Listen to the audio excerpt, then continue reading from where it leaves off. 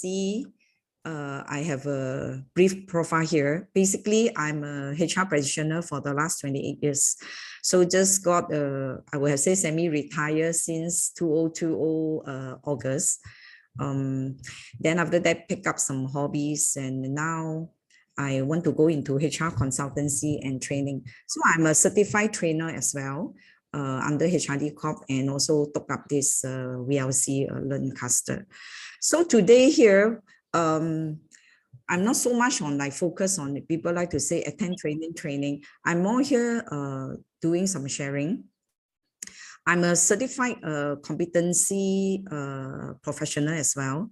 So that's why partly related to this topic, which I will say in the afternoon. Today's topics is basically talent development and talent management. But you will find why we will start with performance management first and competency management, because it's interrelated. But I can tell you, if really I want to do, I call 103 level, so we need actually about 5 days to cover all. But then never mind, 2 days I will do whatever I can to cover some, knowing, reading some of the background of the participant over here. Never mind, well, I believe whoever come to these sessions, definitely you will empty your cup. You definitely will take home something which is good for yourself. Okay, there's not so much about myself here today. So let's hear from the rest. Okay, tell me, this morning, you know, which one will represent yourself? Your brain this morning. Let's do some activities first so that you will feel. You can use the innovate actually. Okay, so you can choose which one you think is belong to yourself this morning.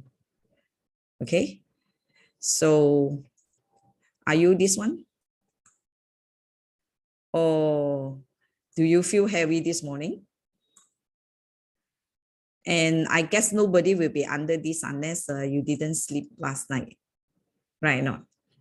So maybe in the chat group, you can tell me which one you belong to. Just have some activities this morning. See who is spotting this morning. You actually can use the take and draw yourself. Okay, now we have all together intact, right, Janice? All the participants are here already, right? Oh, good. Gonza, good. Yeah. You are actually geared up for this morning session. So thank you for being active in this area here. Okay, I think some people still need to warm up. Let me get everyone to introduce yourself so that you will get warm up faster. Okay, who want to be the first one to show some of your leadership? Tell me about your name, your current positions, and actually what you want to learn or take home at the end of today. If I don't have any volunteer, I will call by name. I will go first. Okay, thank you, Shanti. Good okay, job. I'm Shanti. You can see my name, Shanti Jacqueline. I'm from a company called SciComm. Our full name is SciComm MSC Berhad. We're a public listed company with about 3,000 full-time employees. We specialize in, we are actually a business process outsourcer. So basically for the layman, we run contact centers that do customer service, technical help desk for some leading companies via voice, email, chat, and any social media interactions. So basically, I'm attending this because I'm interested in the talent management. We all know talent management is a big thing now. Yeah. So just trying to be aware and keep up with the times. Shanti, I believe later on you have much to share with us. So you work in quite an exciting, interesting company. Yeah, but the word is big only. Actually, day to day, we are doing talent development, talent management. Yes. Without knowing it, later when I share, because the group here also we have a non-HR based people as well. So we will see. That's why I like a mixed group so that we also learn from each other. Okay, thank you so much, Shanti, for being so supportive and supporting this morning. So can I have next? How about Gonza? Yeah. Yeah, okay. Hi. Good morning, everyone. I'm Gonza from Mango Online Service. I'm doing as a business web strategist. So mostly we just help the businesses to create a website. Either it's a corporate website or e-commerce website, and we're also doing the SEO to rank your website to the first page in the Google search. So what I want to learn, learn end of the day is the because I'm more in the IT industry. So in HR, this portion lack of information or knowledge. So I want to get to know more about. Then next time if I want to hire people, then I can have skills to know which the best one I should pick. Oh, that's good. I believe as a boss, it's good that you know, right? When you want to hire people, from hiring to development, and how you retain them. Good, thank you. Can we have Thank you, Lily. Cindy? Yeah, Cindy here. Yes, I like your voice this morning. How are you? Okay, I'm working in LKE Group. Currently, have been promoted to the head of administrations. So I joined LKE Group for almost a year. What I'm interested to learn from here is to keep up myself learning more on management, at the same time pick up the challenges as well. Yes, good. Yeah, I know formally you are from Western D, right? As Yeah, I am. And congratulations to you. You promoted. Yeah, it's good that when you're being the leader now, it's good that you learn all these things. It's useful for your day-to-day job. Thank you. Yeah, okay. yeah. Can I have the next? Can I go first? Okay, Shireen. Yeah. Sorry. My name is Shireen. I'm from InnoHub Malaysia, Sdn Bhd. Our company is a digital marketing agency, and I'm a HR manager in that company. Okay. So what I want to learn at the end of this training is like the correct way, or like how to do talent management, because since I started my career as in internship of HR, and until when I joined this group 3 years ago, everything is under me. The whole company is only one HR there.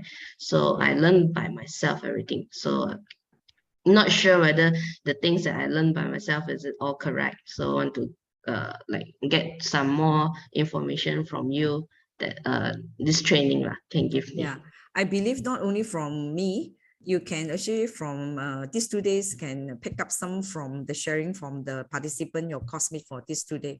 Okay, thank you. Okay. Hi. This is Lim here. Can I start? Yes. Introduce myself. Yeah. Actually, I'm Lim. I'm from the finance side. Okay. And talent management is something very new to me, and I actually don't know much about this. And I hope that I will get something from today's lah. Okay, it's okay, Lin. I think everybody here this morning also empty their cup, and some even they have some knowledge and experience. They also will share with us. Okay, thank you. Okay, bye. Next. Hello, I'm Trijin here. Talent management and development also quite new for me lah. Even though I'm many years in HR, so I would like to learn from the trainer and also the others lah on this topic for these 2 days. Okay, that's good.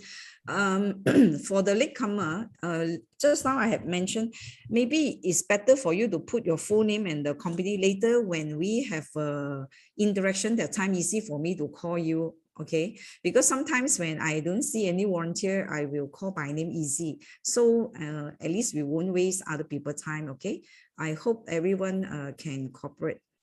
Who else? Can we quickly take 5 minutes to finish the self introduction? Any more that you yet to introduce yourself? Hi, can you hear me? Yes. Hi, my name is Kelvin. Okay, Kevin. I'm the CFO for Cycom MSC Berhad, Shanti's colleague. Okay. I'm here to get an understanding on how talent management works. Okay. And basically, as per what my boss say, I have to learn to appreciate people and not just numbers. So it's like a kind of interesting topic for me outside the field of finance. I see. Right. Kevin, it's good Yeah. since you're a CFO finance, that's good. Later on when I into the balance scorecard, perhaps I need your help to share something on the finance as well. It's good I have a mixture. Thank you for participating in this discussion later. Okay. Thank you, Kevin. Okay, next. Any more? Who else? Can you quickly introduce yourself so we can start this morning in proper? Hi, hello. Sorry, hi, I'm Adeline from Okay. OOCL. Okay. I'm a HR manager here, and then today I saw the topics, which is very interesting. So hopefully can get something out of it. Very good. We have quite a few HR here later can share a lot of things with us. Okay. Who else? How many more have not introduced yourself? Can we quickly introduce Hello? yourself so that we can start? Hello. Yes, I can hear you. Hi. Yeah, I'm Nick. Nick from MyFlex. Okay. Yeah, I'm a team leader in this customer service. Okay. Working here for 3 years. Okay. So I think that's it for now. Okay. Thank you, Nick. Next. No problem. Okay. Thank you. Who else? Hello, hi, this is Vidya here. Yeah, Vidya. Okay. My flex also. I'm a customer service in this company, and I working past 1.5 years in this company. Okay. Thank you. Good. We have a mixture here because having a mixture is good for me later on to share the balance scorecard model for our performance management. So we have finance, we have HR, we have admin, we have customer service. So good. Okay. Who else have not introduced yourself? Me. Okay. Hello, everyone. Good morning. Yeah, good morning, Aubrey. Right. My name is Aubrey, and I'm from OOCL as well, and I'm the HR manager here. Yeah, when I heard that you have a lot of great experiences that you can definitely share with us, I'm looking forward to it, to learn from you. Yeah. Thank you, Aubrey. So I hope later on I can cover, as I mentioned earlier on, you have picked up from me. 2 days is quite a 101 to 102 sessions. Later on, when I actually go into better insight, the 4 topics here can actually divide by 4 days, but doesn't matter. I will try my best to share. But since Aubrey has said so, later on when I ask question, I would like to hear more from you so that I know. I will have to know what you don't know. So I will try my best to cover whatever I can cover. Is it okay with all you? Yes, sure. Okay.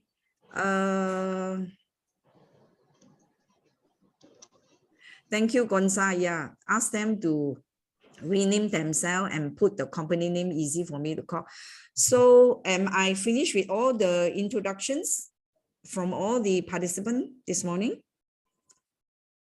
Dennis, sorry, do I miss up anyone? No, all are here.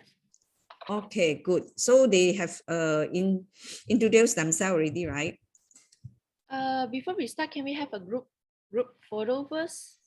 Since everyone's here this morning. Yeah, can. Yeah, get ready. But then Lily, you have to turn off the share screen for a while. Yeah.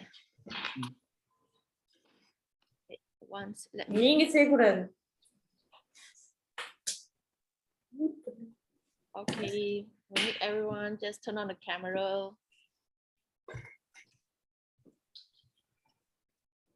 Ready? Okay. Please turn on your camera. Let me see your pretty face, handsome face this morning. You know how cheerful, energetic you are this morning. Okay, ready? Let's take picture. Okay, 1, 2, 3. Wait, yeah. Let me just take a snapshot first. Okay. Can we have another one? Freestyle. 1, 2, 3. Okay, thank you. Okay, thank you everyone. Okay, let us start the thing in proper.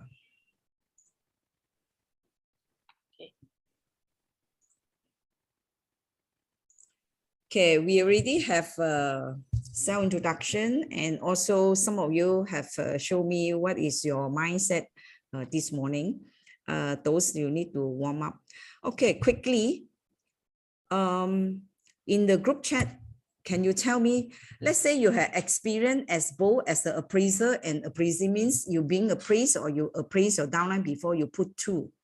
If you only always be appraised by your superior, then you put 1. So roughly, I know what role you play right now at your current company.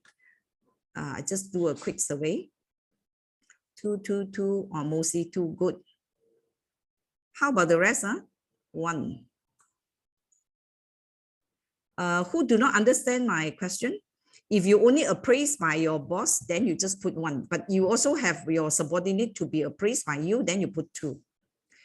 So I can see many 2 also have 1, doesn't matter. That's why you are here for. How about the rest?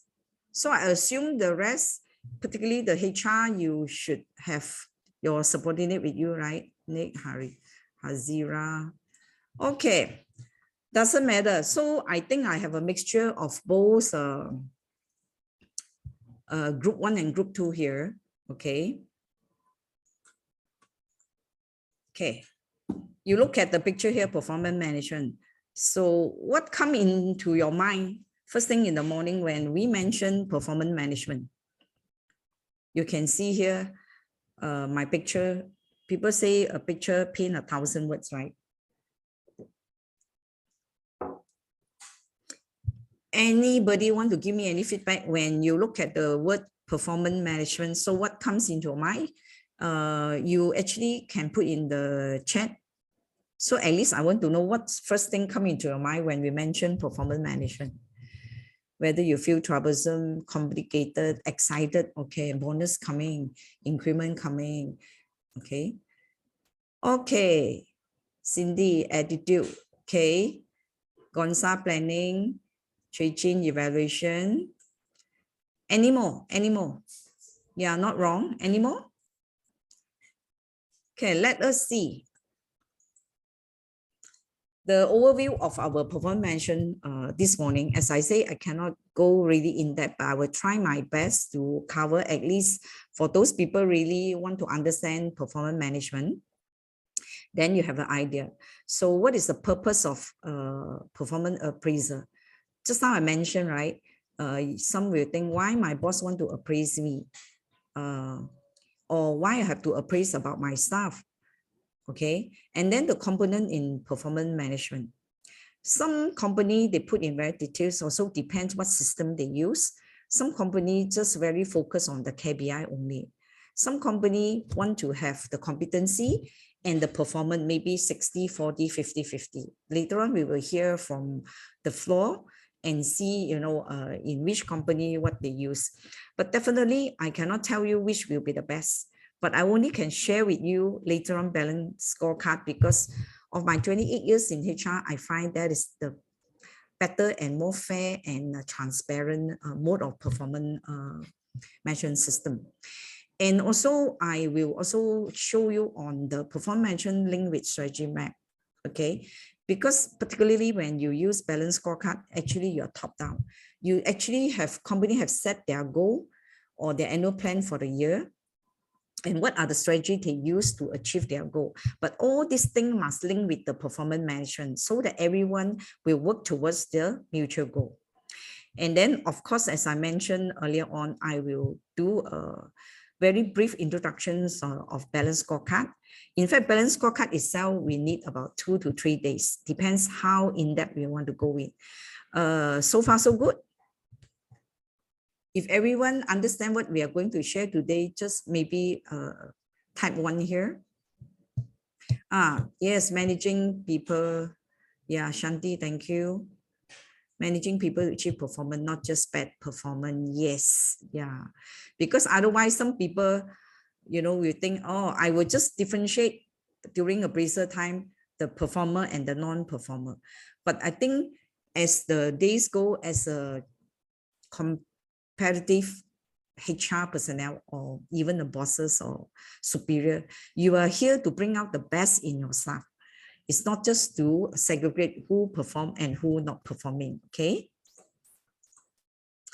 Okay, this one I think not new to anyone because I think most of you have attended training before, whether it's online, whether it's physical, right? So what Benjamin Franklin here say, normally even you tell your kids, I believe some of you have kids here, like even we those say go to school, because there's a human being. When we tell you something, right, we will say will left right ear in, left ear out. And actually, when people teach us, we can remember. But I think our memory bank also, like a power bank, also have a limitations, right? It will take some time, we will not remember. But if today I involve you and you also engage me as your facilitators, I'm not a trainer because I want to facilitate is I see when you ask question later on and see how, you know, we will discuss. And as I say, take home is not only the slide. There will be 2 days, almost about 100 slides here. But then I want to share more things that, you know, we can discuss and we take back later on, we can use. Okay. I want to emphasize here my approach and my delivery mode will be more pragmatic. Pragmatic means I will ask a lot of questions. I will trigger you to think and you share. So don't feel shy to share.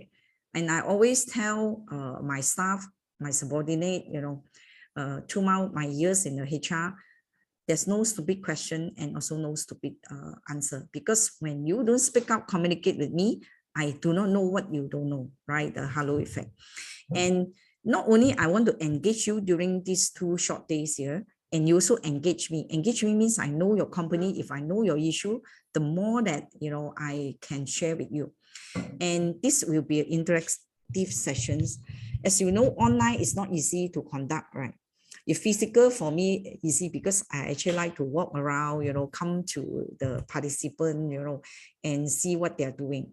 So online, I will try to share more and I want to interact you with more, definitely through talking because adult learning, I try not to waste time using some tools over here to play games because this subject is more technical. So I hope to cover more over here. And I hope everybody can be participative. I think that's also the reason you are here for, right?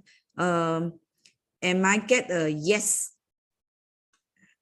from the people here so that I know the purpose for today is right. Thank you, Gonza. Okay. Okay, you look at this picture here. Can somebody tell me when you first look at this picture, what is it come into your mind? Why performance management system? Somebody wearing red is climbing up. The other white one is still behind. So what is the first impression for you for this picture?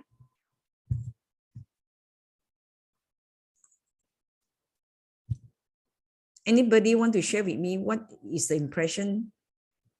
Cindy, leader lead. Okay, so Cindy feel that, you know, for performance as a leader over here, leading the rest, good. It's good try. How about the rest? There's no right or wrong answer because this will let me know what is in your mind about performance management. So Cindy believe that is leader leading the rest, climb up to the either corporate ladders or, the business. Shanti, involve everyone, but you need a lead to set the strategy. Thank you. Yes, because when there's no leader and then there's no mutual goal, and then you cannot actually set a strategy and everybody work together to achieve the mutual goal. And in the layman term, if you have people only have one just now, and then you may think that, oh, I really want to improve myself, so through the performance management, which I can see myself where I stand. What is the competency gap? Like the other two, the white one, right? Okay, there's still a gap, maybe they have to climb up. So thank you so much for your sharing. Now I know what is in your mind. Okay, and have Sira. Track the performance of employee in a manner that is consistent and measurable. Thank you. The SMART principle. Okay, look at the simple terms here. Performance management system actually is a process, right, to ensure employee focus their effort in where? The way to contribute to achieve the organization, the common goal. The common goal can be in terms of the product development, in terms of talent development, in terms of your company revenue, asset and so many things. But then how your employee will know that what they're supposed to achieve. So definitely you must set an expectation. This is when I'm talking is more towards the superior and the subordinate. Of course, when we do a big one, you set the goal definitely is top down, okay? From the organization level to the business unit, some company, the big one, they may have a strategic business unit, few units, and then to the functional means the department and the individual. But you see, communication sometimes is very funny. Some people only just write to write, but you see, different people have the different acceptance or perceptions on the communication level. Some people will prefer to speak up. So even you have penned down all the expectation from your employee, okay, you need to perform this. This is your KRA, this is your KPI. But you must have a dialogue session with your employee. See whether whatever you said is realistic or not. Again, the SMART principle have to be fixed. So your goal must be specific, right? Must be measurable. Just now somebody mentioned about measurable, because things cannot measure, you cannot improve, right? You also do not know how well you achieve. And then must be achievable, means attainable. Don't set the sky high, actually nobody can do it, just maybe you like to say shocks and theory only. At the end, is have a big gap, okay? And then must be relevant. Don't set things that not relevant to the job, not relevant to the company, so it defeats the whole purpose. Just for the, never mind, HR asked me to do the appraisal, I do, that kind of thing. And then must be time bound. Think without the time bound, take 1 year, 2 years, 3 years to achieve, right? Then only you measure the performance of your staff, the actual performance versus what you expect from the staff. Any questions so far? Anybody want to share or any questions so far?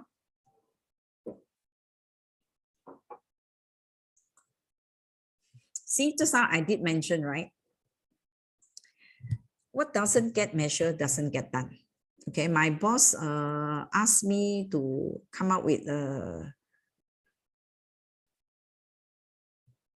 job description form, perhaps. Okay, then she didn't really tell you, what are some of the things that particularly you have to put in, and don't give you time frame.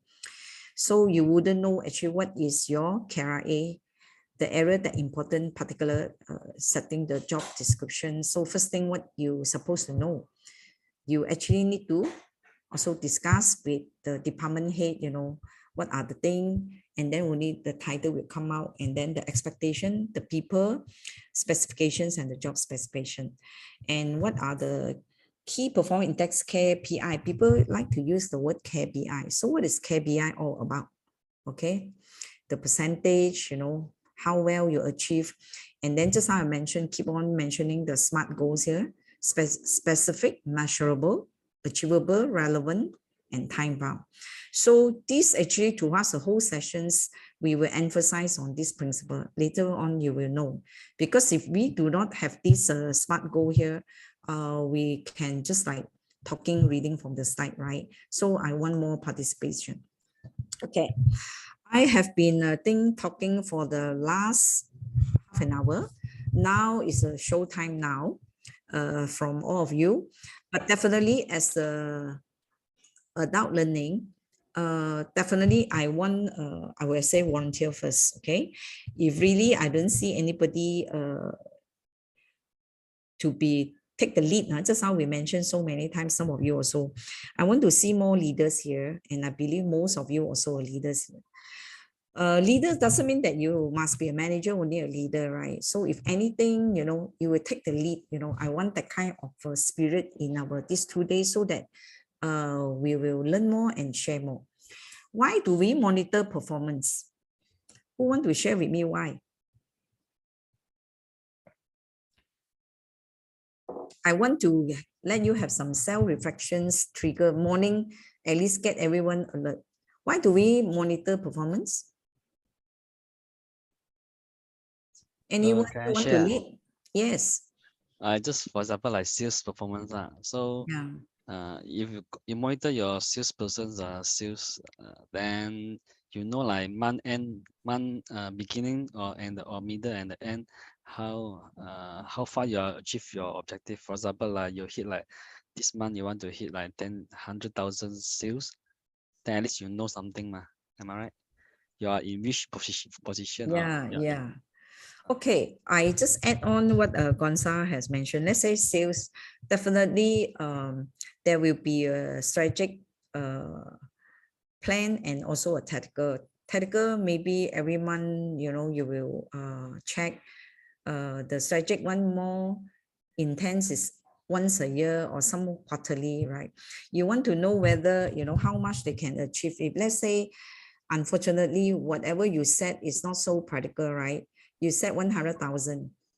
Actually, by month end, you're supposed to achieve 100,000. But now already 20th, that means 10 more days to go. But you only achieve 50.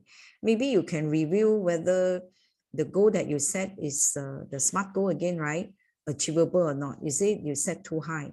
Then maybe you have to review. Or if you're so confident it can be done, so what are the immediate action you have to do so to achieve your goal?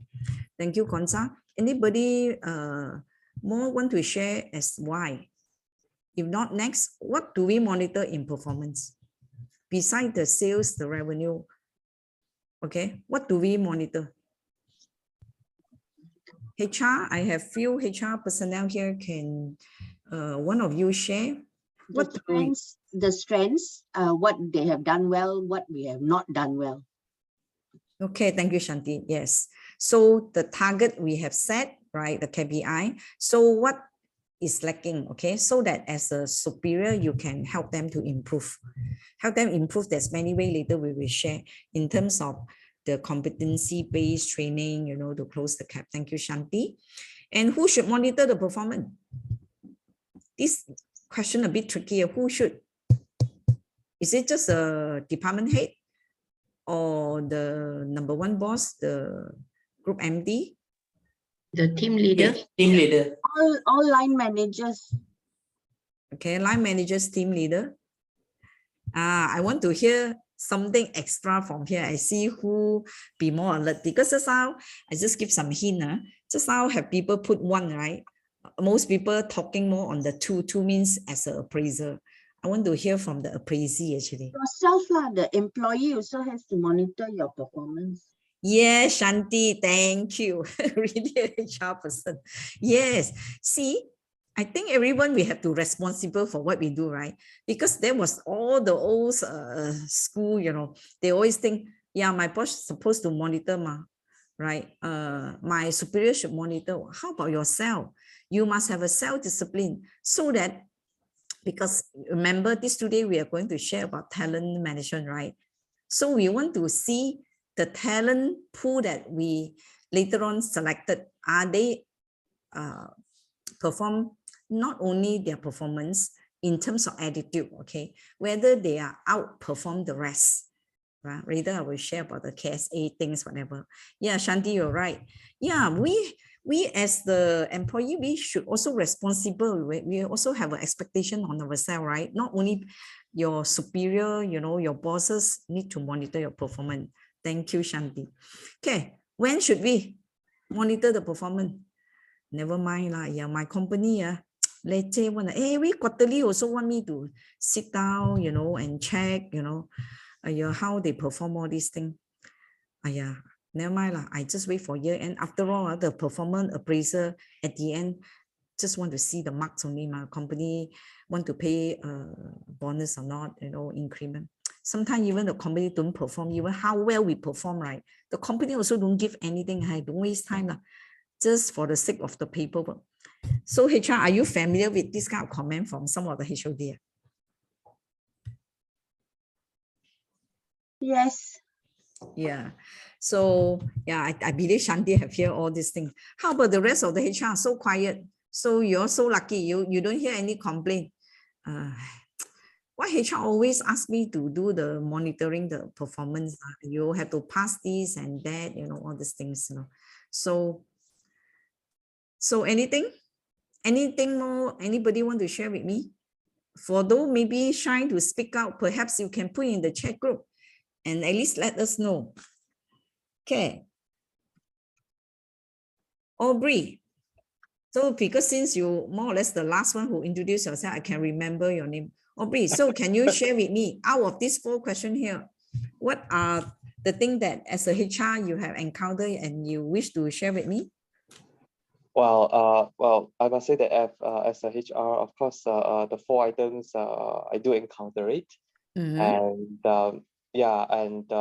what you mentioned just now is right as well. I mean, some people they do when the company is not really performing well in terms of financially, and they don't see a point where why should we continue with this practice since the company is not paying any bonus or any increment as well. It's kind of like a waste of time.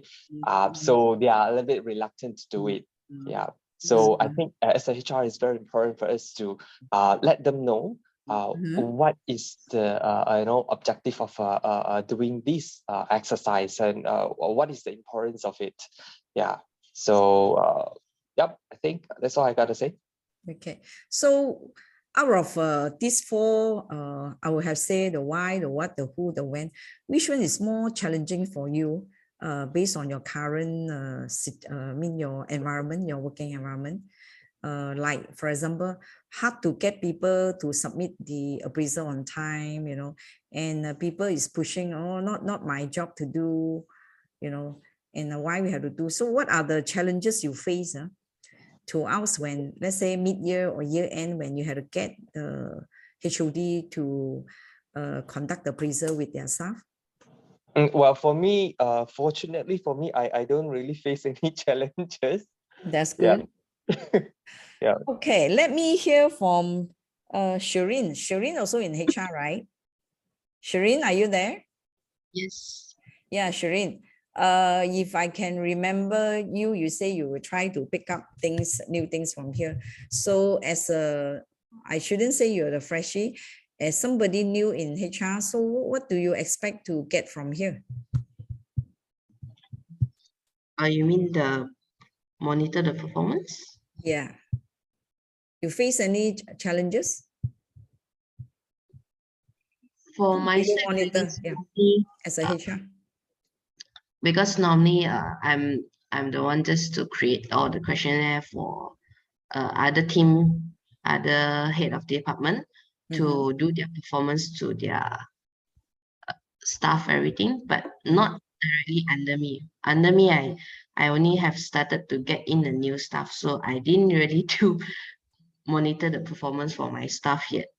So normally I will have discussion with like director, head of the department, what are they expecting, and then only I do the questionnaire for them. Okay, I have an interesting and a very valid question here from Shanti. Lilaine, I'm interested in hearing ideas on how HR, the leaders in a company, can implement to communicate the employee are also responsible about the growth.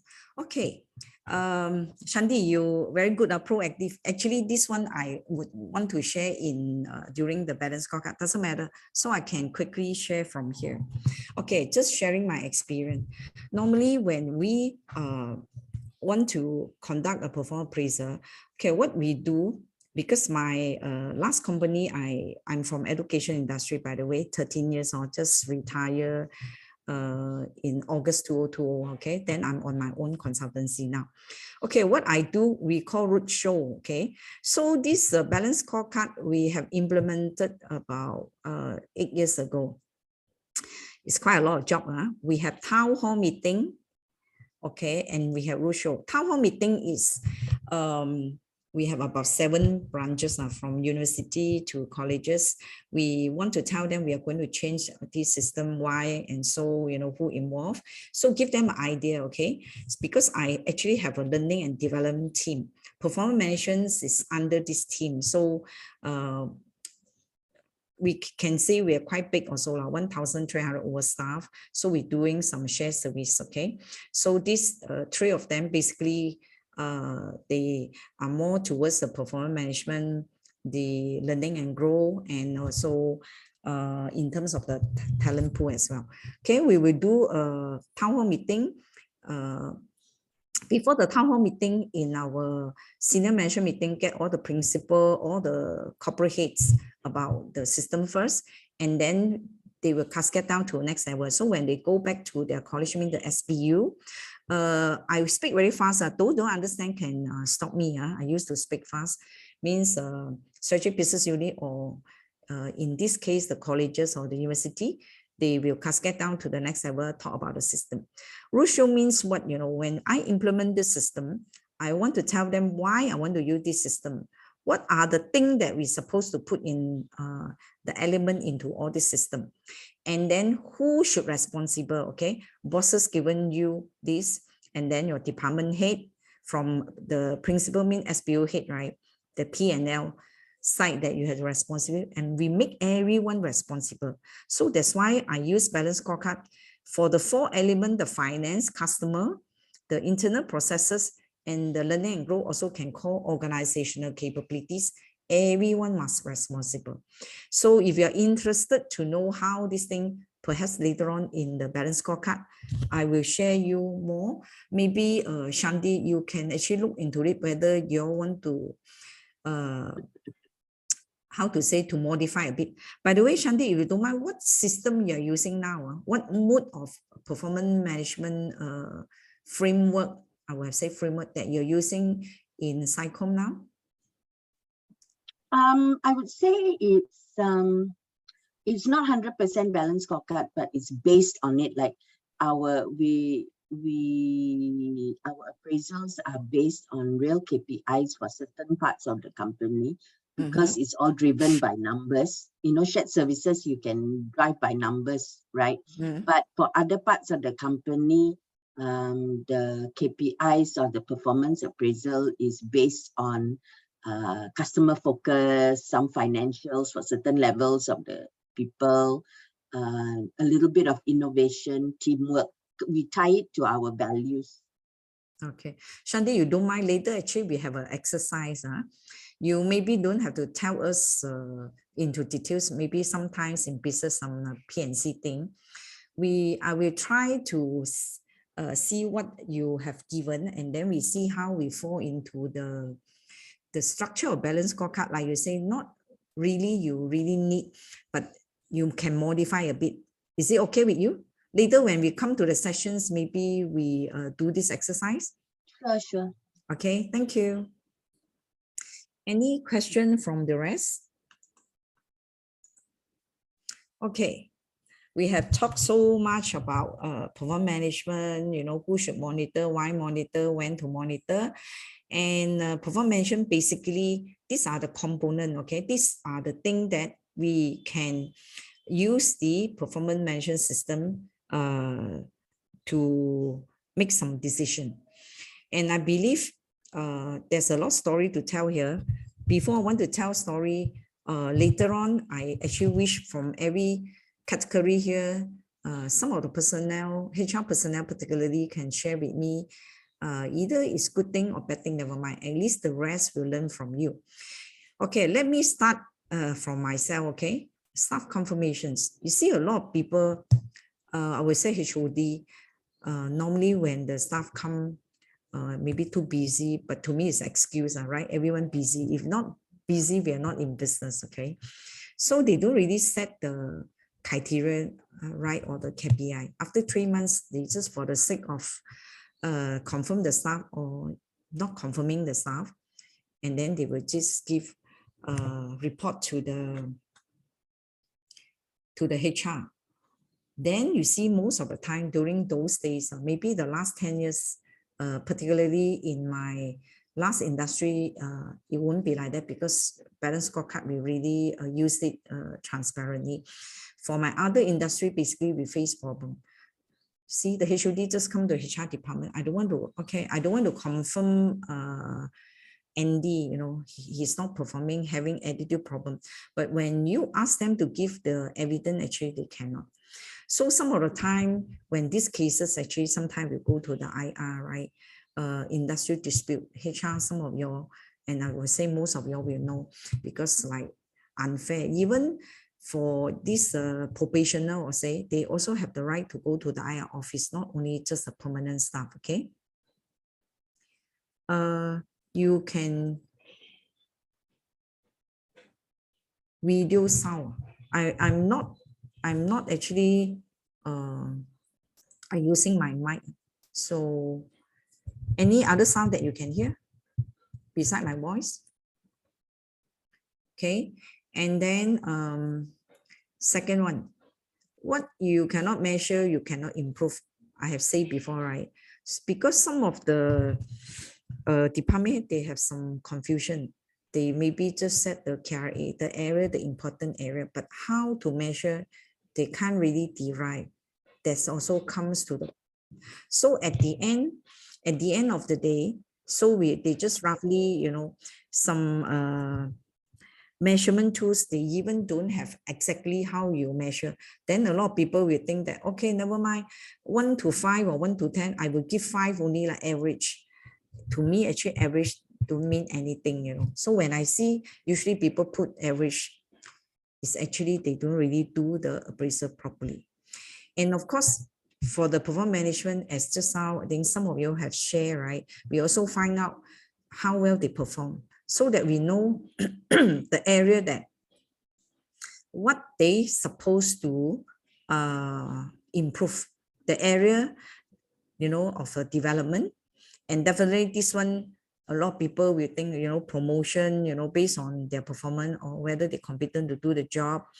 And then also they check the effectiveness, like balance scorecard also, beside the individual, actually, you will affect the team, you will affect the organization.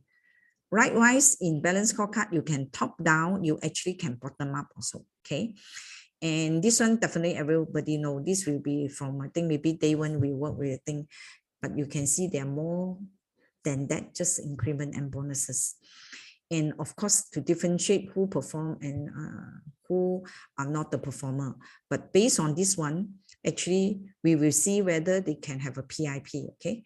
PIP, I think, performance improvement plan, that's where we develop. Until really the staff, you know, I use the word cannot be rescued anytime, then perhaps you may take certain actions, you know, on the staff. Anything more than what I have covered here you want to share with me? Even bosses or even HOD or even HR that you think I have left out from the use of this performance management system?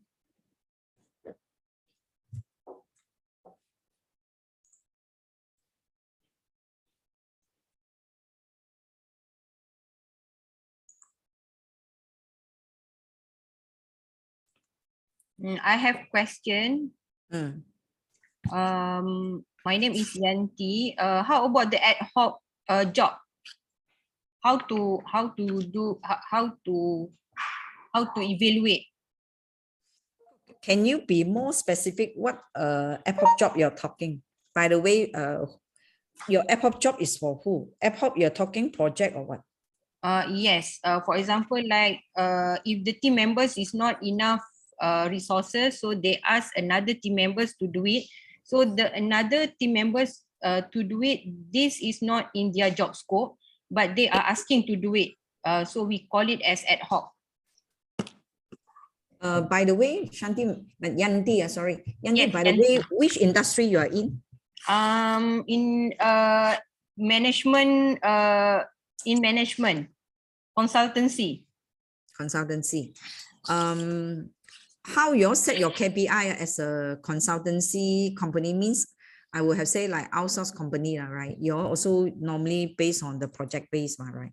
Yes, correct. So can you tell me what are the components in your performance management framework, your current company? Current is a very basic one. Because we only have about 10 to 20 staff only. Okay. How basic is the basic? What are the components inside? Can you tell me? Is this setting the KPI time frame, 1 year or 1 quarter, how many projects you need to achieve by numbers, or the time frame per project, how long you have to complete? Can you share more? Otherwise, it's very hard for me, you know, just like giving like, oh, I'm headache, okay, never mind, I give you Panadol. It's not as simple as that. If you don't mind, can you share more about your company? Then Okay, I can help you. For example, if support staff who is doing the accounts, so since the project team is not enough people, so they ask the finance people to do also a project. For example, like finance people is only support staff for the whole company, but then they are asking to do financial analysis for the project, for example. So that is the ad hoc work for the support staff lah. So how we evaluate the support staff? You are the HR there, right? No, I'm the project management. You are the project management. You lead anybody under you? I am a team members lah. Team members only means you are the one that you actually the employee lah, the perspective. Yes, correct. Okay, and what I can see, this is my point of view, no right or wrong, right? Let's say I'm running a consultancy company, basically it's project based. Basically also small company, you cannot be like big company, very structured, right? You have a different department, different people doing different things. Basically, everyone is helping each other. I think it's very common. But what your boss can do, what I can see, maybe in your performance mention, there will be another category, perhaps giving maybe 10%, 10% under the KPI or other project support or whatever, or even for your support team there. Then maybe 1 year you can see, okay, this team, how many projects they have helped out, whatever. Perhaps you will stand some points in your performance appraisal. Then at least maybe you as an employee, you feel fair, okay, this has been noticed or this has been recognized. I believe I have answered your question. But you see, because you are the employee only, let's say if I'm the HR in your company or I'm the boss in your company, I will do that. Because if this one very often, in fact, as a consultancy company, I may put 20% also. Means out of maybe 100%, 20% will put support other project. But definitely we have to categorize what are the project. And then you will stand some points during the mid-year or the year-end appraisal, you will score some marks. Definitely your increment bonus also will based on, you know, the marks you get, right? Yanti, I hope I have answered your question. Yes, thank you. Yeah. Okay, so Cindy also have a question here. What kinds of tool to determine the increment? Well, there is actually another topic also. Beside your performance management, some big company, after they already have all the marks, right? Maybe they will do the grading of the marks. Let's say like balance scorecard, we will put, okay, overall, if you between what marks you will get how many percent increment. But this also depends on the pool. Let's say big company, let's say they say this year, I only want to see overall 3% only. Then they will even out, you know, for how many marks you will get how many percentage. After all, the company want to see total, I can only maybe say come out 500,000 only. Okay, it's not so much on the tools, Cindy. It's so much on the company structure. You know how you want to appreciate your staff or to distribute. You know whatever the company think is fair to share. Same thing to the bonus as well. Some company US based, I have worked before. Sometimes they make it very standard, you know, they only believe if you perform, maybe I'll give you promotions and better increment, but bonus, they will be flat, also easy for HR. But I personally believe even for bonuses, we also have to differentiate. Otherwise, the non-performer also getting the same. So why others want to perform, right? Cindy, did I answer your question?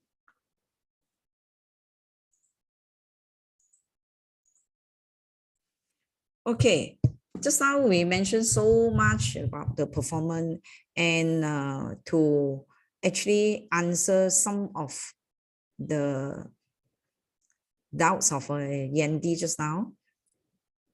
Right before your consultancy company, your boss said the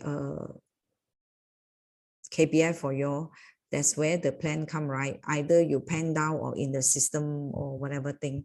So when your boss do the performance appraisal, definitely they will bring back the thing, you know, what is the actual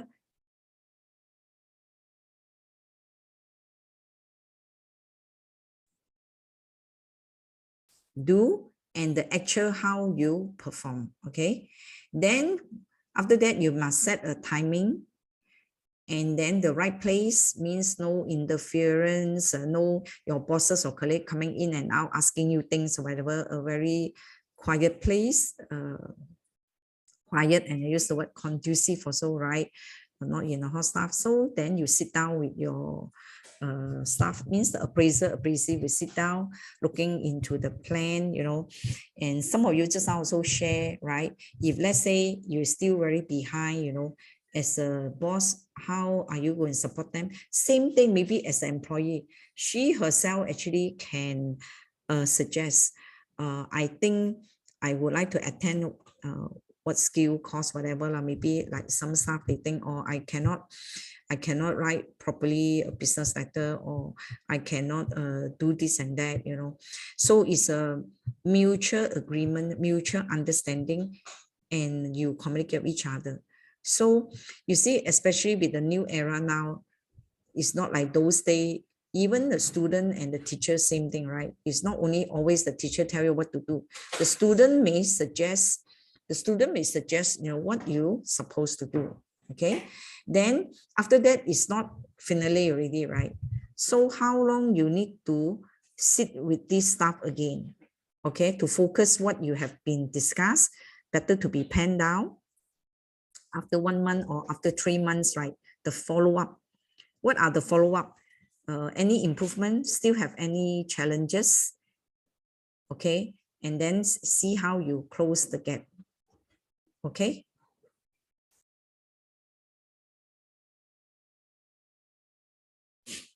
Okay. Anybody want to share with me based on these 3 points?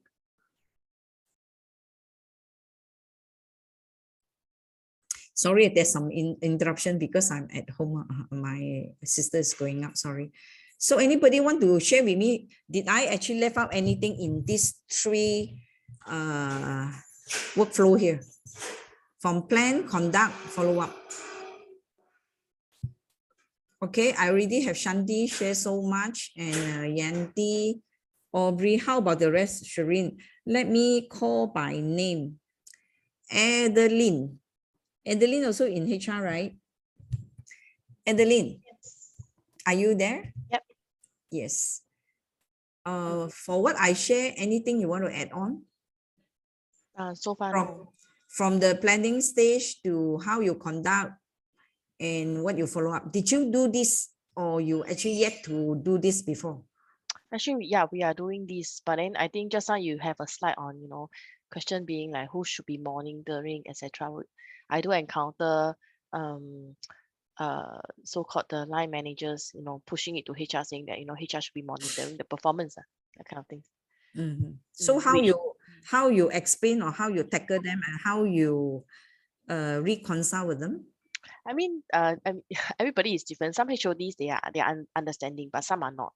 So they can just push it to you, saying that you should be monitoring, kind of thing. And then trying to get, if it is salespeople, we will get the numbers and then work with the HODs. Yeah. Otherwise, some of those HODs, they are able to monitor their own people. We have to explain that basically they are the one who so-called report to you. You set their KPI and you work with them daily.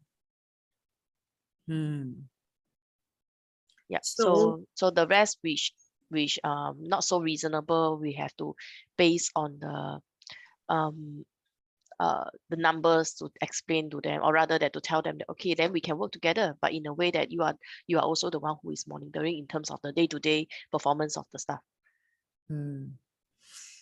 I think just now I did mention about the top down, right? From senior management agree what we suppose to deliver in terms of performance management, appraisal, the structure, the framework. And then maybe you should, do you have town hall meeting with your staff? How big is your company, means in terms of staff strength? Because I'm from Singapore, so over here I have about 70. 70. Yep. How many department? 4. 4. Or rather that 5, including say HR or finance. I see. Yeah. But I think 70 is just like, maybe my suggestions to you, right? Maybe you should have a town hall meeting and also tell them the challenges you face as a HR, but what the expectation from the company. At least they have a better understanding whether they are the appraiser or the appraisee in terms of about this performance management. And then also maybe from there, you also can hear from them, right? What are the challenges they face, what they want. Do you think this will be better? So when moving forward, when you carry out the performance appraiser, they know their role. They also know what they're supposed to do. Remember just now we mentioned, who should monitor, that kind of things. Is it a benefit to you if my suggestions will be sound like this? We do have a town hall, but the town hall is more of management telling the staff in terms of our performance and the direction moving forward. But then we do have usually have a meeting with the HODs before the appraiser, to guide them in terms of the appraiser, not to be too linear, not to be too strict, kind of thing. Yeah. So and we have an so-called open door concept, so they can always come to me if let's say they have any issues. But I think the fact is not because they are having difficulties and they don't want to face it, because usually if they have difficulties, they will come to me. But I think it's more of they just refuse to be the one who is delivering that kind of message to the non-performers. I see. Yeah, I want to be a good man. Yeah. So and later also I will share with them. Yes, very yeah.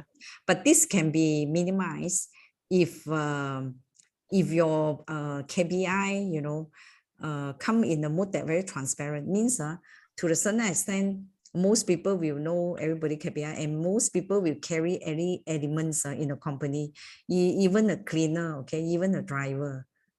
So that's why to choose the mode of performance management, the structure, the framework, very important. So that not only you communicate, why you're supposed to do, what's supposed to do.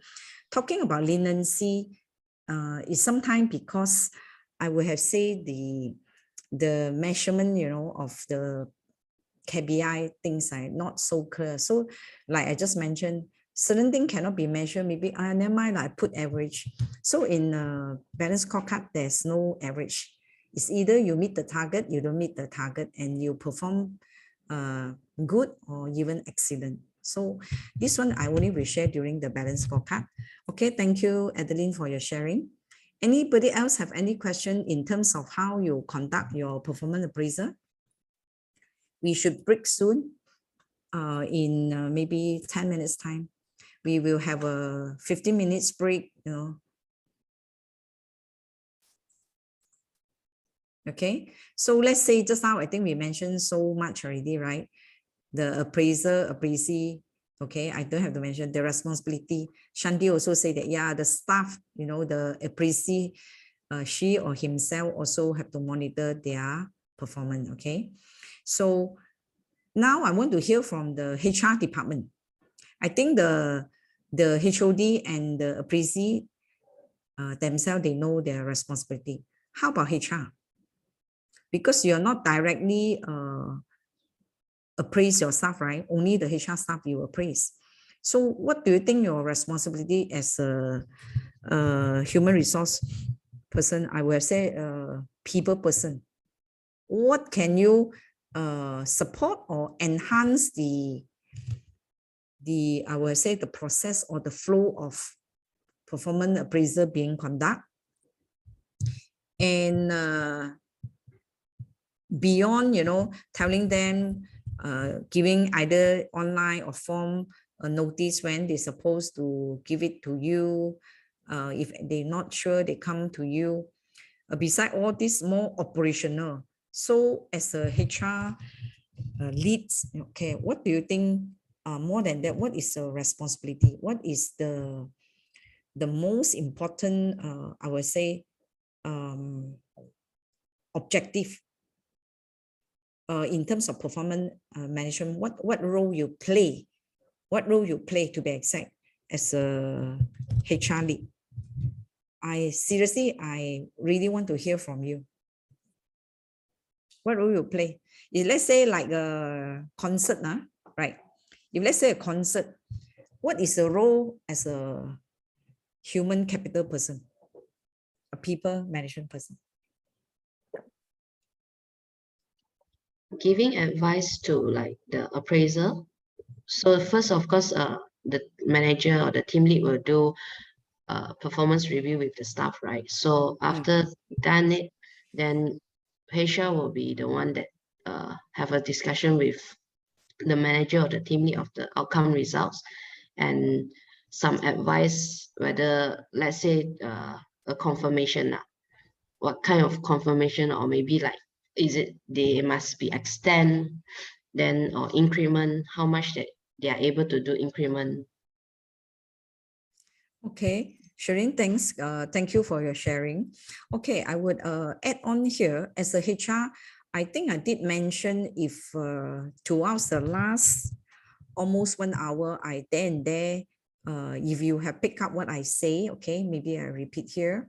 See, HR start from having the system, you do the town hall meeting, tell them why you're supposed to do, you know, all this thing, you know, the objective, and then also listen to them. Maybe they can give you some idea. So when the thing in the actually we have a roadshow. Roadshow means we actually have 2 hours brief the HOD, you know, what they're supposed to do, what they will encounter, all these things is something like, I would not say a training, facilitating, so that throughout the process, when they want to conduct the appraisal with their subordinate, you will enlightening them. They will know what to plan, just how we mentioned, right? What to prepare and what to follow up. Okay, so the HR over here is the main catalyst also to make things, to plan, to do everything. Also, you are the coordinator also. Ensure the process they will follow. You also will monitor also whether, you know, how well they do. You also a supporter, okay? You know, to support them whatever way, you know, they cannot do. Of course, you also a team player also, because only you play your part, you know, the whole management can work well, okay? Because you did set a time frame. Usually we give 2 weeks to 1 month. When the company big, by the time, you know, even they key into the system, okay, they appraise. Okay, in my previous company, our system, we have 2 levels. 2 levels in the sense that, let's say I'm a HR manager, I do have a HR director on top. So after I appraise, but actually the HR director also have the right to override my rating. Even I give maybe too high for my staff or too low. So it's like a moderator, okay. But however, if these 2 levels, so that's why we have 2 levels. Some even have 3 levels, okay. So everything is system. So they will come to the HR. actually HR, if have a evidence, sometimes you know now, right? It's the people chemistry, even how well you perform, they still minus certain marks. Though balance scorecard is, I would say, it's very fair, right? There are certain little thing here and there, you know, they can minus your mark. The HR actually can override. So that's why I say we should actually, eventually, every company should have a system that very transparent, very fair. So you know what is happening, you know, you don't penalize the people, you only appraise the job, okay? And this also part of the responsibility of the management. Actually, management basically is made up of people, right? The management here, of course, the HR, the HOD, you know, all this thing. Any questions so far? Gonza, I have see you asking template planning, whatever. This will be the day 2. I will give you an email. You will write to me personally, okay? So that we will interfere these 2 days thing first, okay? So just how I mentioned, right? So be a good appraiser. You appraise the job, not the person. But obviously, as a human being, sometimes we will tend to be, I would have say a bias a bit, right? But try back to focus on the job and know and understand the job of the appraiser. Sometimes, sorry to say, a lot of superior, okay, they actually do not know what their staff is doing. That's where you have the job description comes in, right? So roughly, you know, although just now somebody have shared, you have an extra project or this thing, but at least basically you know what they are doing. Give constructive feedback.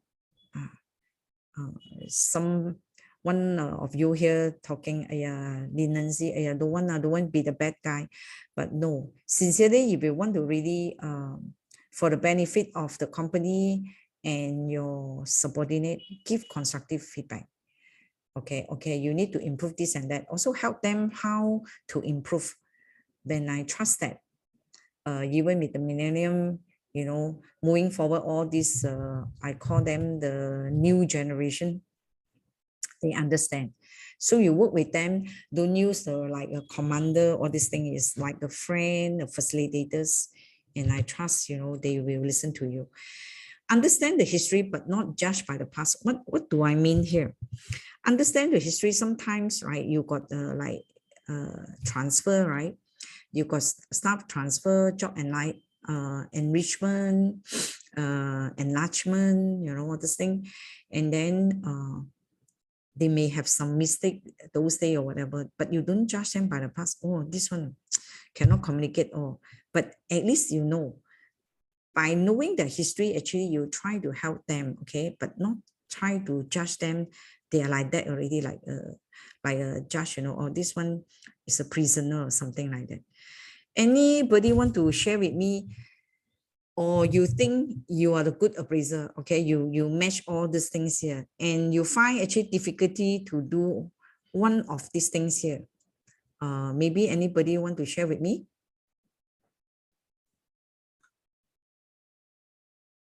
Anybody? Okay, no, I will proceed. Okay, so we have a break and come back in 15 minutes time. Our time is actually quite accurate because I intend to break at 10:30, but now it's 10:25, right? Farah, now it's 10:25 now, right? Yes. Yeah, can we break 15 minutes and all come back at 10:45? Is it okay? Okay, it's okay. Okay, and see you later in 10:45. Okay.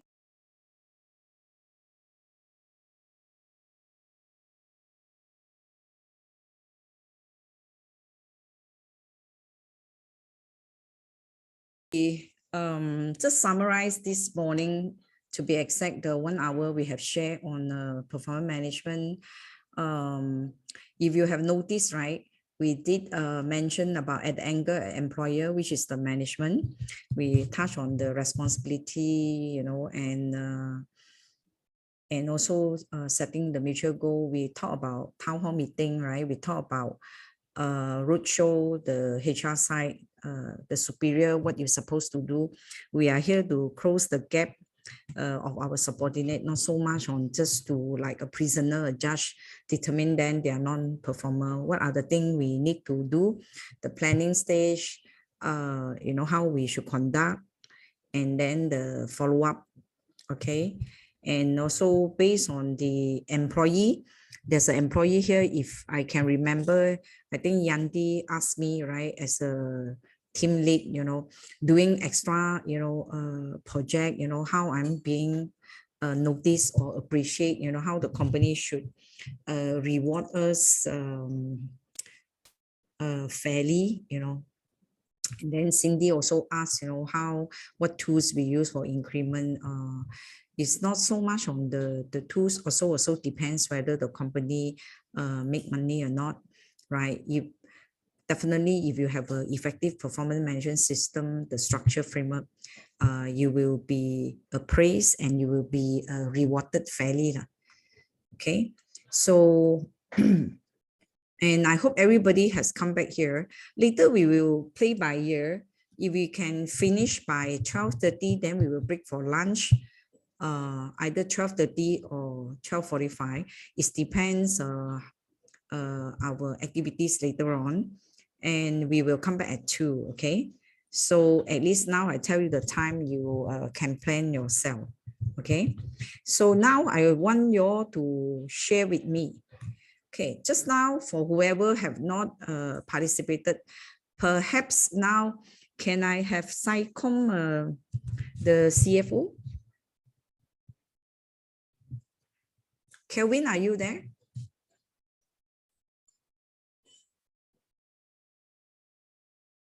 Kelvin, are you there? I don't think he's here, Lilaine. Huh? He's not here. Actually, I'm not sure. Yeah. I can't see. Oh. Because I would like to hear from a CFO in the points of sharing with us, because mostly we talk about the HOD and the HR here, finance. If finance as either represent the employer in terms of the P&L or as an immediate superior, you know, anything he wants to share. So is he coming back, or we will leave for a while? I'm not sure, Lilaine, sorry. Okay. We are in different locations. I'm at home today. I see. Okay, can I hear from, there's another finance here. Who is finance? Lynn, right? There's somebody called Lynn here. Hi. Yes, Lynn. Yeah, this is Lynn here.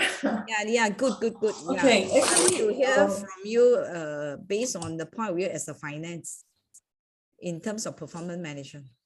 Yeah, actually, in terms of performance management, evaluations are what I'm more, because my part is mostly on evaluation of staff, you see. I have always encountered an issue where the valuation of the KPI of a staff is actually very much depend on the third party, you see. Third party is who actually? For example, we used to have, let's say, a MIS department, where the KPI is on the successful of implementation of a software or something, upgrading of the system. But because of the back administration of the other party, the software house, that this part of the KPI is always not met, you see. So as an employee, as a superior, I know that it's not her fault, but in terms of KPI, it didn't really hurt, it didn't hit any point, you see. Okay, Lynn, you mean this MIS or IT or whatever is under finance, is it? Under your yeah, let's say under finance. Okay. So if we are following the KPI, you mean there's no point, you know, there's no, it wouldn't hit any performance point, yes. Yeah, because of the influence, the external influence. Yeah, it's an external. I realize that there's few some of the KPI are very much depend on the third party, you see. Mm. So in this sense, this is you find it's also challenging, right? You find that maybe not fair or challenging, you know, how you yeah. Even me myself also encounter the same issue many years back when I'm still under superior. It's still the same issue, you see. So this is the argument part that I used to talk to my boss and say that it's fair, it's not fair to me, you see. That I am very hardworking and I chase, you see, I follow up, but the problem is the other party is really not working, you know, it's not efficient enough, you see. So may I know what system, or don't talk about system, such a big words, any structure or any base of performance appraiser that you're using currently in your company? Currently, for the current company, we didn't really use any KPI, but previous used to. This is my previous company where we are very much based on what scorecards, all those KPI, you see, and I found that this is one of the issue that we always encounter, where the staff told you that it's not fair, you see. I mean, the reason why I asked the finance to speak up, right? Because usually, as I mentioned just now, if you have get me, sometimes at your departmental level, for those not using balance scorecard, they're very focused on their department, right? I said this, my staff have met this beyond excellent. Why increments still no good? Answer some of the question of the people here, the doubt here. Why the bonus no good? Because it starts from the finance. I do not know whether you are the number one finance in your company or whoever, but it doesn't matter, right? Definitely every year, after the financial report come out, your boss, together with either MD, CEO, HR, or some board members for the public listed company, they will determine how much they want to disperse the profit as the reward for the staff, which is we call the bonus, okay? Then because of this, so we want to ensure, right, is interrelated. So we want to ensure the finance part is not only the sales have to like carry revenue, the finance have to make sure the money have invest properly, right, have been kept properly, but it's everyone's responsibility. Later when I explain about the balance scorecard, you will know lah, okay? So that's the reason I asked you. And for the third party one, I believe most of the company, they will face this problem, okay? In terms of, because sometimes implementing system, when you want to buy a system, when the implementing part or execution part very different. Some even worse, you know, when you implement, particularly last time when we are in the education industry, we got a campus management system, and then we got learning management system, so many things. It involves many parties, right? Not only external, also internal. If they don't do well, you will affect the rest. That's the reason why we will make everybody also carry some point. And also when you want to set, usually for system, we want to see how successful usually the any defect or not, and the time bound, all this thing lah. So maybe you can look into those things, but don't be so ambitious. Like you say, too ambitious, sometimes you set the thing that you cannot achieve. Okay, thank you, Lynn. And can I have one customer service? Nick, you are in customer service, right? I'm in the finance. No, you are Lynn.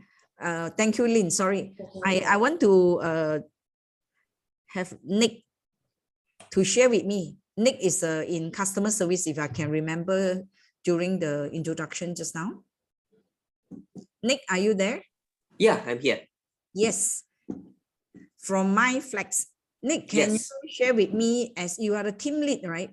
Yes. Yes. So based on the team lead as in customer service as an immediate superior, can you share with me some of your challenges or things that you think you have achieved, you're very happy, or some challenges in terms of performance measure, means you appraise staff or your boss appraise you? Yep. Okay. the first challenges that I face in this my company is because we are Australian-based company, so we have to speak with international clients, which Australians, and their accent will be different. So when Malaysians they came in here, no matter they degree holder or they are good in their English, but accent will be very different. So by giving them the training, I will be taking a lot of time by practicing them to understand the language of the accent of the Australians. Okay, is this one of the KPI? We don't have KPI. No, we don't have KPI actually. So, sorry, you mind me or ask you this question? What is this not speaking the Australian accent to do with the performance management or that affect their performance? May I know in more details? I'm a bit confused. Okay. Confused in the sense that, yeah, of course, Malaysian, we will speak some Malaysian slang, or even as a Chinese, maybe I will have some Chinese slang. Why should staff, if I get you right, why should staff being penalized just that they can't speak the Australian slang? Okay. Most probably is actually we deal with our company is after hours company, which we runs a business in Malaysia conducting Australians businesses. So we need to reach the Australian standards of language because Australians they don't really understand our accent very well. So because since it's a healthcare company, we deals with more to elderly people. So we need to understand the needs of the clients on that particular time, because we have like home care, which means it's like the old in Malaysia we call it as a maybe old folks home, I can say. So maybe I would have say like rehabilitants home, nursing home. Yes, nursing homes. Yes. Yeah. My mom in nursing home, more or less I understand. Yes. Okay. So that means you are placing these people in should I say into those rehabilitants home which are full of Australian? Yes, 100%. Okay. Yes. So you are getting the Malaysian to support. Yes. Okay. So maybe you have to start with not so much in terms of appraisal. This one, because later afternoon after lunch, we also will cover some competency. So you actually have to start from your hiring. Obviously, of course, during training, you can close the gap, which we call competency based training, right? In terms of the language. But you see, learn language, Nick, is not 1-2 days or 1-2 months things. Yes. So I find it's the biggest challenge, Yeah. It's speaking their, Yeah, their slang, especially so accent. Your issue will be enlightening. Maybe you have to start from the talent acquisition part, means start from the recruitment part, so that you can close the gap. Obviously, out of 10, you cannot get 9 people also can speak their slang, whatever. But from there, you at least can narrow down your challenges already. Yeah. Yeah, that's why tomorrow only we will be talking about the talent development management, closing the gap and all this. Yes. Okay, since I just admit Kelvin, Kelvin, you are there, Kelvin? Kelvin? Yes, I'm here. Yeah, I just admit you because I think the admin not aware that you try to enter, so I just admitted you. So just now, actually, sorry, I actually asking for you to share based on, you can see my slide, right? So because after the resting, I think the mind will be more clearer, and the topics I have covered this morning, I want you to share with me in terms of based on your role as a CFO, right? How you look at the performance management, your company, how you may not use balance scorecard because just now this Shanti has already told me more or less, but based on you as the head of finance, how are you looking at performance management? You mean as for my department or for? No, as a whole, as a company, because usually performance, the mutual goal, whether you like it or not, we're also talking about how well the company perform, right? When we talk about how well the company perform, definitely we can't run away with figure, right? So I would appreciate, based on your expertise and your experience as a finance-based person, maybe you can share something with us, because just now we mostly share with the HR and the operational people. Okay, for sure that the company's financial performance will be one of the major criteria in terms of how I say, remunerations, adjustments for the staff.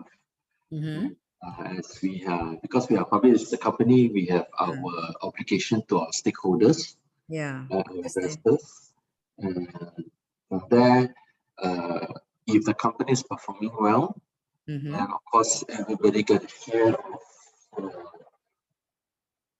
Sorry. Yeah, quite bad the line. Everybody get a share of the reward since the company is doing well.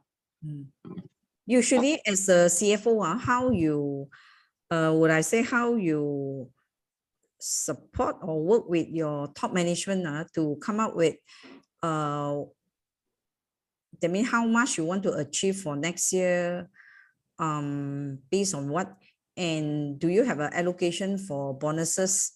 Some company, the CFO, they already done, okay, maybe they say next year I want to have a sales revenue 300 million, for example. I want to make 60 million, that is the profit before tax. Maybe I will allocate, if I achieve the 60 million gross profit, I will use 8%. This is all budgeted, 8% for the bonuses. Do you work on this base, or do you see only the final result? That means there's no budget that figure before you cascade down. I use the word why mutual goal, because company don't make, like you mentioned, is right. You even how good you perform functionally, you won't get anything, right? So what is the framework in your SciComm right now? We have our own remuneration policy approved by the board, right? Even how the mechanism, the methodology, and the calculation of our bonus has all been approved by the board. So we will look at, okay, now if there's a set budget that we at the beginning of the financial year, okay, this is what we want to achieve, right? So we will look at the end of the financial year, right? Do we exceed the budget or not? And do we show growth as compared to the previous year? Then from there we will look at the quantum, because there's a difference, if the percentage the percentage is higher, like for instance, okay, we look at ROI, the company net profit for the company, right? Our actual ROI is higher than our budget and higher than last year. Then we will have a percentage workout for bonuses. So the higher the ROI differences, then the more bonus that the management or whatever should be able to get. For the managers, like senior managers and below, they will have they will have a standard bonus already. Oh, okay. You have a contractual bonus, I mean? It's based on performance, but there's a pot where, okay, you still can base on, there's a pot that is allocated for bonuses. Then they will, each department head will allocate it according to the performance of the staff. So for you already allocate like a budget amount and then ask them see how they distribute. All right. So for managers, senior managers and below, is more towards their own performance, because there will be allocation. But if the company is doing better than expected, then we will increase the pot at the end of the year. So these allocations, after allocations, the HOD will distribute. Do you think it's only like one person say only, whether HR or senior management will also oversight? Okay, or this one I give to the finance executive how much, or determined by the HOD also is like overall like a committee, you know. Can I jump in, Kelvin? Yeah. Shanti, yeah, please share. Yeah, I want to know your campaign system. Yeah. So Lilaine, Kelvin will communicate with us, like, what is the percentage, and we've got in the company, we've already got a set of rules, like criteria, simple things like you must have a tenure of 12 months. You cannot be serving notice. You cannot have like a warning letter. All those kind of criteria has already been set. It's been long standing. So yeah, understanding. So HR builds these details into our Excel template. We use Excel. So, and then maybe some years we say individuals, you have to have a cap of 10%. So all these are built in and then explained to the HODs, and then HR does verification. But basically, CFO will tell me, okay, this is the pot, and he's already discussed it with CEO and the other C-level people. So they agree on this, then they tell us. So we monitor that each department don't exceed the pot lah. And then we execute. If there are exceptions, we are not saying there are no exceptions. When there are exceptions, then it's taken on a case by case to CFO and CEO. Yeah. Okay. Yeah. So, okay. Thank you, Shanti. Thank you, Kevin. The reason I asked SciComm to share, because they have the HR and the finance here. You can see one of the model of apprentice, how they distribute their bonuses. Of course, this is not the major thing we want to talk over here, but performance measure, you'll be associated with the reward system. So I hope the rest also have get something from here, though you may not be a public listed company. So you will have a base, Okay, for my previous company, usually we will start from the sales revenue. I mean, how much we want to make. As I just mentioned, let's say you're talking about how many 100 millions, and then this big cake have to cut into, which SBU stand for strategic business unit. So in our business is the colleges or the university, how much they carry. Then from there, of course, compare with previous year, what is the growth? Okay, and then we also will allocate the budget. Okay, but then you see the budget, we don't actually give to the individual department. We will give to the SBU side. And then later on, when everyone will have the final financial report. By the way, we also a PLC company, right? Declare already. So we will see how big is the cake, and then we will see the percentage. But definitely, which center perform more, they will get more. Then only they will distribute to each other. Of course, it's based on the balance scorecard.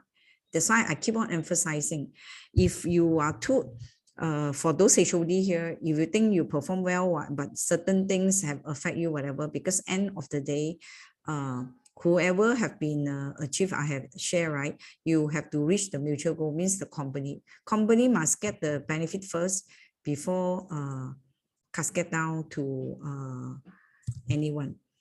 SBU is strategic business unit. So I like to use these words because in my first company, the USB, we like to see, means this one, every unit, either a college base or either some PLC company, private public listed company, they have few businesses, they will call their things called a strategic business unit. Okay.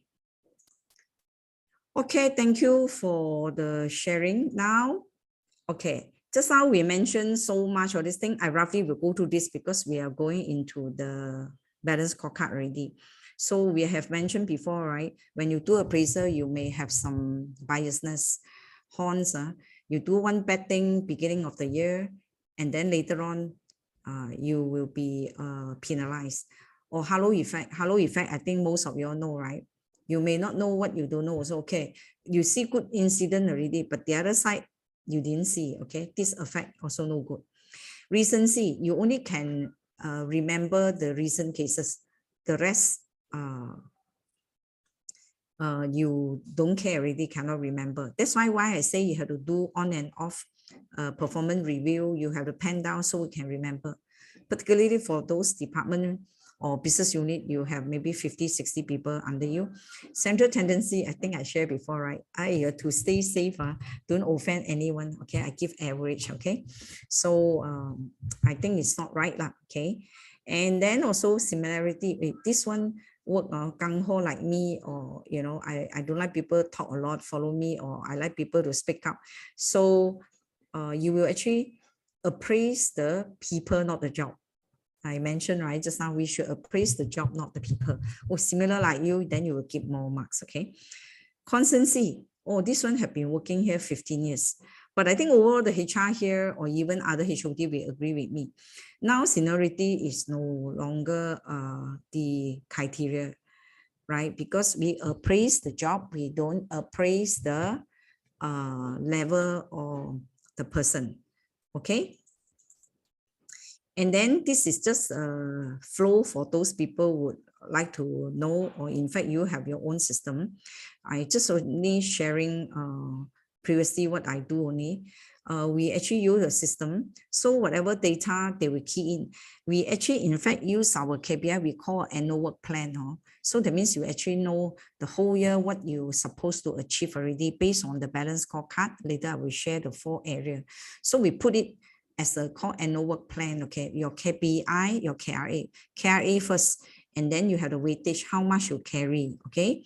And then percentage that you will be appraised. And then who facilitate the KPI setting for a year? When we top down means what? The board level, the group MD, and of course, as a HR head there at the time, I will facilitate, okay? Then we will come up with the group KPI that we want to achieve. And then everybody agree, okay? The top manager agree already, then only this will cascade down to the strategic business unit, which is the college level or the university level. And then the principal also will hold a town hall meeting with everyone. And then subsequently also we sit down with the HOD, because in terms in the college or whatever, you still have the faculty, some big one, some small one, right? So you will carry your KPI differently in terms of figure, but you will talk in terms of customer, internal processes, learning and grow, it will be the same. And then you cascade down everyone. But definitely, as I mentioned, you can't run away with the SMART principle, right?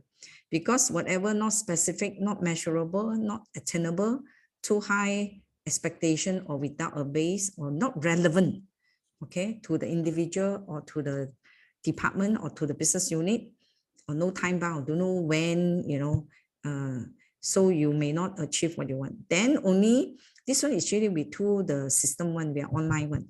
Then the HOD will review, approve the KPI, we go to the next level. I mentioned before, right? Setting KPI also will be approved by 2 levels. Then of course, everything will come to HR, and I myself actually can see the 1,300 over people if I want to see, okay? Then only the thing will run, okay? Any questions so far?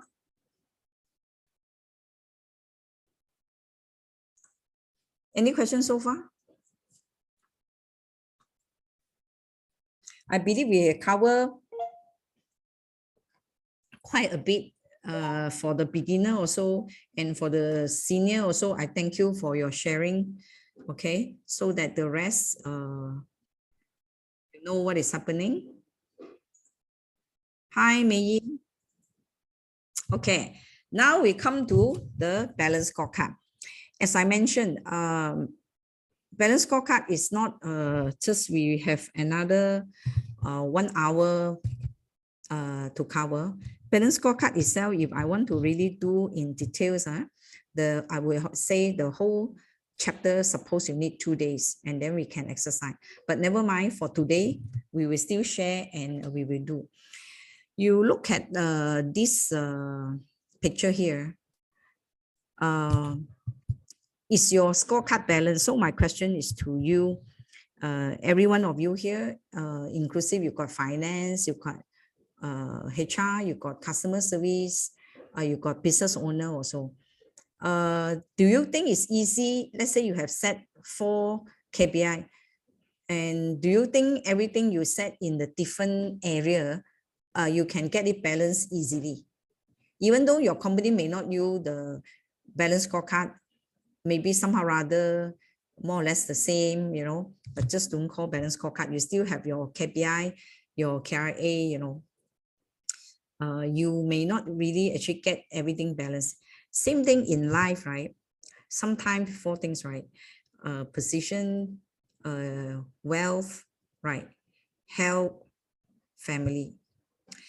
I never say cannot, but then it's very, very challenging, difficult. You cannot evenly spend enough time with a family member, and then you being very healthy, and then of course you have a lot of money, asset, you know, well, you know, all this thing, and then you have a very good career. Same thing in a company, the same thing. But even though with things that we already know, but we still want to try our best, right, to do whatever we can to balance the card. Okay. Okay, balance scorecard is not something new, you know, very chunky thing in this area.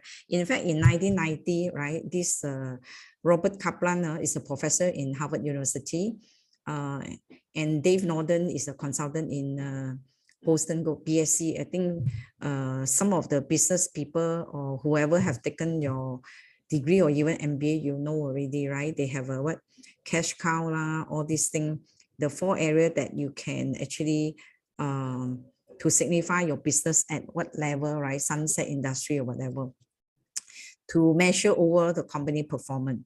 So eventually this at the business level is cascade down into the functional level and the individual level. And the Fortune 500 company, in fact, I will say more than 50% at the time, they are using this balance scorecard. Okay, so is it what is an effective organizational performance measurement tools?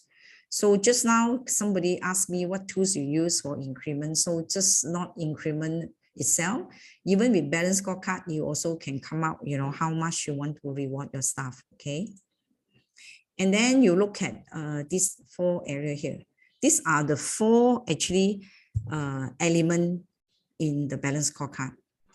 Of course, you will start with finance. Okay, everything, you know, whether we like it or not, no money, all the business cannot work, like I say. Then it's linked internal processes. Internal processes, it can be functional, it can be also business. Okay, and then customer. Okay, customer here, sometimes a lot of people will be a bit short-sighted. They will think that customer sure is our client, whatever. But over here, if we practice this balance scorecard, your customer also can be your colleague. Okay, so how you serve internally. Okay, so later on we will share. Okay, internally, like what? Every department also have their processes. The processes, internal processes, may actually involve, I use the word involve, other department. Like just now, I think one of the, I think is it Lynn, somebody tell me that, you know, sometimes the third party will affect their performance. So the third party also can be your colleagues, not necessarily the external party. Okay, later when we share cases, or some of you want to share cases, I will use the cases to put into these 4 areas and to make it incident study, then you will know clearer.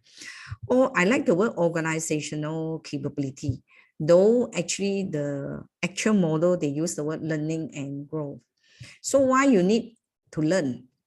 Why you need to grow? Because you want to build the organizational capability, right? Once everyone in the organization, they are good in terms of soft skill or hard skill, right? Then only your company is strong. Then only you can really do whatever you have chart out, you know, either a short-term tactical plan or a long-term 3 to 5 year strategic plan.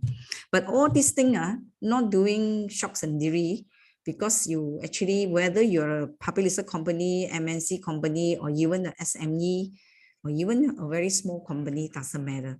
I think every company, you must have a vision, okay? With the vision, what you want to achieve, then only you have the mission, how you achieve your vision. Then, of course, you have to come up with what strategy, right? If no strategy, you cannot move, okay? With the strategy, and the strategy will link with all these 4 elements here, so that you will achieve what you're supposed to achieve. So far, so good? Is it okay? Yeah, thank you. Okay. Okay. So we give a very simple, as I say today, it's like an introductory of the balance scorecard. Finance, obviously, the CFOs, the finance people, revenue, net profit, cost effectiveness, mean your budget, reduce costs, or use budget, all this thing. And internal processes, even you're talking monitor software, implement software, your system.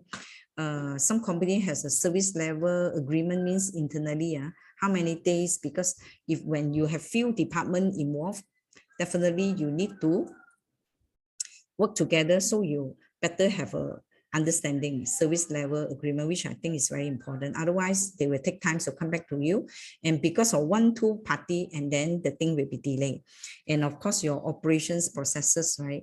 And SOP, I think most of you know, and some company, particularly PLC, you have what? You have ISO. Actually, ISO, to be very frank, my personal opinion, no right or wrong.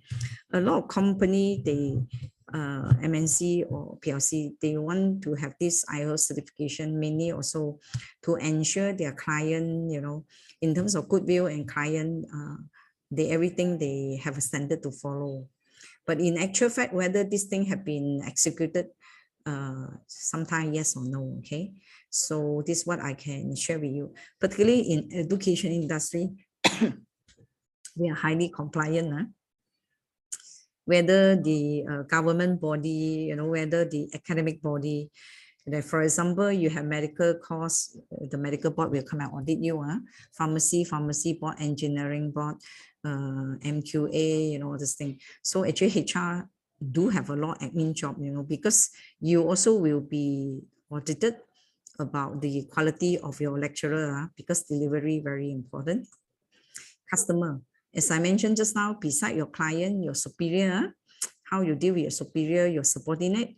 So I think we deal with respect. And nowadays, it's not so much a master and slave kind of working relationship, right? Everyone work together as a team member. You know, you as a leader, not necessarily a manager, right? You also can lead, and your colleagues. Organization, capability. When we touch on that, there's more I want to share with you, because most company, they have problem to actually chart out this area in terms of balance scorecard, because finance very easy. They think, oh, finance can give me customer. They may come out with some of the thing, survey or whatever thing to evaluate, you know, how well they perform. Or even with the internal, you can have an SLA I mentioned before. Then internal processes straightforward. Okay, this year I must make sure, you know, my ISO, you know, must have maybe reach a target minus, or maybe one minor problem, or you achieve good, maybe is no problem or something like that. Then, but for the organizational capability, right? Just now we mentioned even the process when you hiring, during hiring important, that's where you bring in your people. That's why nowadays, even you see the advertisement, they don't use the word recruiter, do recruitment, they use why talent acquisition. Personally, as a HR personnel for the last 28 or to 30 years, I believe everyone born with talent. I think God is fair, right? Nobody will born useless. You must have just that who will bring out your talent, your potential, right? Later on, I will also share. To me, potentiality is even more crucial than just a high performance. Okay, later I will share. Okay, and job enlargement, enrichment also we can put in here. Upgrade the qualification, particularly for education, because academic, right? The minimum entry level you must have a master level. Even we as a department head, okay, you must have an MBA or master in something. It's a prerequisite, okay, from the entry level. Then of course, as a dean or the head of the school, definitely it's good that you have a doctorate. Then you can actually do for other area. And of course, to the extent personal development, because personal development more on special skill, some soft skill, all this thing.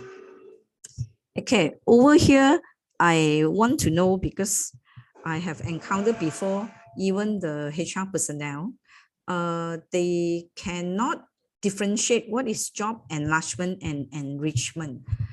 Can I have Adeline? Adeline, can you tell me what's the difference between job enlargement and enrichment? Adeline, are you there? Yeah, sorry, trying to unmute. Okay, enlargement, I would believe is more of a increased responsibility, increase in terms of the job capacity. Enrichment, I would believe, is more of the enhancement kind of thing, to make it more for the job to be more enriched. I don't know how to explain. Okay, never mind. A good try. Yeah. No wrong, but it can be more precise. Shanti, can I hear from you, Shanti? Okay, I agree with the job enlargement. Okay.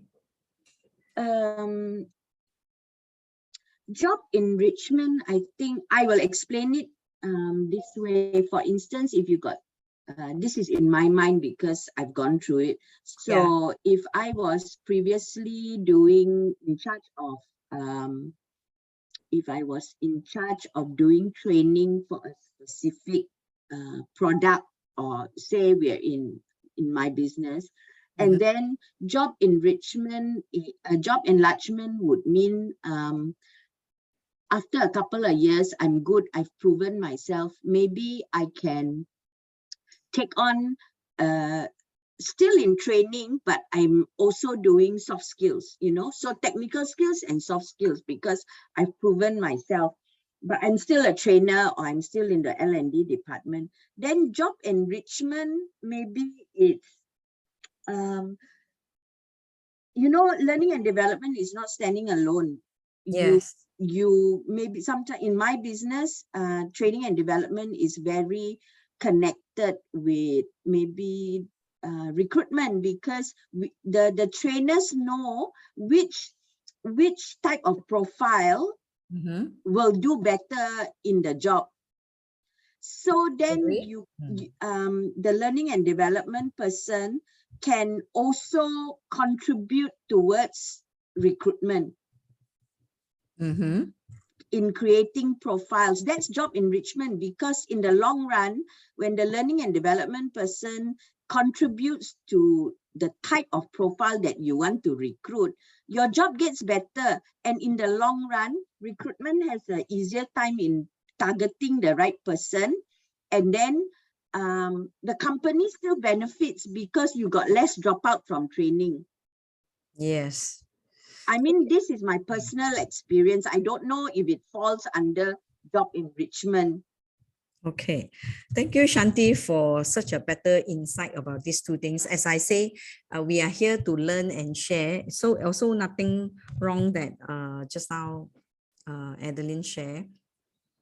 Okay, I give a simple terms here, because here we do have some SME people and also have people not in the HR. Okay. Job enlargement, HR will be the simple one, okay? Particularly in the shared services HR, my previous job, right? I will use the word, I departmentalize their function. I got people doing employee relation. I got people doing compensation benefit, which relate to the job grading, salary increment, so forth, so forth. And then I have learning and development, like Shanti said. So, but my learning development is from develop performance management, develop people to the end, you know, and team building, everything is in the learning and development there, and even upgrade their academic qualifications, okay? And then you have a HR operation day to day, you know, staff got any issue come in, attendance, staff event, all these things, okay? So let's say you are just doing talent acquisition, means recruitment in your layman term. Then you find this staff have potential, actually, she also very good in compensation benefit.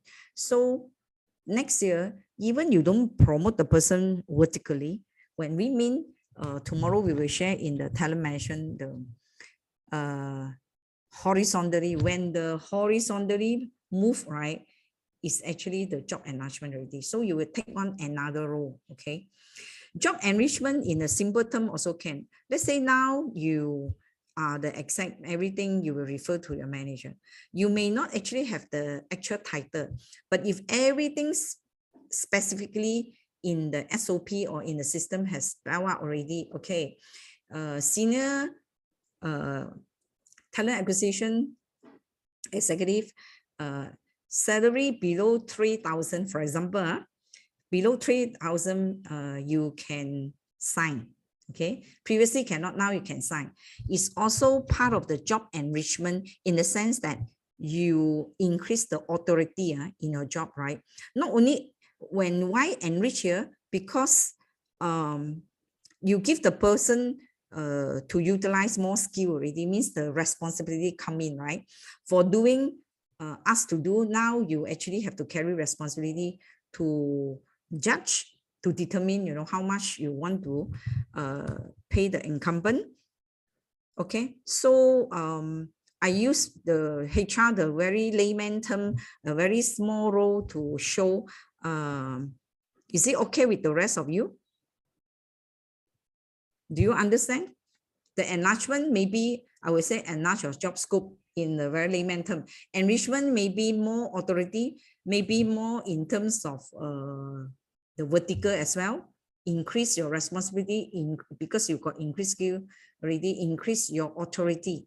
That's why last time when we run our HR department, I actually have a called HR authority chart, the very big chart we have. Of course, mainly talking about approval, particularly about the finance part, okay? Let's say you hire a person 50,000 and above. Perhaps the group MD must have a final approval before you can hire this person.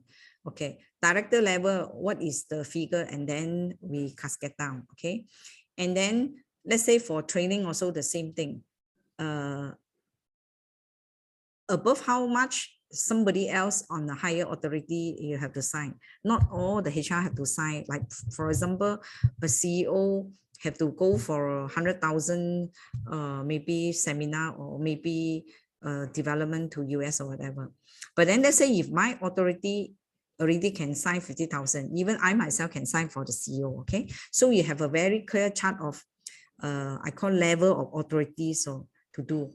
That one also can be part of the job enrichment. Once you have this one, everybody know what you carry. In fact, just an executive, your job enrichment can be you carry some responsibility and authority. Is it okay with all of you? My further explanation beside Shanti?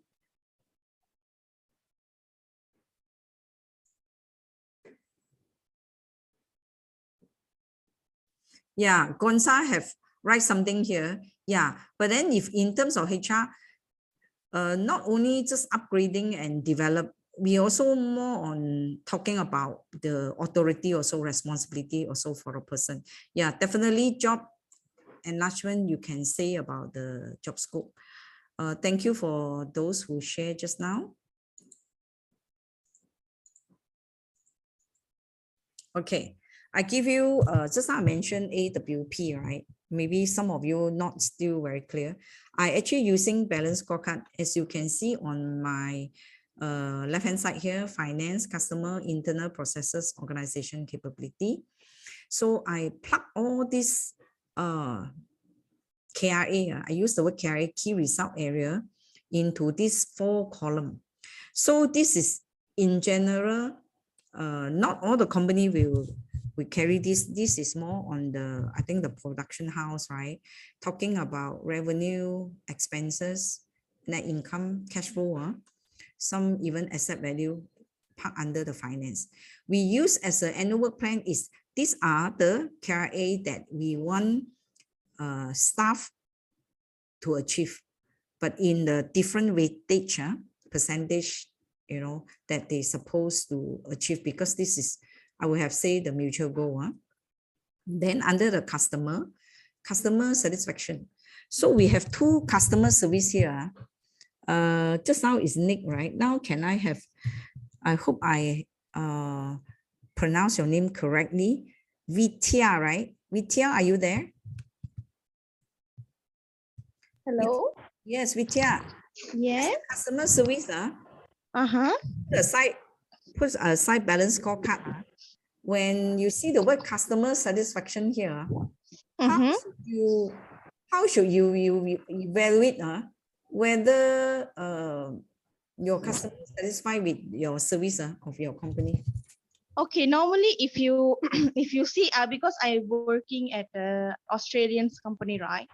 Yes. Normally we in my flex company, we don't have the, you know, the satisfied, like normally if like other company, we will send an email to the clients, they will send the, maybe they will click on the stars and they will comment to us about our service. But this, over here we don't have that kind of like services, or like they are satisfied or not. So normally if like they are satisfied, they will tell that thank you in a good manner, like they will say I really appreciate it. Like that only they will tell. Yeah, that means you all didn't come up with like the format. Maybe I can add on. Thank you, Vidya. Maybe I can add on what Vidya had shared. Perhaps you have a so-called feedback form here. You can see the bank usually like to share, particularly when you have attended one of their service, they will ask you to rate now 1 to 5, you know, even give you some emoji, you know, and then you will ask them to rate. Then for the purpose of balance scorecard, perhaps you have a customer satisfactory index, we call. Then you will see, then you compare. Let's say you set your mid target, at least most customer or the highest rating must be 8, for example. Then you will put the 8 as the targeted result you want. You put under the 3. Later I will tell you, because balance scorecard we're using 1, 2, 3, 4, 5. And the 3 here, I want to emphasize coming soon, is you reach the target. There's no average in balance scorecard here. That's not very clear. So of course, if you fall short of 8, you will become 2. You will make more than 8, you will become 4 or 5, means good or excellent. Okay, later I will share with them. So customer and customer retention. Customer retention, like in our education industry, we are talking about student. We even have 2 tiers. Because the course counselor will bring in a student, right? So maybe within a month, if the attrition, that means the student not happy with your service, you know, and then they drop off, we will consider the course counselor not doing a good job. Because first month still orientation, the course counselor still will follow up. Let's say after 1 month already, after the class, that means they go through with the lecturer, even with the dean or the faculty head, then maybe they're not happy with the delivery, whatever. So this customer attrition instead of retention, right? We will consider the academic team not doing the good thing. So we make it very clear. This is only the one example. Same thing like those account manager in the product, whatever product you say, Maybe your boss give you 20 accounts, maybe top corporate account. So by the end of the year, maybe 3 corporate accounts had dropped out. So your retention, of course, obviously has been affected. So also you have to set, so what is the retention rate you want? Instead of attrition, you also can set your retention rate. And then of course your market share, okay, how much, want to increase, and your brand strength, goodwill things. And then internal processes, inventory, just in time. Of course, you got buffer, your order, order level, resource allocation, and cycle time, mainly the manufacturing, right? Cannot be too short of time. I just use the word just in time, actually very dangerous unless you're very sure. Otherwise, you can see lately, I don't want to mention the company, all these fast moving good. They will say, oh, Sunday you will have a 30% discount. But usually when you go there, I think 70% no stock one, most of the thing. Either they purposely, I use the word customize to that extent that people see what really good business, or actually only certain product they want to give a 30% discount, the rest of one. This is all the, not nice to say business gimmick, but nice to say you can say business strategy, okay? And the quality control, and obviously organization capability, employee satisfaction. Okay, in my previous company, we have internal, we call employee satisfactory index. Okay, since because most of the time we do share service at the corporate office, finance, HR, purchasing, all those things. So the operation level or the strategic business unit level, the university and the colleges, they can evaluate our service. That's why we actually, under the customer, we are the internal customer, the corporate functions. Okay, they will rate us, how well we service them. Okay, and employee turnover, of course, if let's say you've got 50 staff under you, how good you can retain your staff. We also maybe can give some percentage if 1 year you below 2% or whatever, you consider one. And upskill, just how we mentioned, employee upskill, right? Soft skill, hard skill. When you given job enrichment and enlargement, definitely you make sure the staff can do it, or maybe you can enhance further so that they are really fit into the extra job and responsibility you given to them. And educations, as I mentioned just now, for academic, whether you like it or not, you have to. But some, let's say lecturer, for example, like you are the lecturer, but you did not manage a team. But eventually when you move to as the head of school, or even a faculty head, definitely you manage maybe 50, 60 lecturers, depends how big is your faculty, we call. Then you need leadership, okay? You need how to manage people, so of course you need to upgrade yourself, okay? So far, the example we give, my explanation, I trust, even though with zero understanding of balanced scorecard, you have an idea now?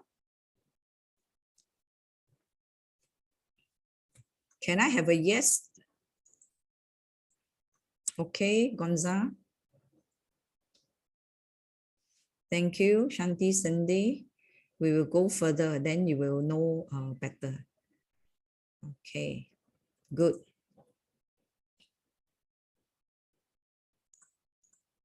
Okay, just now we mentioned, right? I have roughly, if you can recall, I did mention that the objective here, which is your KPI, with a particular KRA, just in case some cannot remember what KRA, key result area, the important things or job that you want the staff to perform.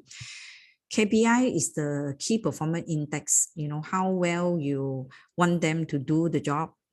And that's why KPI is able to let you to measure, okay?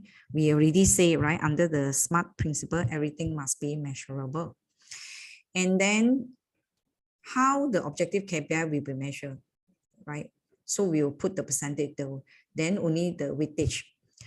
How many percent? Of course, the most important, you will give the more percentage on that. How to measure is, okay, let's say you say student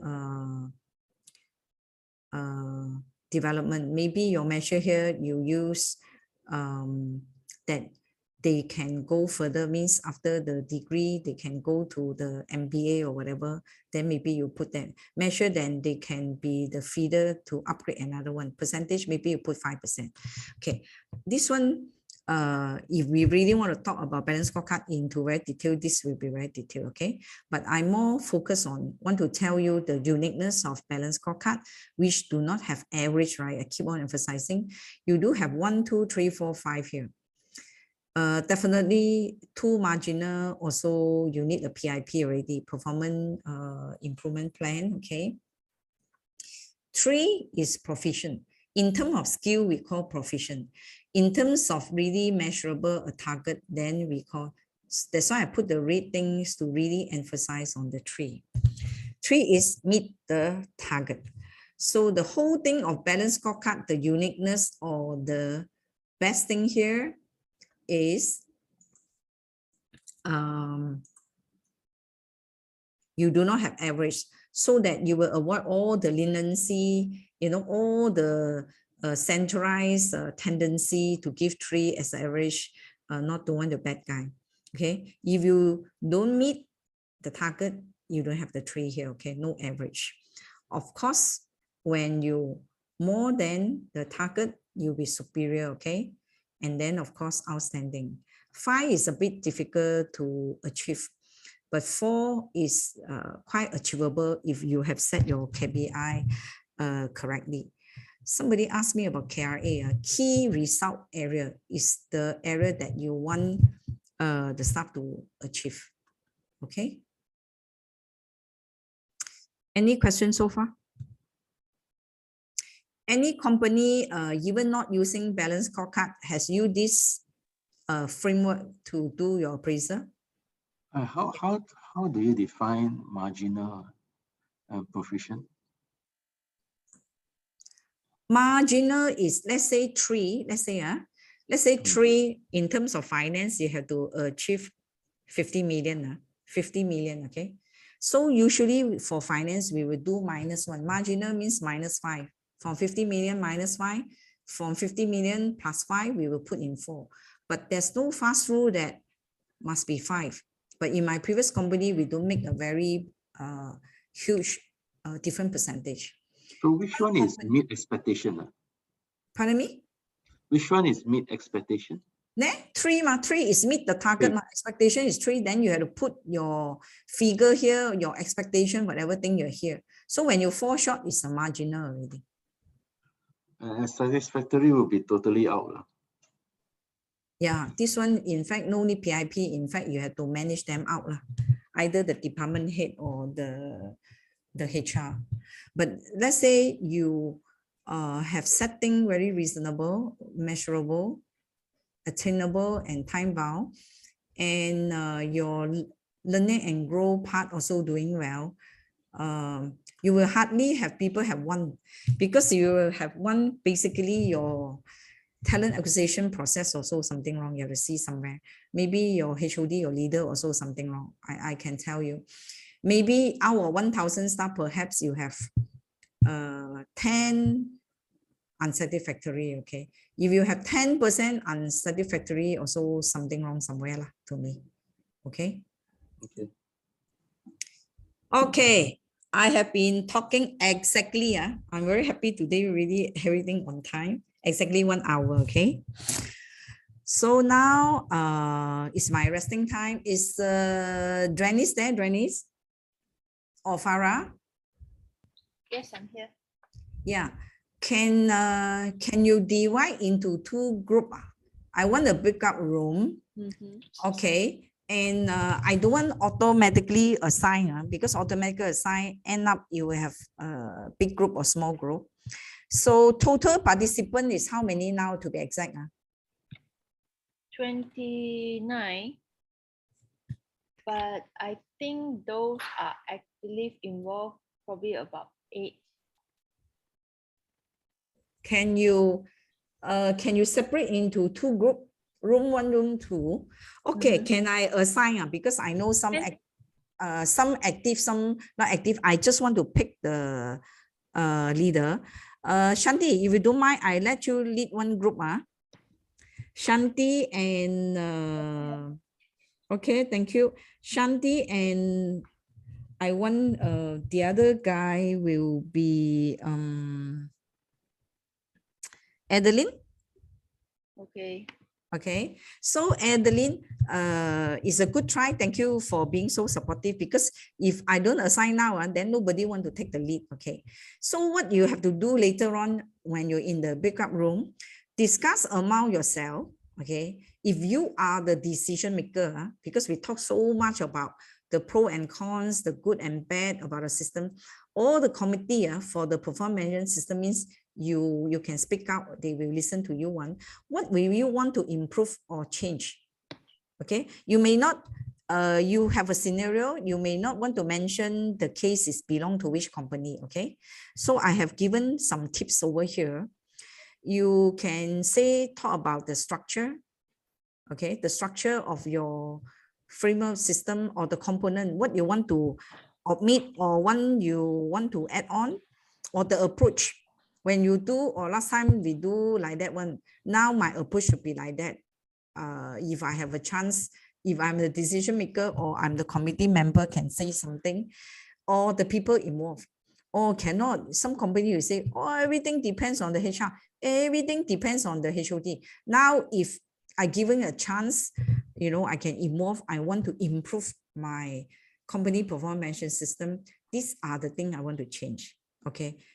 So, Janice, can you assign them now? I will give them, now is 11. Well, now we have 2 rooms. So group 1, we have Adeline, we have Shanti, and then... No. You put Adeline lead one group, Shanti lead one group. Oh, okay. Okay. All right, can. Okay, so the rest you just assign them evenly. Now it's 11:50, right? Yes. 11:50. Can I give them 20 minutes? 20 minutes, then we will see, get one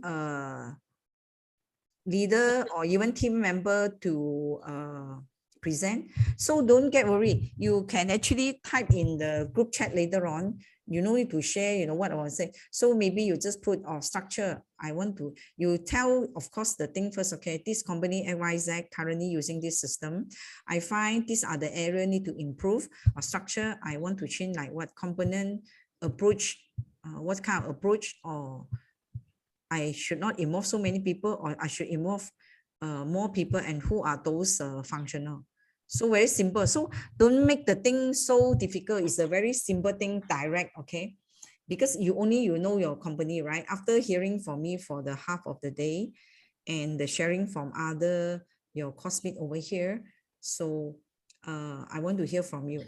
As I keep emphasizing, okay, no need to scared or whether you're right or wrong. So I give you 20 minutes. 20 minutes. And we will come back, okay? All right. So now is I'll put everyone in the room. Okay. Thank you, Janice. Okay, you can assign them already.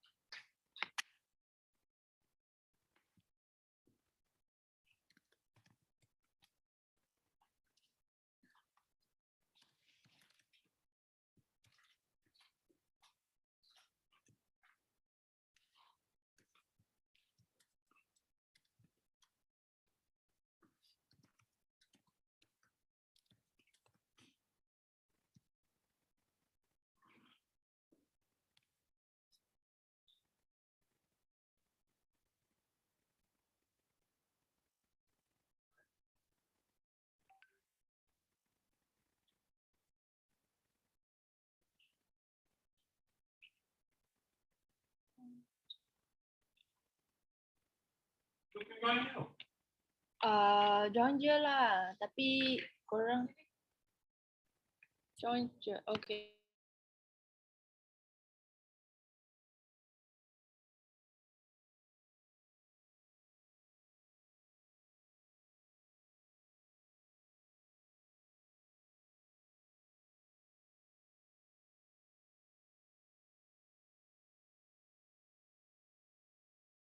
Stop my sharing. I will let Adeline to share. Okay. So as I say, no right or wrong. So we will see, you know, what you have gathered. Okay. Thank you. I stopped my sharing already.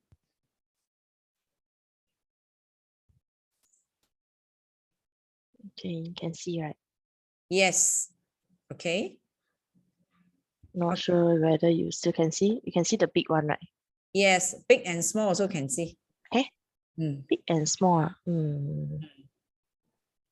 Not sure how to do the big one. Okay, anyway. You can turn to a slideshow also can, turn to the full screen also can. How about the rest, can see or not? Can see, can see. Okay. I think Good. okay lah. Can see lah. Okay. Okay. Okay, Adeline, you are going to share, of course, one of the companies, is it? These are the things you think that your group think that this company would like to improve or change or add on or whatever, right? Okay, so you can present your thing now. Okay, can we present? Whatever, like it's okay. Take it informally, not so formal, and then your other member also can chip in and talk one is okay. Thank you. Kelvin, you want to start? Faster. So basically, we are looking at in terms of what are the current structures and also the improvement that we want. There's something on the screen there. Oh, okay. So basically, over here is more of to tell that currently, I think most of us have an inconsistent approach of small groups, or let's say even a project size kind, to have a monthly appraisal and then to have a periodic appraisal, but usually it's a more of a once a year appraisal. Okay, so this is the structure. Okay, carry on. Kevin? Of course, we will certainly start with in terms of the KPI has been set, right? Where the line manager and the staff will actually sit down and work on the KPIs, what is expected from the staff, right? That is at the beginning stage. Will be before the start of the evaluation period. Then subsequently, when at the end of the evaluation period, they will have the talk about the current. Basically, you will work at the same time, where the KPIs will be discussed at the end of the period, together with the discussion on the achievement for the evaluation period. So where the line manager will actually also discuss with the staff on what is the next period's KPIs, achievements, what is the targets and all that. So in the conversation with the line manager, you have basically, of course, at the start where the evaluation will be done by the staff themselves, right? So they will come up with a rating, and subsequently during the evaluation session with the line manager will have his own or her own rating, right? And then there will be a discussion between both parties to come to a consensus, or if the ratings are different. So if the ratings are different, the line manager will certainly need to inform the staff and discuss about what are the achievement that the staff has done for the period, and also what are the shortfalls. So then from there, what are the things that need to be improved on for the next evaluation period, right? And also we'll talk about in terms of future progressions, right? The future plan for the staff. Okay, how can he go further and to the next level? And what needs to be done?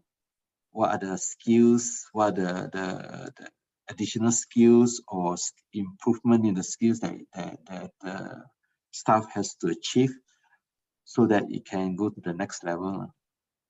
So then from there, they will conclude the, sorry. So hold on. Yeah. So they'll conclude on terms of, okay, what are the ratings for the staff, the outcome, and basically any other improvement or feedbacks required. Okay. So the periodic, the evaluation will be on a periodic basis, but preferably will be different according to the level, the staff level. So for junior staff, the evaluation will be more frequent, maybe on a quarterly basis or half-yearly basis, so that they can improve on their shortcomings and before the next evaluation period. While for more senior management staff, sorry, can you show me just now you have proposed a structure, right? Yeah. Are you still doing on the current structure? No. Next. Oh, you're going to the next area. Yeah, Okay, yeah. That's sorry. why I'm thinking what's happening. Because I thought you're going to that. Okay, sorry. Yeah. So the structures all will be the, let's say, a periodic appraisal, and then for management staff, it can be done on a half-yearly or a yearly basis, right? Because management staff should have the experience and the knowledge to be able to improve, right, on their performance. And also for management staff, they will require more time to be able to achieve their target, right? So you have all these 360 feedback based on the balance scorecard. You have all the financials. The financial will be cost savings, productivity, efficiency, revenue and profit targets. This will be more applicable for management staff because they are in control of that. So it's not for the junior staff where, for them it's more on the organizational capacity capabilities where they are looking at their personal KPIs, in terms of operations and shared services. Internal process, you have all this enhancement to the process, adherence to the process, and then how we are able to work with other departments, how our performance to the other departments, right? Then you got customers, which is back to the internal external customer satisfaction. So for sales, it's much easier. You just external customers satisfaction ratings. But for internal shared services and all that, it will be also based on our SLA and KPIs that we have agreed with the other departments and how did we perform in terms of servicing them. So I think basically these are the things that if we don't have in our organization now, it should be good to have. I think I just do a little bit of add on because I think in most companies, probably a lot of us just consider the KPI, but forget about the company's direction and the goal, because some people they set a KPI based on what the department wants to achieve, but then failing to consider what the company wants to achieve, because I think it should be more like it's a pyramid, to achieve the highest, the top tier, the peak of the pyramid. Basically, everyone would just have to support each other from the lowest level up to the highest level to achieve the company's target at the pyramid, at the tip of the pyramid. So yeah, I think over here is more organization capacity, capability. You, Adeline, I think very good. You have spot on. Most company will do that because once you do not really have how I would say either bottom up or top down kind of system, you will tend to be just focused on your own function, or like just now one of the your classmate mentioned, a third party involved and then they don't perform well, but not wrong in the sense that sometimes because it's a culture, they don't see the big picture. Maybe they have not been explained why like that. Okay. Anything else you want to add on this? I call group B, Adeline group. And anybody, any team member want to add on? It's a very good one. I'm very happy. Kelvin also doing well. You see, sometimes when we don't call HR people, we will see the thing differently.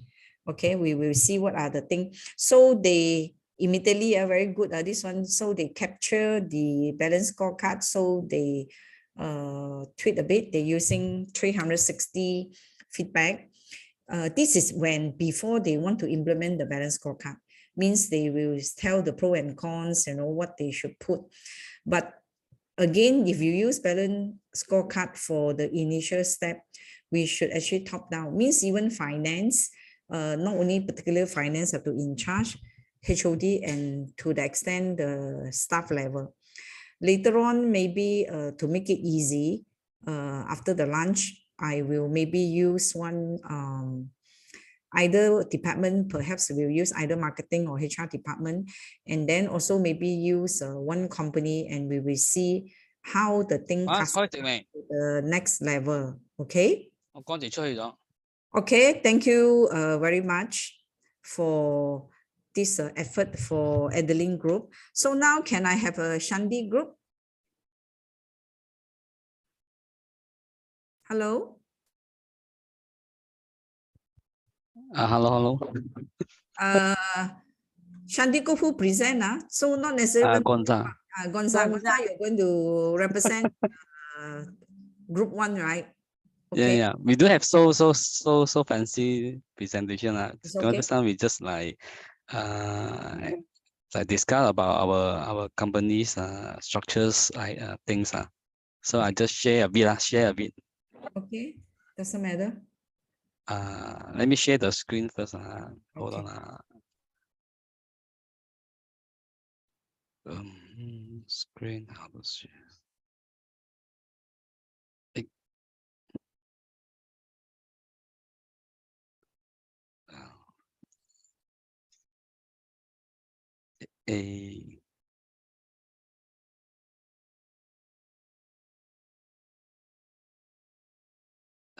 Presentation.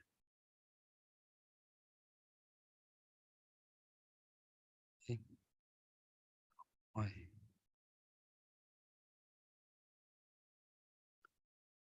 Can see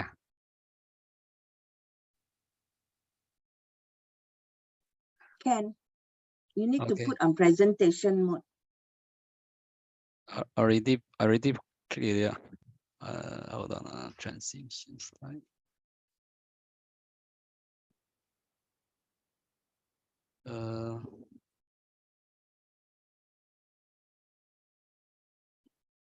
Actually, I already shared it. Yeah, just the.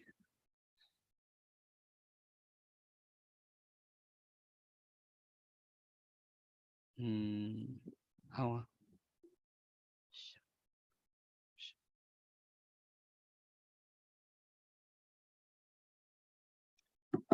At the bottom, Gonza, you see this presentation mode, then it will be bigger. No, I already clicked it. Okay, then it's okay. Huh? I think everyone can see, right? Hold on. Because it got another view. Let me stop and share again. Display view. Oh, okay. Can you see? Yes. Okay. Just I look for the display show. Okay. So our team team consensus talk about the employee. They are mostly is mindset and the attitude lah. So from our friends here, Cindy. So we are focusing on changes the structures, mostly about the KPI, KRA, and PMS. So because why because their company is do a lot of changes on their company structures. Just I mentioned. So it's for the employee perspective, like it's never end. So they will feel like very confused. Always changes. Then it may be impact the performance appraisal because always have a new thing to set the goal or targets. So the second, sorry, I add on. So add on, I add on. forgot. So why this thing will happen? Normally, when the company always set the tactical KPI, it will end up like this. Means every quarterly or every month you change. So means Cindy company, they do not have a maybe strategic plan, means more long term. So when you keep on changing, actually the stuff was so confusing. So maybe they can look into that. Attitude here, as just I mentioned, the approach, perhaps the management did not really communicate well with the HOD. HOD did not really cascade down well with the subordinate. Or maybe the HOD themselves also not very clear because keep on changing, they also confusing, right? So I think for Cindy company, perhaps they need to back to the top down. Top down means they really have to set a structure, mean they have to set a smart principle to look into the performance appraisal. Okay, once they set, at least maybe quarterly review only do, don't as a man you change your target. And I believe the target mostly also on the figure. Okay, so in terms of bonus and increment, not talking about Cindy company SME, usually sometimes they use more on tactical. So they should more have a strategic plan, means a long-term plan, because we're talking strategic mapping, all right? They need that in order to do a better performance management structure or system. Besides Cindy, for group one, anything else? Can I just add? Yeah, Shanti. We also decided between, a few of us that a successful PMS, whatever the KPIs or whatever the ultimate goals is, we need like you said, cannot change every quarter, then got no direction. Yeah. So we need at least 12 months to see, is this working or not, and the employees need to know if we are changing direction, not last minute, no. So again, like group 2, the KPIs and the KRAs must be ascertained at the start of the entitlement period or assessment period. Yeah. But one of the things as important as setting the KPIs or the goals and the objectives, we also decided that the attitude towards the PMS is as important as the strategy, because Cindy quoted in her previous companies, the junior people kept saying, "Aya, this one is extra work only. Do or don't do, you still get your increment. Do or don't do, you still get your bonus." Yeah, I think earlier on, I have mentioned earlier on, right? HOD will complain employee because some company, if they have like overall leniency, centralized tendency, all this thing, you will see, do and not do, because buffer already, I don't want to mention one, in fact, US-based company, the same. And I told the HR there actually is my subordinate. Those say now he's in charge of HR there. My goodness, I say, why like that one? That means no need to perform also, right? The US given senang for HR. They say 3 months, I give everyone 3 months. So you do for the sake of doing, right? Just to submit the paper for the HQ US, but irrelevant. Remember, our SMART goal must be relevant, okay? So anything to add on? So far, so good. I try to conclude here. The group 2 just now. Yeah, Gonza, anything you want to? This is another case. Okay, never mind. Yeah, you continue. Sorry. From Aubrey one. So he mentioned performance is very important. How can the company survive or be outstanding in competing with others companies? It's through the performance appraiser. So the second about like play our part and have a great customer service by listening the client's problems and provide the great solutions. So it's part of their job or performance criteria. Then what's the missing part here or lacking based on the performance appraisal? So we will send, on the employee if you know that they are lacking on certain levels, competence, and send them to the right training. So to brush up the staff, the employee skills, improve, so the company performance will be direct improve. Azrul, you got any add on? Nope, all good. Thank you. Thanks. Lilaine? Mute.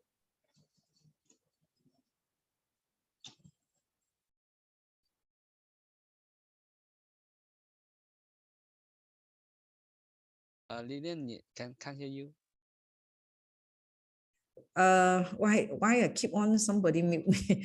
No, do you have some more to present before I do the round up for your team? Can you hear me? Right. No more, no more, because I don't want later I do halfway, then somewhere else you haven't shown. So already all here lah. I think okay, so. I do a summary. Good try within 20 minutes to half an hour, and good effort. Everyone take part, whether you know performance measurement system or you do not know. And I like this kind of teamwork basically. So that's why even in the balance scorecard under the customer, we also emphasize on this. Okay, let's since we're in this team one now, so we will come to the team one. I think whatever Gonza share about Cindy and even Aubrey, I believe most of you here do agree with me. Sometimes it's not so much on whether the structure is good, the system is good, but also the people, the attitude. And then also, it's not just that, we need to improve the staff. I think from the beginning, when we do the hiring, the talent acquisition, we want to know, who are the people we bring in, whether can fit the job or not, before we talk about the performance appraisal. And on certain skill, definitely like the Nick, they explain about the Australian slang or this thing, that one actually is a bit challenging, right? Because learning language is not 1-2 day. Okay, so that means for that kind of particular problem, they have to start from the beginning. Okay, good try. For group 2, I can see group 2 is a more structured people, all right? I see the way they put, again, as I say, there's no right or wrong, okay? So happen to be in their group, they maybe like to present in a more structured way. And thank you for the group effort. And also I want to see the collaboration, which I really can see the collaborations already. Particularly means everyone say the same thing, then chip in. This is a very, I would have said, a very good try. So now we break for lunch. So we break for lunch. When we come back at 2 o'clock, can or not, then we will do a recap a bit, and then we will, I will share with you 2 strategic map, and I will share with you simple one, education industry, how they chart out overall in a group, but in a very simple format, so that everybody can understand more the layman term. Then we will go into the competency management. Okay, so Janice, we will come back at 2 o'clock. Okay, 2 o'clock. Okay, so can we come back at 2 o'clock later on? Okay, any question before we call off for the day? So no. Okay, so I see you all later. All right. Okay, thank you. Okay, see you later. Have a good lunch and have a good rest. See you at 2. Bye-bye. Bye. Just now they have shared, and I also share with you what are those traps during performance appraisal. People used to fall into the horns, the favoritism, similarity. And then also leniency, never mind lah. After all, company pay 3 months when we just put and do the average also. Average is good so that I won't offend anybody. And also only remember the bad things, we minus mark, or just remember the good thing from the beginning of the year. And then at last, never do anything also, never mind. And we also cover about this balance scorecard, right? So though I say that balance scorecard, not necessarily you have to follow the structure, because when these two gentlemen, one from Harvard, one from Boston Consulting Group, in the 90s, they come up, is basically more on the bigger picture. It is for the business strategy. So the thing after that, they have cascade down, right? So they into the from organization level to the business level, and then to the departmental or functional operation level, and cascade down to the individual. And just now also a good try from Adeline Group, okay? Kevin and Adeline also have described some of the things they can improve. I personally feel that it's a very good sharing for the SME. Okay, and also thank you for Skill Johor to organize today. So we have a mixture, right? We will know from the different industry, from the different size of the company. I think everyone also have their competitive advantages. Okay, so far any question before we proceed? We actually to put you alert, and then because this is not physical, no exercise, right? So we will actually exercise the brain. Can see everyone? Can you see this slide? Hello. Can we have the full screen? Yeah. Do you see the full screen? I see the full screen. Yes, good, good, good. Do you see a template which is balance scorecard here? Can see? Yeah, yeah. Okay. Basically, as I told you, my last 13 years was in the education industry, university and colleges group. So I actually give you a very general, because otherwise it's too complicated, right? Everyone will be confused. But of course, first of all, the most important thing I want to deliver over here is you must know the 4 elements. What is finance? What is customer? What is internal processes? What is OC, organizational capability?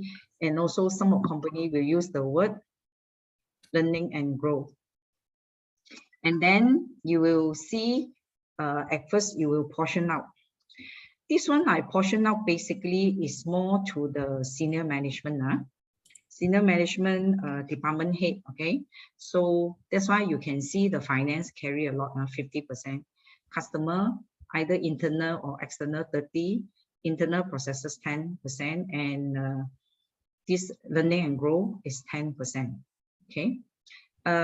Stop me then there when you don't understand, because I at least want to give you a concept, right? How to use these 4 elements. It can be applied in different industries, so don't think too difficult, because when you know what is your key result area, just now somebody asked about what is KI. Key result area basically is in your job, what is the important thing, the area that you need to deliver. Okay, so obviously finance over here, because I don't have space, so for every element I only put 2 points.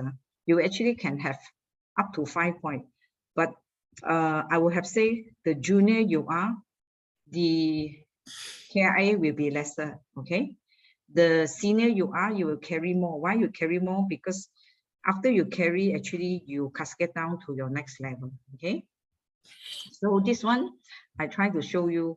Finance 50%, we put 30% to revenue. Okay, why more than the budget? Because if you don't make money, company also cannot distribute good bonus and increment. 20% is on the budget. I think just now Kelvin also mentioned about, allocation, and some have pre-allocation, some it depends the performance later on. They will give the allocation. So I put budget. So the budget here, beside at the company level, this can be the departmental level as well. Okay, one by one, then I only go to the 1 to 5. What are those things? Okay, for education industry, obviously customer, student, right? So I think I did mention earlier on, first of day, we talk about student attrition rate. You also can change to another approach, student retention rate. Okay, student evaluation. Evaluation means they will give you how good evaluate about your service. See, when student evaluate service, not necessarily only their lecturer, about the admin part, the admission part, the academic admin, how they serve, or even other facilities in the campus level. Okay, so here, just for example, only I put 15 here. And internal processes, these are for the university. Setara rating, very important. It's like a branding, like your what brand, international brand, whatever. If you have a Setara rating 5 or 6, means you are the recognized. This for university. So for college, they will be my quest is different. And ISO, I think I no need to explain more. Usually, even not a PLC company, some company also use ISO. Basically, it's actually derived from the SOP, standard operating procedure. Make it right strictly, you have to adhere to. Okay, so to make your service or even your product is with the quality control. Okay, and obviously those companies doing ISO also, they earn a lot of money. Means they are the consultant, to teach you how to do. Basically, they come and check your processes, document intact or not, and then also you have to give evidence whether you have carried out all these things. So from those days in my education group, actually we have two. One is the overall, one is solely on the academic one. But obviously, HR cannot run away because academic staff also under our supervisions, right? So we actually, when you're in educations, you will know there are so many audit now, okay? Compliance, highly compliant. And then also throughout the year, maybe like just now, you also presented, especially let's say performance management system. If this is assigned to the HR or even maybe the senior management group, okay, then you also can put there, maybe put a timeline, how soon you should improve, or maybe how many areas you need to improve, then you can be measured, okay? And then the last one and not least, the organizational capabilities, which the learning and grow that I keep on emphasizing here, because I think many the people who attend here, you either a member in the succession planning committee, senior management, or you are a HR personnel, you may get involved in the learning and grow. To here, we put staff turnover. See, sometimes I do not know whether you agree with me, especially SME.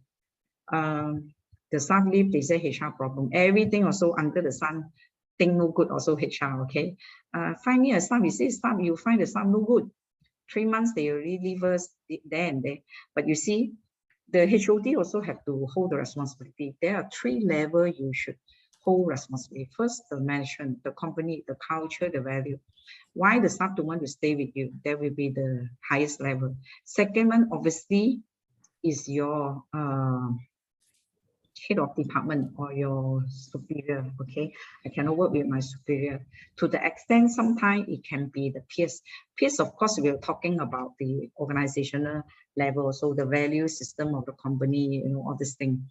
And obviously, if the staff turnover is because this staff feel that they have further development in other industry, other area company, that is an exception, okay?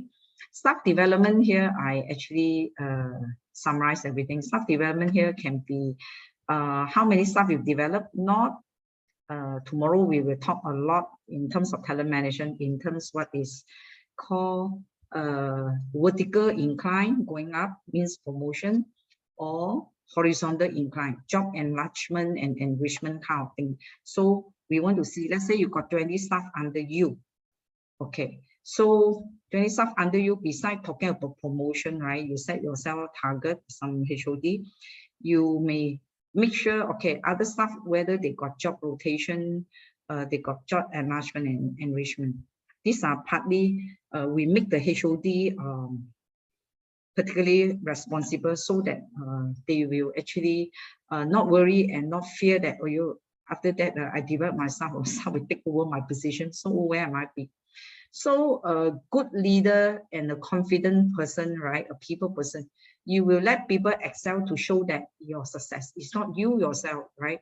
Especially when you're in HR, you see people succeeded in another level or in vertically or horizontally, means you are a successful leaders. Okay, not only yourself trying to be outstanding by yourself. And I believe most of the HR here agree with me. So over here, you can see 1 to 5, right? Obviously, we have mentioned the first half of the day, unsatisfactory, marginal thing. Okay, let's say 3, no average. I keep on emphasizing for balanced scorecard, there's no average. 3 is mid-target, means what you expect that you have to achieve. This is the, in the bigger picture, let's say 300 million. If you fall short, it's 5% here, okay? If you exceeded, it's +5, +10. But again, this subjective depends how confident is your company. Of course, based on some market research, not apart from the 3, you want to have increased 20 or 40%. Budget also the same thing. And then of course you will have a big budget and then you cascade down. And then over here for HR, you can put manpower costs. Production maybe can put production costs. Marketing can put marketing cost, budget, whatever here, okay? Customer here, as I mentioned, beside external, internal also. So you actually can have a, not really 360 degree, but informally. If you have corporate office one, have few functions, you have to serve your business level, means you have few businesses or even have few branches.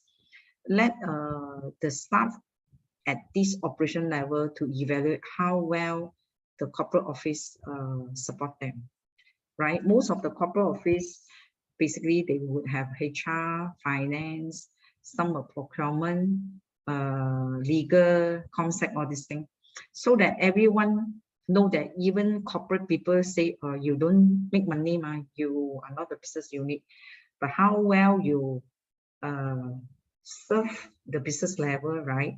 So to make it like being part of the team, and it goes towards the common goal, right? We have shared before earlier on the performance management, so that everyone carry a mutual goal of the company, okay? Not just about your own department. Here also, again, you set your target, how many % you think is reasonable as called mid target, okay? Internal processes you can put in. Some maybe you want to review your procurement process, maybe you think too tedious, so many level, budget, even finance, 5, 6 people sign or whatever. As I have mentioned to you about the HR authority chart, right? Actually, every department, if your company big enough, you can set this authority chart. How much can sign, you know, this thing, but obviously this have to be approved by the board, right? Because as far as the money concerned, okay? And then you need to improvise anything, or you need to come up with a new system. Okay, you can actually put it here. It means that how well you work with your colleagues and also with the external customer, you can put in here. Here only I put internal processes, actually the business processes also put in here, okay?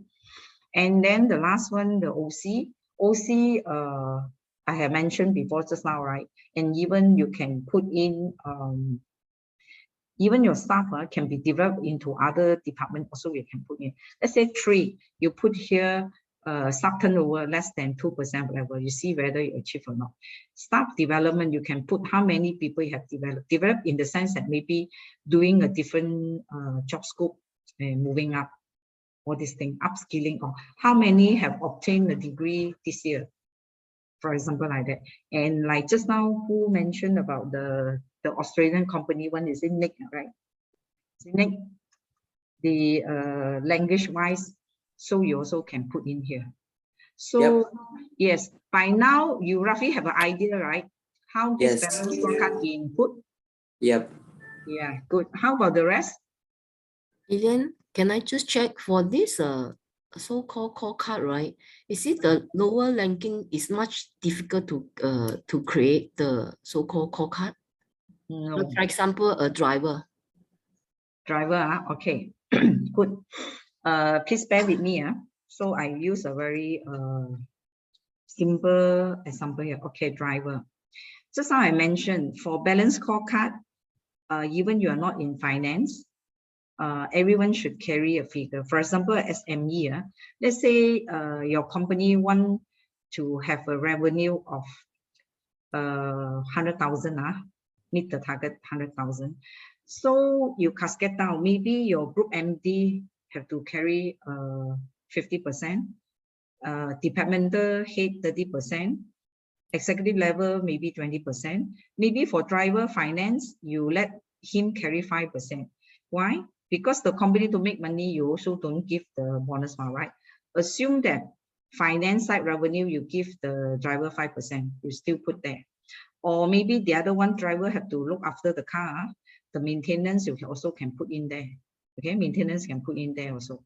Okay, customer, who is the customer? The boss or maybe the colleague? Okay, how many times late attendance you can put in there? The service level, right? You can put in there. Internal processes also, things that will relate to the driver, or the driver because of something will affect the restaurant, you also can put in the KPI over here. Organization capability, perhaps you can put in his sales development. So that means he will manage his sales, like for example, make sure the car need to send for washing maybe once a week, repair, check this and that, you can put in. Cindy, you have a rough idea what I'm trying to tell you? Yeah, okay. You have a rough idea, right? Mm-hmm. So what I'm trying to say here, even the very junior staff, is only the weightage, the percentage different already. Definitely the finance, you have to carry something, maybe in a very minor, maybe under the OC, internal processes, customer, especially because driver to serve, maybe customer side, you put 50%, finance 10%, left with 40. 40, maybe you put 20. So you can adjust, based on the position and the job scope, all this thing. Is it okay with you? Yes. So am I right saying that as what you say, all these 4 elements you have put it two, right? So are you telling me that if I'm getting more element put inside, then my percentage will be getting lesser and lesser, right? Yes. You need to have a lot of measurement already. Depends what you want to measure. You remember our SPARKS principle? It must be relevant. Okay. If not relevant, you don't put in, but doesn't mean that out of the 4 elements, you got 20 KPI, you are very good. Or out of the 4 elements, you only have 4 KPI, okay? It's very subjective also, depend on the industry, the company belief, the value system, how you want to measure staff performance. Okay? Okay, got it. Any question from the rest? Is there any ideal number of KPIs? No. But as I just mentioned to you, as you move, more junior staff, don't put too many KPI for them. Sometimes when you move higher, you have more KPI because you have to responsible for your staff. Okay? Okay, now is the testing time. After you see everyone, okay. Now I want to ask you.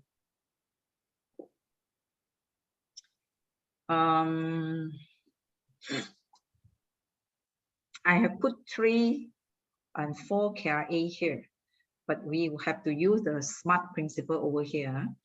So I have to pick people, otherwise everybody sleep already when I talk. Aubrey, are you there? Yes, I'm here. Okay. first one, continue to support and develop the system to improve the workflow. What is missing here, or what need to be measured here, which come into your mind, or what is missing here? Continue to support and develop the system to improve the workflow. For me, I think there's no measurement here. I mean, how do you measure the support? Okay. You know, I mean, yeah, that's what I think is missing. I mean, there should be like, for example, there should be like continue to support and develop the system to like maybe like and ensure that it's like 95% is working all the time, you know, something like that. That's my opinion. So you must put in the measurable figure. So when you think of this thing, try to remind yourself about the SMART thing. So it must be specific. Continue to support and develop the system. Okay, support and develop. First thing you come into mind, if let's say reach target, for example, how many system or how many you want to develop, 1 or 2. And you also can think of the time frame. Okay, 1 month, 3 months, 6 months. Okay, these are the measurement you can think of. Okay, a good try. Okay, second one, I want to choose HR, this one. Can I have Chui Chin? Chui Chin, are you there? Chui Chin, are you there? You have a participant called Chui Chin, right? Janice, you have a participant called Chui Chin, right? I have written down the name and from the HR side one. If not, let me have Shireen. Shireen, Shireen, can you take on the second KRA? Shireen, are you there? Or you still have people yet to come back? It's already 2:20 already.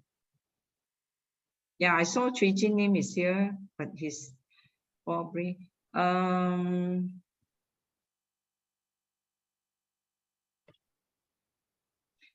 Shanti, can you take on this question, Shanti? Identify trading needs analysis. Yeah, because since you also have an L&D background, maybe this suitable for you. Close the competency gap in 2023. Okay, so the timeline has been given to us. So we need a starting point. We need to measure what the gap is at the starting point. And then I would utilize the 80-20 rule. That means look at the gaps that are going to impact the business the most. And then put in a training plan for those gaps. And the measurement is at the end of 2023 or even midway, we need to do another training needs analysis. So measure competency level for the key areas. So how are you going to measure? If you put 1 to 5, what you want to measure? What is your 3? What is your target that you want to measure for this TNA to close the competency gap? Sorry, I don't get the question. What would be our target? At least a 4 or 5 lah. It cannot be a 3. 3 means my training didn't improve people. No. Yeah, I'm using balance scorecard here. 3 is meet the target. So what is the target?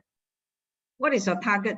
Like for example, for me, okay, identify the training analysis to close the competency gap in 2023. Let's say I have 1,000 staff, okay? So my 3 means meet the target. 3 means at least 80% of the 1,000 staff. So I will put there 800 staff, or maybe I will put 80% of the 1,000 staff already identified. So it can be one of the measurement because I asked you to identify the gap, right? Yeah, So but yeah, you Lilian, can check. Just the fact that people have attended training does not mean that we have successfully upskill them to do the job, right? Yeah, but then now I ask you to identify. You see, sometimes, okay. Yeah, I ask you to identify, but I talk only. I don't know how many. Let's say your department, for example, you got 50 department head, and this 50 department head under perhaps under the CEO. Okay, maybe the CEO will carry the KPI. Okay, you meet target is out of the 50 HOD you have, 40 of your HOD must already identify the training need analysis gap for their staff in 2023. Then the 3 you put maybe 30 staff. If they can have more, 40 staff, and then 5, obviously everyone 100% is 50 staff. You get me? Yep. This is also one of the way that you can measure. Then the other one, identify training is to close the gap, all these things. This one maybe also can come to the HR. HR to monitor the head whether they do or not, right? So you also can put in HR. Let's say you got 1,000 staff. If 1,000 staff, at least 3, if 800 staff have been identified already, then you achieve 3. So the HR have to push the HOD to do, right? So there are many ways. But so there's participate. So here is participation or completion of a training gap analysis. Yes. So at least 80%. There are many. Yeah, there are many things you can measure. But again, so what is the 4 and 5? If we say 80% is 3 meet target, then 85 to 90 can be 4, and then yes. Because your finite one is 100%, ma. Yes. But definitely sometimes very difficult one. People may just achieve 90%. What I'm trying to say here, you must make the thing measurable using the smart one. Yep. This is to achieve like assignment, same thing, project, the same. You also can use like this to put in the figure. What is your target? Means minimum, let's say minimum you have to find how many clients, not only the revenue. Minimum, okay, by year 2023, you must find 50 new clients. Okay, so 50, maybe you put in under the 350. So if less than 50, you can put less than 5%. So less than 5%, 50 is how many? More than 5% is how many? More than 10% is how many? You get me? Yep. Yeah, figure. Okay, thank you, Shanti. Now I want to have Kevin. like to choose Kevin. Kevin, are you there, Kevin? Yeah. Yeah, okay. This one in very general, I want to see how the CFO want to put in this thing for the people. Increase the group revenue by 15%, very general only. So if you are going to measure what you think you want to put in, or would I say what is missing here? When you say measure, is it individuals or what? This is at company level, because if I tell you, hey guys, we have to increase revenue by 15%, I think it's too general, right? Some HOD or some business level, they may not understand you. What is lacking here, missing, or what to measure here when you see this line only, very weak line? Well, basically, if you say the increase in revenue by 15%, we have to look at the contribution from each business units, right? Okay. Okay. Then when I mean, for us, I mean, whether you increase in price or you increase in volume and all that, as long as you achieve your target, I don't think it's much of an issue. But what is important is that there must be a corresponding increase in terms of your profit, you know. If you just increase revenue, but then there's a drop in profit because you lower your price so much that to boost up your sales, then it doesn't meet the objective of the company, you know. Because revenue end of the day is just what my chairman used to say is that revenue is sanity. Revenue is vanity, you know. Profit is sanity, so it comes to. I agree with you. Shanti is laughing. Because I've heard it before. So Yeah. there's no point having all this revenue this sort, but then your margin or your profit margin all drops, you see. Yeah. Right. See, that's why I choose Kelvin. I let the finance people really speak their lingo. They do a lot of revenue, but expenses high, all these things. At the end, right? Even your revenue 500 million, maybe you only make 10%. But some revenue, maybe they can be 200 million less than 300 million, right? Because their yield high. Okay, so they know how to do budget. They, they're very sharp in this. Right. At the end, actually, the yield is higher. They will earn more. The net profit come out may be higher. I fully agree with you. Yeah. You force people to be more efficient, more productive. Yes. You know. Yeah. Generating more revenue with lower costs. You know, so it has to come together with the profit target also. So. The profit target, I would say that will be if you say that this one, I would say is that revenue will be at 40%, profit will be at 60% weightage. You know. Right. Okay. Since I touched on here, I want to share in terms of education industry. For those days when we talk about manpower cost, we're very particular because our resources come from the beside, of course, the supporting staff, right? We have the lecturers, so of course they are the main one. I would have said to make profit mostly for us, but definitely I cannot deny other supporting staff still there. So in the market practice, talking about maybe 15 years ago, we are talking about the healthy one, 60-40, means the academic manpower cost should be 60, the supporting should be less than 40. But somehow rather, sometimes if your processes too many, too tedious, or some part of the department not function well, and end up maybe you become 50-50. There's one time we almost 50-50. More operation staff come to in place. Then when we see this thing, we know something wrong. So we have to see the manpower structure again. Okay, what's wrong? Why the manpower cost of the operation is coming up? And then also we also have to see the nature, see like business management, like those more on like to the extent IT, or maybe you don't really spend so much, right, in terms of your costing. I think finance will know. But let's say talking about medical, yeah, you have to invest a lot of equipment, like dentistry, right? Maybe 1 chair to 2 students, that kind of things, right? You take how long to break even, okay? Then you can see initial cost, definitely they cannot break even.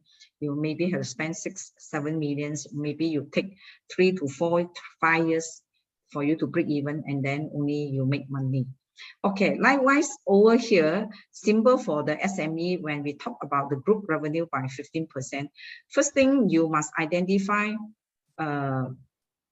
before you increase your 50%, what is the figure? Let's say it's 100,000. So you actually add up the 15% to make it your target. Okay, then your marginal will less, maybe 10%, whatever. The other side is plus 10%.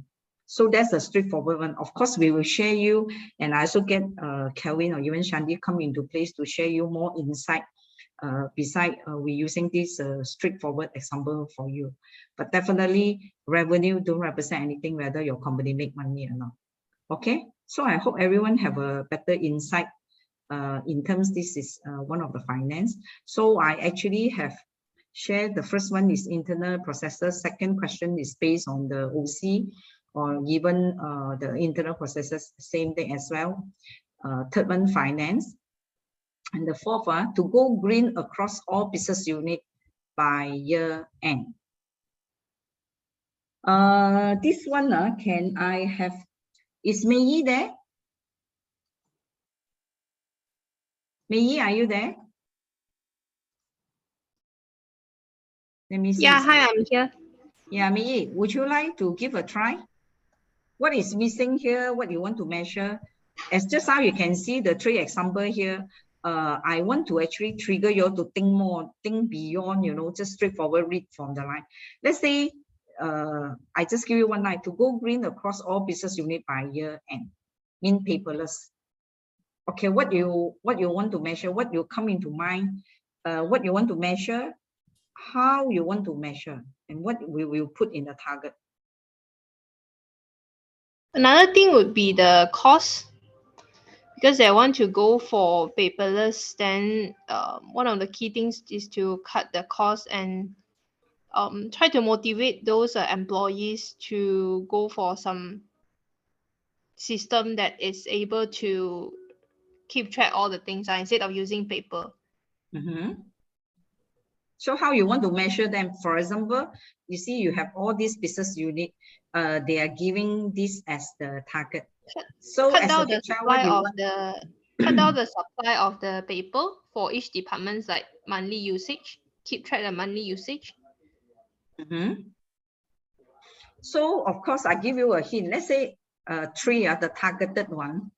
For example, you have been using, I believe, most company, they will actually give a budget, expenses budget to the department head, you know, and some you can see even for setting, right? They are key in their number, right? Okay, or this HR use the most of 5,000 copy per month, or finance you 10,000, or procurement you 1,000, or operation you how many thousand. Okay, for having this KRA to go green, okay, the objective will go green by end of the year. So what come into your mind if we set target, a 3 is to meet target, what will you put in your 3 to measure them? Just now you have mentioned, you have hinted me, okay, to cut costs. We use the cut costs to, for example, this one you set for HR department. HR department, let's say 3, 3, maybe every year HR has used the Forostat, maybe, for example, use up 30,000 in terms of money every year. Maybe now, because of Go Green, you want them to cut into half, earlier on, not 100%. Maybe your 3, you put there 25,000, right? Not. I want means from 50,000 expenses on the Forostat for your HR department. Since we're having this Go Green campaign, your target is only can spend 25,000, for example. Okay, if you can save more, then you will push to the 4 already, right? So maybe it's 20,000 or 15,000 you move, but each step you move, you must be measurable by percentage. I just give you an example only. Yeah, I know you are in the big data one, right? Your company doing big data one, right? Yeah. Yeah. So what can you think of for your company in terms of Go Green things that you can set the target? Should be doing some analysis first, like what is the current usage and what is the current approach. And then we need to measure, because to go green is a bit difficult for the whole departments also. So we'll need some training to create some awareness at the beginning. And then train the department's members to actually start using, decrease the usage of paper, so that they can go green. But I don't really know like how to measure it, because the only way that I can think of to measure whether they are going to the going to the go green approach is they decrease the usage of some paper, and then they try to utilize whatever system that they have right now. But the main thing to measure, it should be like cutting the usage of paper and measure their performance. If let's say they are able to cut down the usage of paper, and then those information can keep track on the system, then this is something that we can measure, which is we can see the system is being updated as frequent and there's less papers being used. Okay, this is everyone maybe it's only think of paper. When Go Green, not necessarily paper. Anybody else can think of any other thing before I want to share with you, so that at least I know how much you think of Go Green. What is the Go Green like concept for you beside paper? decrease the electricity. Yes. What else? A water bottle. Huh? A mineral water bottle. We encourage people to use their own cup instead of. Very good. Okay. At least I can see beyond not only paper, electricity, and also using your own bottle or what. Okay, here I give you some example, right? I told you already, in my company we have 2 ISO. One of the ISO actually is something to go green one. So you must have using solar because you cut electricity, right? So since every department they have a cost, my finance are very good one. Everything also you will count. Kelvin here we know, okay? Because especially when by unit, by floor, you know, right? This unit use how much electricity already, water, whatever you name it. So let's say they come and ask HR, you know, HR because in charge of training, right? Also in charge of overall thing, they will ask me how HR can contribute in terms of this ISO Go Green that you can save costs. First thing is, can you imagine if you have 30, 40 floor, if lunch hour, for example, maybe some may not agree with me. You don't see the very little thing. Just close the aircon, okay, 1 hour, you know how much you can save, do you know or not?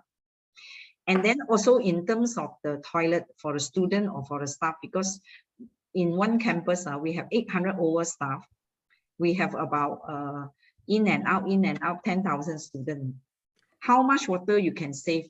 If let's say in the toilet, nobody go and check, you know, let the water run by itself. Either it's because of spoil, either it's some vandalism, student not off it, all this thing, or the kakak, the cleaner, you know, not happy for the day. You know, for all this little thing, right, you can save up a lot, right? This is also you can put in the KPI. Like just now, Cindy asked me, actually, how junior you are, you also can put in the KPI here. Like saving water, I think is everyone, electricity also is everyone's responsibility. So when we say go green, beside papers, we can talk about water. Just now you talk water, same thing in our training, in-house training, right? We don't give any bottle for many years already. You bring your own tumbler, you get the water. This is what we put in for the ISO when they ask us, so HR, how do you contribute in terms of going green? Beside paperless, we use system, fully computerized system, everything into system. And we don't use bottle for training the water, and then we will close aircon or light during lunch hour, whatever, or even after 6 sharp, we will close. So we don't on our individual unit. There's so many things. Okay, so far so good. Any question? And thank you for the participation just now, Cindy, Shandy, Kelvin, Mei, and also the system one is Nick, right, just now? Okay, Lilian. Yeah. Okay, come back to just now the number 3, right? To increase 15%, can we say that by running the event from 10 events to become 13 events, to add on 3 events to increase the revenue is also measurable, right? Then you don't go into the revenue. Maybe if you are in charge of event, for example, okay, if let's say event management, okay, event management, you put in event management there, because event management also come to the point that, let's say I'm the boss, okay, Cindy, my expectation from you, meet my target is 10 event, 3 is a 10 event. But let's say if you can do 12 or 13, you will get 4 marks. If 15, you will get 5 marks. You can do that.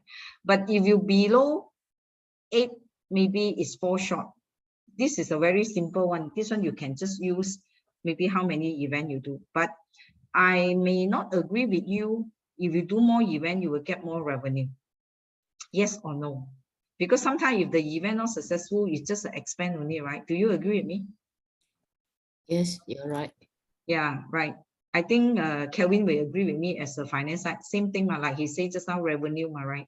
You bring in revenue, your expenses also more, but doesn't mean that you make money, right now. Okay. Now we come to the strategic map. Also, you can see here is basically also a balance scorecard. Okay, but this is at the top level because we focus on the strategic management side. That's why we call the strategic map here. You can see, can you see clearly, who cannot see clearly?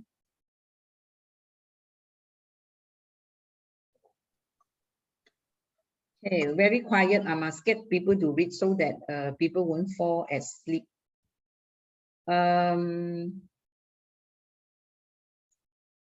Vitya, are you there? Vitya, are you there? How come afternoon session everybody fall asleep already?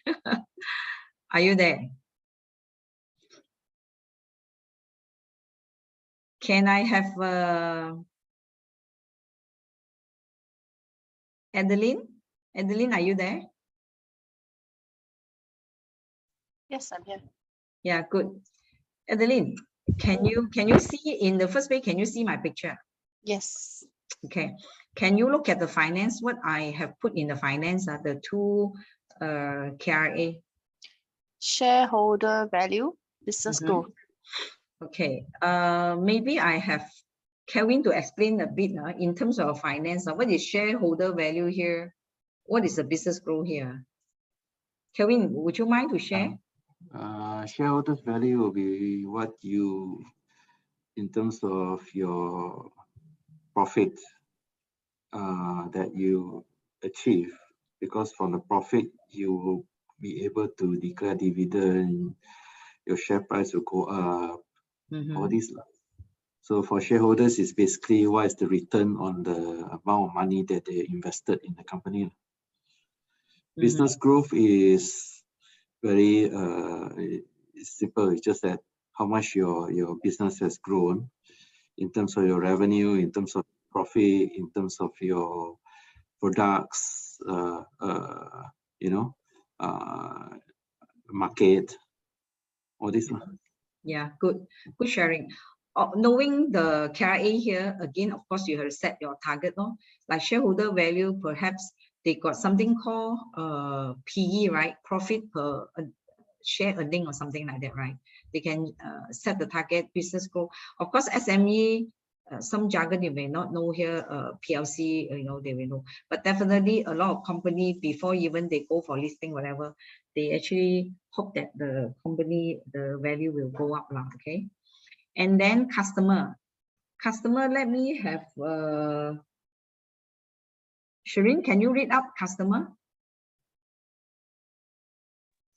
Excellent service, excellent products, and preferred vendor. Okay. Can I have Gonza to explain what do you mean excellent service, excellent product, preferred vendor? Gonza, are you there? Yeah, okay. Yeah. Can you hear me? Under customer, this three KRA, what is that about? I believe it's customer perspective. So we need to provide, if your service line, then you must provide is a good or great service to the customers. Okay. And for the products, if you're doing products based, then you might have produce a reliable and quality products to the customers. Okay. Preferred vendor? Preferred vendor is the supply. If your manufacturers, your supply is manufacturers, so you're looking for is AAA class vendors or suppliers. So the source you are getting is a quality one. So without impact your customers or your brand's image. Okay, so actually I want to like a bit maybe dry for some people here, but I can tell you this is very important. What I can show from the balance scorecard earlier on to the very simple, the company level, the functional level, and to the individual level. Now I'm talking is a more big thing here. Strategic map is for the company, okay?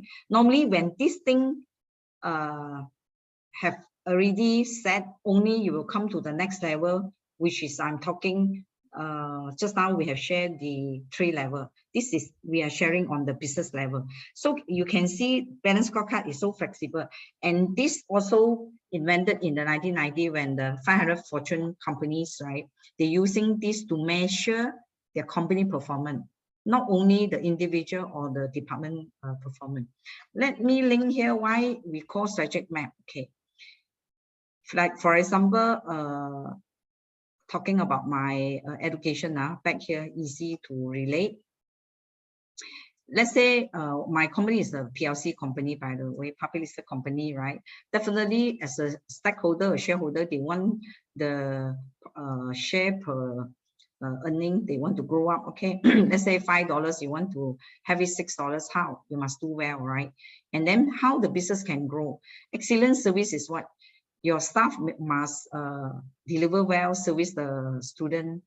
Your lecturer must deliver well. Make sure your student do well, you know, in their studies. Then you will have top 3.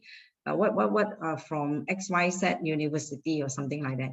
That's your service. So service also make your business grow, right now. Excellent product. Product is your cost. Okay, is your medical cost the top 3 in Malaysia? Is your business management or whatever cost means your product? You may have 100 costs, but you must have a niche market also. There will be few core product you have, so that you know you can generate more. I remember in I joined them in 2007. So at the time, I think the uni is a university college, had they yet to grow up. Of course, they have other colleges. So at one time, nursing is booming, very, very booming, I tell you. You can literally, maybe one campus have 5,000 students, which may be equal to other private education institution, maybe consider one uni, but this is only one product. You can really do well. Of course, our yield very good. And at the time, I think it's 209 to 201. I think we have a very good bonus because we actually make a lot of money. So that's why you must have excellent product. You may have 100 product, but you don't have a very good product to signify your business, your branding.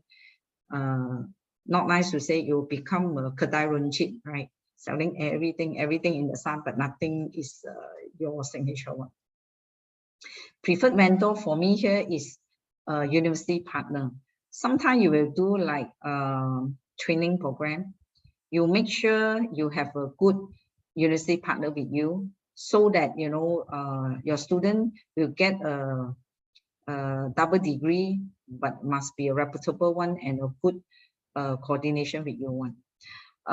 Maybe over here, Shandi. Yeah. Shandi, can you share? Because I know you are the BPO, you are a business process outsourcing company, right? Yes. Can you use these 3 things? Maybe you can use your company business to explain a bit for us. The core one is excellent service. I mean, because we are looking after our clients' branding, right? So it goes down all the way. It touches, this is our core product basically, because my staff handle my clients' customers. So here it will go down all the way. If this is our strategy, excellent service, because we want to retain the client and we want to grow the client, right? The client may start with 50 people with us, but over the years they may grow to 100, 150, and that translates to revenue lah. Kelvin will be very happy when we grow our organic clients. Yeah. Correct, Kelvin? Okay. Yeah, definitely. How about your product? My product is my people, because yes, yeah. My product is my people. Okay, so my people have to be trained. It starts from recruitment. I have to make sure that I have got the proper profile in terms of language skills, being able to write, being able to speak. Yeah, the competency profiling. Yeah. Yes, yes. If my that's why this one is, when I look at this, it may say customer for excellent service, but for me, it goes down to internal processes as well and organizational capability that will lead to satisfying my customers' KRA. Yeah, agree. So it impacts every level. Yes, interrelated. Yes. So my product is my people. Vendor also, I guess, but not so much for me. It's more for operations, because the better the vendors or the more efficient the vendors, they fix our problems faster. They, you know, but from my HR and learning and development perspective, for me to contribute to the customer and to the financials, there's a lot of work that happens in internal process and organizational capability. Fully agree, yes. Okay, thank you for sharing. Okay, for the rest, for them easy to understand. Now I'm trying to do the bottom up. Instead of go internal processor, we'll go OC, so that they can see the link, okay? So just now, I think Shanti mentioned about manpower, right? Effective placement. You must have the right people, and then only your operational efficiency will come, right? Because of that, then only you will have an excellent service. Then you will contribute to business growth. Agree with me? Then technology learning. Some company, especially the IT consultancy, some engineering company and all this thing. Beside the soft skill, they also mention about the hard skill, right? They send the engineer upgrade this and that, send the IT, whatever they are, right? So they must learn the new processes, the in thing in the market, you know, especially now talking AI, right? So because of that, only maybe they can invent a new product. When you invent a new product, basically you need the processes, right? Internal processes. Then only you can come up with excellent product, also contribute to the business growth, okay?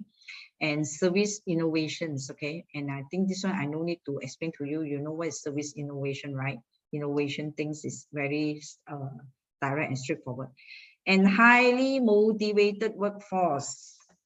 Okay, how to make the staff, of course, not 100% be motivated. Beside, okay, you can talk bonus, increment, promotion, all these things. That is actually a temporary. Sometimes when you want to motivate the staff, you have to let the staff see the future in a company. So they are more than just the monetary. Because you have a highly motivated workforce, so they become very productive, right? So carry the process correctly, or can come up with a new process, all this thing, and then you link up. So now you can see a strategic map. Like just now Shanti say, you cannot miss out anything. It's all must be linked. So sometimes some company like to top down, means going down. But I also personally feel that top down and bottom up also important, because basically and see what business you are in. If your business rely on so many manpower like our education, definitely the OC one is very, very important. Okay, so far? So we have been talking, sharing for the last 1 hour already. So I show you one more, this thing, then we will have 10 minutes break. After this, we 10-minute breaks, and then we go into competency, okay? This one, I show you one of the company called EDF Energy Strategy Roadmap. So this roadmap you can see. So for this company, basically, they're talking about improved communications. Likewise, like just now, the one shared with the Australian-based company, they may be talking about language improvement here. Improve people health, welfare, and safety. Okay, means sometimes they got the what I say, occupational safety and health. Some company, their product, chemical one particularly, right? You may not, you have to see, maybe you sat here for the HOD, you have to send your staff for medical check twice a year paid by company whatsoever here, or even giving them some supplement, whatever thing you can put here. And of course, people development can go for training, you know, upskill, certain specialized courses, soft skill, all this thing. Then you can see improve communication, only you create a quality culture. Quality culture in everyone will share, you know, understand the company processes, come up with innovation, all this thing. Then only because of your good culture, then you focus on customer satisfaction. You can do well, so serve the customer well, internal, external as well, and then grow value of the business. Okay, and you see this one, focus on the culture of continuous improvement. Okay, I think you always must have either vice versa, healthy mind, healthy body, or healthy body, healthy mind. And then people develop optimize end-to-end processes. Even how good you're talking about AI, computerized, whatever thing you mentioned, right? Digitalize all these things are high innovation. You still need people, right, to operate. You may have less manpower, but definitely you can go away with manpower. Okay, end-to-end process. What so you improve quality of supply, right? Enhance reputation.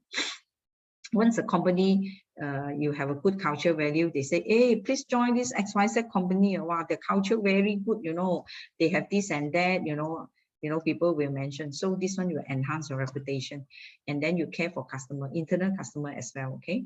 And then you maximize your profit, okay? This one, quality of supply, you maximize your income. You see? So at the end of the day, I show you two strategic map here. I'm trying to tell you everything in a company, you must be linked. It's either top down or bottom up. Also depends on your culture, your value system. When I mean value system is some company, people very important for them because people make money. Some company, the product mean a lot to them, so they will emphasize on product. Some company emphasize on their internal processes. But at the end of the day, all these things must be linked. Okay. Okay, we will have a short break here. We will come back after 15 minutes, Janice. Okay, so now it's 3 o'clock. 3:15 we will come back. 3:15 we'll come back, we will into competency management. Then you will see what is the competency management link with your performance, link with your recruitment. Okay? Okay, I see you all later. Okay, thank you. All right. All right.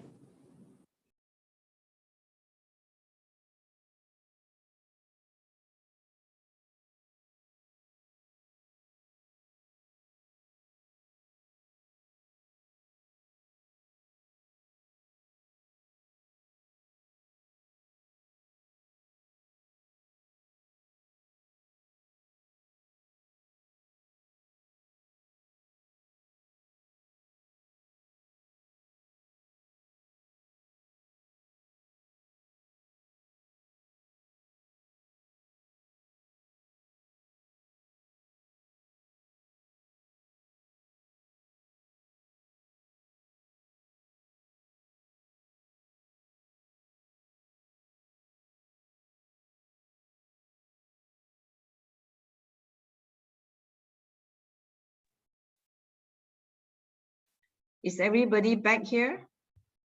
I am. Yes, we are here. Okay, good. Just now I forget to unmute myself. So sorry. Forget to unmute myself also. Okay, I hope that you have catch up with your lovely coffee or tea, or like walk around like me, you know, try to relax my brain a bit. I go to washroom for a while. And meanwhile, I believe you all have seen what I have put in the group chat, right? Because I can see some of you may be struggling, but I cannot delay the whole thing, as I say, because basically even interrelated, we are covering 3 topics in 2 days. So I actually try my best to do. Okay, just now talking about performance management, right? Definitely you're talking about whether the person able to perform or not, whether they need improvement. All these things actually we are talking about competency, right? So, and if the person cannot perform as you expected, maybe their lack of certain competency, and that's where we call the competency gap here. So you look at this picture here, what I put here, okay, competency we're talking about, because the experience can enhance your competency, right? Talking about quality, okay? Because when you're competent, you will bring up quality work. And of course, knowledge-wise, will push up your competency level, skill, either hard skill or soft skill, and this relate to performance as well. And when you relate all these things, actually what you want to achieve is to achieve the mutual goal, whether as big as organizational, and then medium range, your departmentalized, your functional or business level, and to the extent individual, like just now Cindy asked me about the driver, even a cleaner, a driver, a secretary, you know, a receptionist, you know, kind of thing. So we are going to cover for the next, I hope that 1.5 hours, I will share with you the type of competency, the level, okay, what are the competency gap, and what do you mean competency-based training, okay? Okay, before we go into to get to know competency, in the first place, we want to know what is competency all about. Basically, it's nothing that very difficult for you. KSA actually, KSA is stand for knowledge, skill, and attitude. Okay, KSA. And these three things actually plus behavior will end up, we call competency. Why I add this behavior here? Because your knowledge, your skill, and your attitude will affect your behavior. Who do not agree with me? Or you must have a second thoughts or your different thoughts. Do feel free to share with me. So this is what my formula, okay? Most of the places, maybe they just put KSA equal to competency, but I want to add on, this is my personal view after my research, after years on HR for the last 30 years. The people I see, you know, I study people. I love to study people. That's why I've been people management. Then can sum up to competency.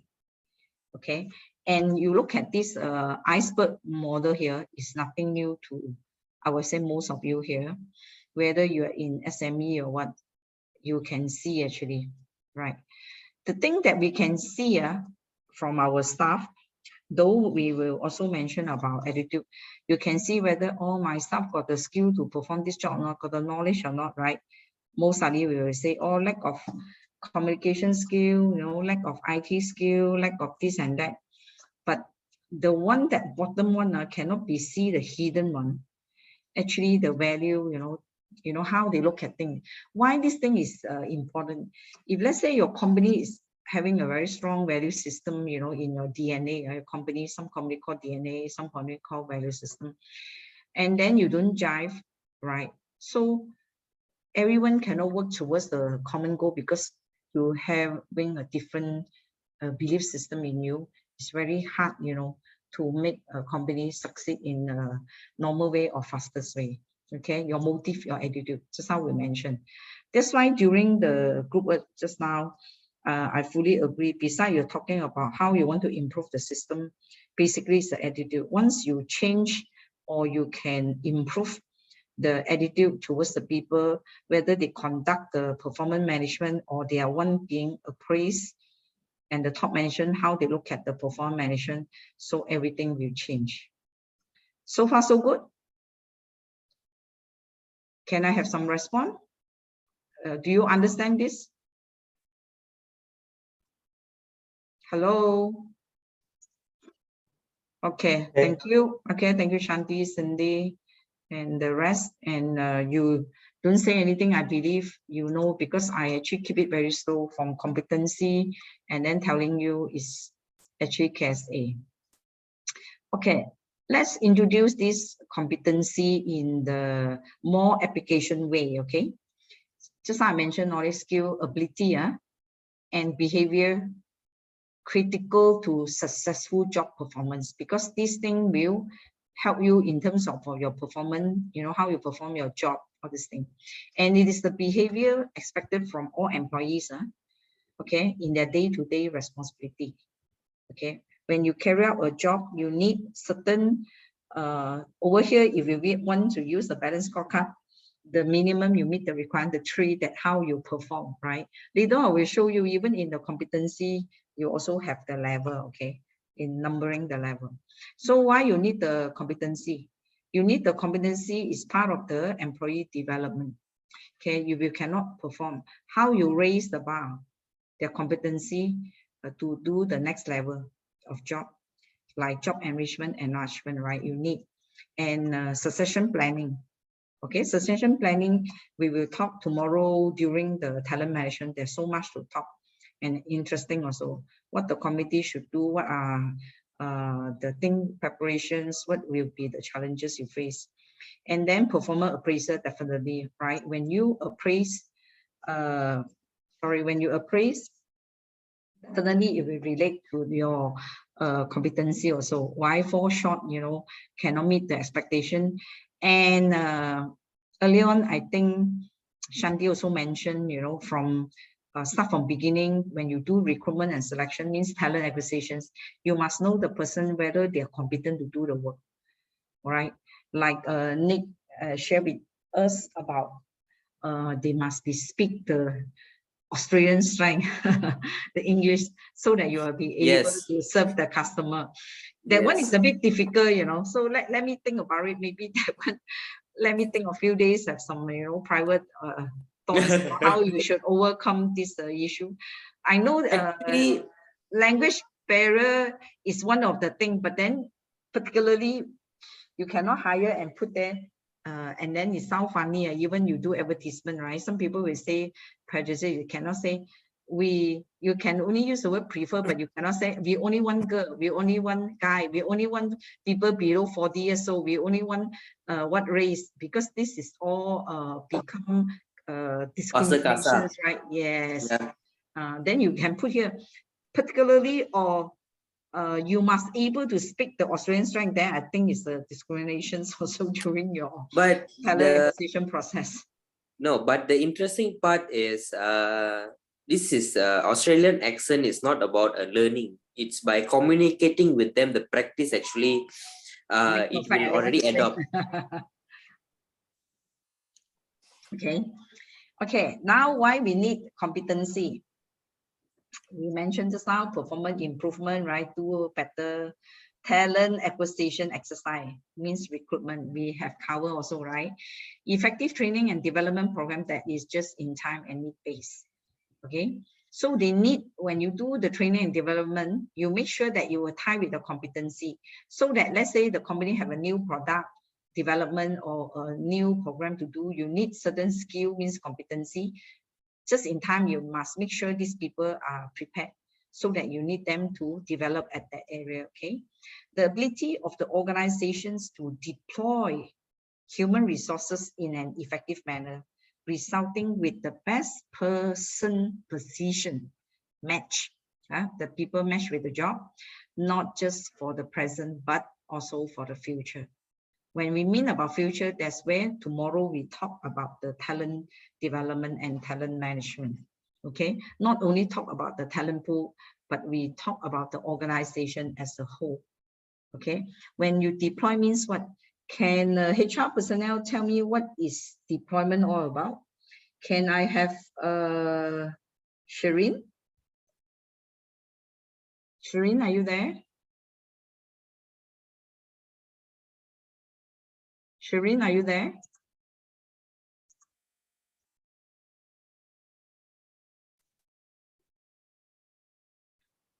How about Aubrey? Aubrey, tell me what is deployment, Aubrey? Deployment. Deployment. What do you understand about deployment? To deploy HR, what do you mean deployment? Definitely, you know employment, right? So what do you do as a HR when you deploy your staff? Why you need to deploy your staff? Well, I'm not sure. I'm not really sure how do I answer this. Okay. Shanti, maybe you can explain, Shanti. Yeah. For me, it's deployment means not just looking after your present needs, but potentially looking out for people that may be able to do the job now, but also to be able to move with the time and to do something in the future or to meet the future needs of the organization. Okay, good. Okay, I also use some layman term for the SME easier. Like for example, you know I'm in the education industry, right? So when the very peak time, literally we have about 10,000 group-wise nursing student. But obviously you have 10,000 students, obviously only the nursing faculty itself, you have 200 over staff, lecturer plus the academic admin. But as the market shrink, means the demand is not there. So definitely you will have less student, right? So when you have less student, definitely you don't need so many people. But you cannot do like some factory straightforward, you know, you will just retrench, okay, we don't need so many people. Retrenchment is only the last step for the good company. Only the last step they want to do. So we will start to do the deployment. So with your current staff force, this is one kind of deployment. You can see whether the academic admin can put them, move to any school, because you have 50 or 100 program, you have different faculty, you deploy them. And also some of the background, you can see maybe they can, if not lecturing, maybe they can do in the physical what you start to deploy them. Yes, Shanti is right. Is for the future. Let's say these 5 years they are serving the nursing. Next 5 years, are they geared up? Are they ready when we need to deploy them into other area job scope functions, whether they're able to take it or not? Actually, this is very important. So we cannot, as a HR, we cannot only think of the tactical plan, which is 1 or 2 years. In fact, we should plan the 3 to 5 years. When the time comes, you see the market very different. You can see now, right? Nobody will expect the COVID. The COVID is already 2.5 years. If let's say you're doing this job during this time, and also Chinese used to say, crisis make opportunity. In fact, in the Chinese word exactly is represent the crisis become an opportunity for people to grab up. Same thing. Out of a sudden, the paradigm shift, okay? The thinking, the doing, the readiness emotionally, physically, in terms of skill, whether we are ready to be deployed or not, whether in terms of business, in terms of function, right? Do you agree with me? Yes. Yeah. How about the rest? Actually, I want to add, COVID actually was very good because you could see that some people can adapt to new things overnight, and then some people totally cannot. You know, in my team itself, some people cannot work from home. But some people really, really adapted so well, their work was better and more productive. Yeah, that's good to hear. That's why during these last 2 years, you can hear people talking about work from home. You also can think of hybrid. You see, for education level, even though I have left them 2 years, but I can see the challenges, right? Not all the subject you can actually conduct at home, all right? The lecturer, I'm trying to say. Those that need the lab, okay? Like the medical lab, you know, the engineering lab, even dentistry, even the okay, optometrists, all these things. Yeah, a lot of challenges. But likewise, for certain job, you actually can perform better in the remote mode. And I fully agree with Shanti. You have better time. You no need to stuck in the jam for 2-3 hours, which maybe you can have a better thinking right now. And when the staff no need to stuck in the jam, less anxiety, more time for thinking, resting, then your staff can be more healthier. And you less MC, you also save the company costs. Do you agree with me? So you also can see the good side of having a paradigm shift, how we conduct our work in a different way during the pandemic. Can anybody share with me, because of pandemic, have affect your business or your function badly? Besides, we have shared things that can see the positive side. No harm for you to tell me, but it's not what we see, particularly in your own industry. Can I have some sharing?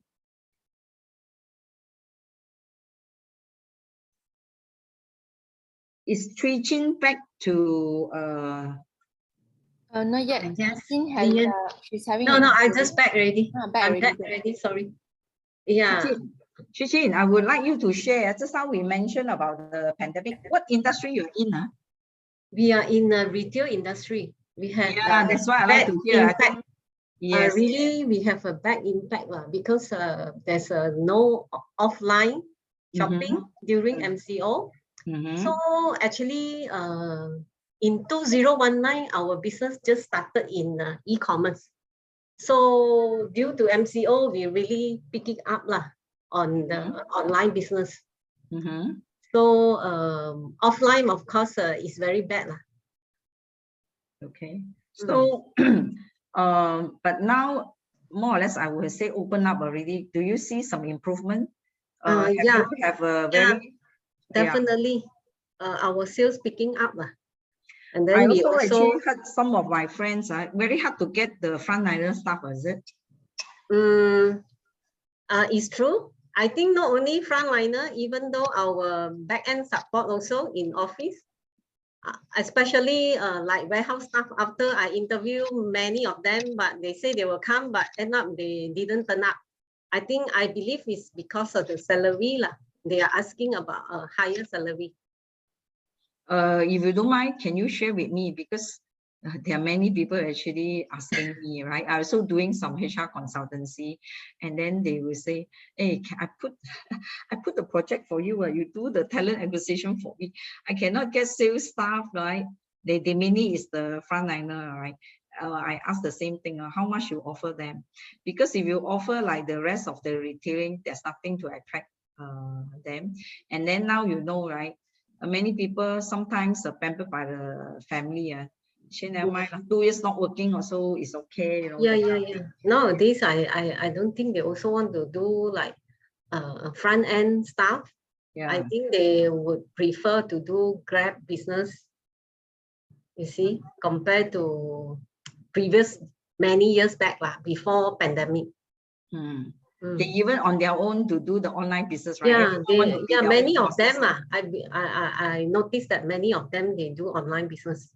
Yeah, but you see, of late with the change of the Employment Act, about to raise the bar of the basic pay, but to be very frank with you, I look at the figures still not attractive. Despite, of course, a lot of SME bosses is making a lot of noise, you know, I cannot do it. So I have one friend in a retail line, okay, a lady boss, but they are selling all high-end thing products, baby product. But I told her, why you cannot find people? You can put in whatever website, right? Nobody respond. She said, don't know whether the supervisor is telling lies or whatever. So obviously I asked her about how much she pay between the shop assistant and the supervisor, because everyone also drawing the commissions. Yeah. I look at it, Comben side, beside Comben side, I think the working hours also very long. Nowadays, people want to work flexi. So I think the company, particularly for the retail line, I think that you have to drill a bit your mindset. You really, because of after pandemic, we cannot actually have the normal way how we think is competitive, actually it's not. And then also, maybe you also think of the level of staff you take. So I'm talking competency now, okay? So now we come, thank you, Trichin. Yeah, Now, okay. we come to level of competency. First, we're talking about the organizational level. Normally, when we talk about organization level, we talk about the value system. We talk about the level, the culture, right? What are the I will say the frame, the thinking, the value system you want, you know, your people be. Positional level is more on the functional, you know. Okay, individual level definitely you know now, right? The individual how they perform. Okay, let me look at it. And also later we also mention about the type of competency. When we mention core competency, is really the organization level one. The company want to have this kind of category of people, you know, to work with them. Means when we mean core competency, let's say you've got 1,000 staff, irrespective you're in what functions, everyone must carry. And also it can be symbolized as your DNA, okay? Your value system and your DNA for a company. And functional, I no need to say already, right? This is for you to do the job. Behavioral also important. For a certain job, you need to, like customer service, you need to be patient, you need to be interactive, you know, communication, all these things comes in. And the role competency. If you are a manager, if you are a supervisor, you know, if you are what, so what kind of competency, the basic one. Why you need all these things? When you have all these things, when you do your talent acquisitions, right, you must have certain expectations. When you have the job description already, then you do the job profiling time, you know, if I want to get in this person to perform the job, I need this kind of competency. Okay, that's why the competency start from the beginning. When you want to hire a person, you have to really need to do already. Okay, not after the probation period when you need to confirm only you see, wow, such a big gap or cannot, and you always hear, this person cannot fit into our culture. Sometimes when you talk about culture, actually it's the core competency already, okay, the value, because don't jive, okay. So far so good. Okay, then now we see what are the steps involved in using competency for employee development. We are talking about the learning and grow, right? I did mention, but this is actually the step by step you can see. First, you have to analyze the job first, all right? As I told you, what you have position, job description, you look at the job, what kind of competency you need. And then that's why you conduct a job analysis. And then you interview the person who come for a job. Then you will see whether the people spec match with the job spec or not, means the competency that you want. So you identify and describe the competency, okay? And then you determine RCL. RCL means it's required competency level. Means for certain job, you need certain competency level to perform a job. Whether this required competency level either is also 1 to 5, they are at the level 1. Let's say you're talking about strategic thinking. If you're a CEO, definitely you will be the highest, right? The 5. Maybe the director, maybe 4. Maybe manager, at least you must have 3 to have a strategic thinking competency. I give you one example. Then same thing as you are customer service, okay? So you also put, they're able to communicate well internally, externally. You also put what level, okay? Effective communication skill, 3, 4, 5, you know, how they raise. And you have to validate the competency and the required. In validate, see whether it makes sense or not, can be done or not, okay, can be improved or not. Then you assess the individual and then you validate the assessment. You see, whatever we do, analysis, whatever you have to validate. If not, you just do for the sake of doing. Still remember our SMART principle, right? Must be relevant, okay? Establish the competency gap. Because once you know your required and the competency of this incumbent, then you know the gap. How far is the gap? Whether you can close or not. Because sometimes when we hire people, you really like the person, particularly the hiring manager, right? The HR will say, you sure you want to take this further? you come in, you need a lot of time to groom, you know. Then maybe as a HOD, I will say, no, I look at, he has a very good attitude, and I trust that I can close the competency gap of this person by giving coaching, you know, or giving some on-job training, all this thing, right? And some, I remember when I started to be a HR in one PLC company, I have a director told me, very young director related to the family one. And then he told me, I said, you want to hire a person with the potential, then pick up things fast, and you want to hire a strict, smart person. He said, definitely strict, smart. Why should I waste so much time teaching this person this and that? So from that time when I first, as a HR, you know, I'm the group HR there, I was, I think, 31 years old. And I believe, you know, we can groom people, but if you don't have the right attitude, even straight mask, it's very hard to change a person's attitude. But knowledge and skill can be acquired, right? And I believe most of the HR here will agree with me. Who never agree with me is okay, and tell me your reason to justify not you agree. Maybe, you know, I'm not in the operation market, I will say. For the last 2 years during pandemic, you see the new pattern. You know, you think attitude not important, competency is more important. Okay, then only you identify the training program. Okay, then any questions so far? I know this one, it can be interesting to you. It can be very dry subject also, because all about technical thing. If let's say you talk about 2 days to do this one, we will do a lot of exercise. Means we will use the job profiling, use the people, and then we see what level we want. Okay, then you can see when you do the assessment, right, you got level 1 to level 5. Obviously, when you reach the level 5, it's expert. Then definitely you will look at the job profiling for certain competency, whether you need the person to be at the level 5 or not. Okay, or level 4 or level 3. But definitely level 1 or 2 very seldom, unless you're taking intern. Okay, so I'm not going to explain, to read out the words here, because by the word you can see, right? Expert, professional, proficient, learner, novice.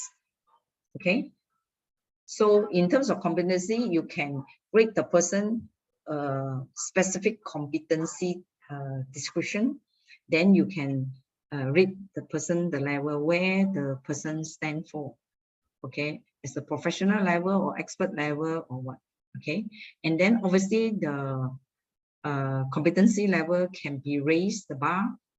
Okay, when you close the competency gap. Cindy, oh no, okay. So far so good.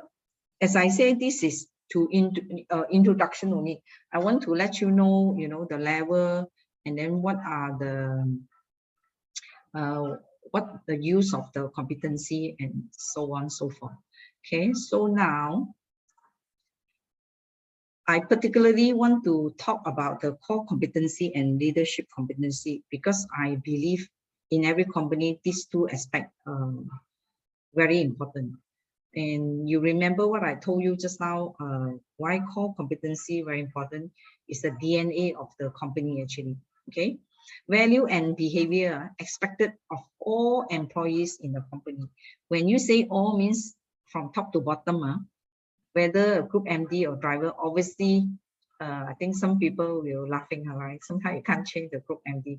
They can tell you, you have to be like that, this is our DNA, this is a very system or culture, but he himself or she herself never practice and never walk the talk. Okay, and then to the very junior level, core competency basically is everyone must carry your company DNA. Okay, used when selecting potential new hires into the organization. Yes, the minute you hire, you make sure the person already have your core competency. Otherwise, later on when you want to groom, actually very difficult. So since you have quite a number of HR here, remember, right? Form up your DNA, your value system. When you do the hiring, make sure the core competency of your incumbent must be there first. so that actually you will save half of your time already, right? To have PIP, what change attitude. Sometimes, whether you attend training, whatever, I believe not a 1-2 day or 1-2 months, you can change a person's attitude. And use as a guideline when developing employee within company to ensure compliance. Some people you need to be like us. Education industry very high compliance. It's for the people, particularly for the sales people, they don't like to follow all these things. So you need time actually to adjust to mold them, right? Because for one non-compliant, maybe will cost your company millions of dollars, or cost your company the goodwill, you know, with your reputation, all this thing. That's why it's very important. Likewise, leadership competency. Okay, leadership skill and behavior expected of the leaders in company.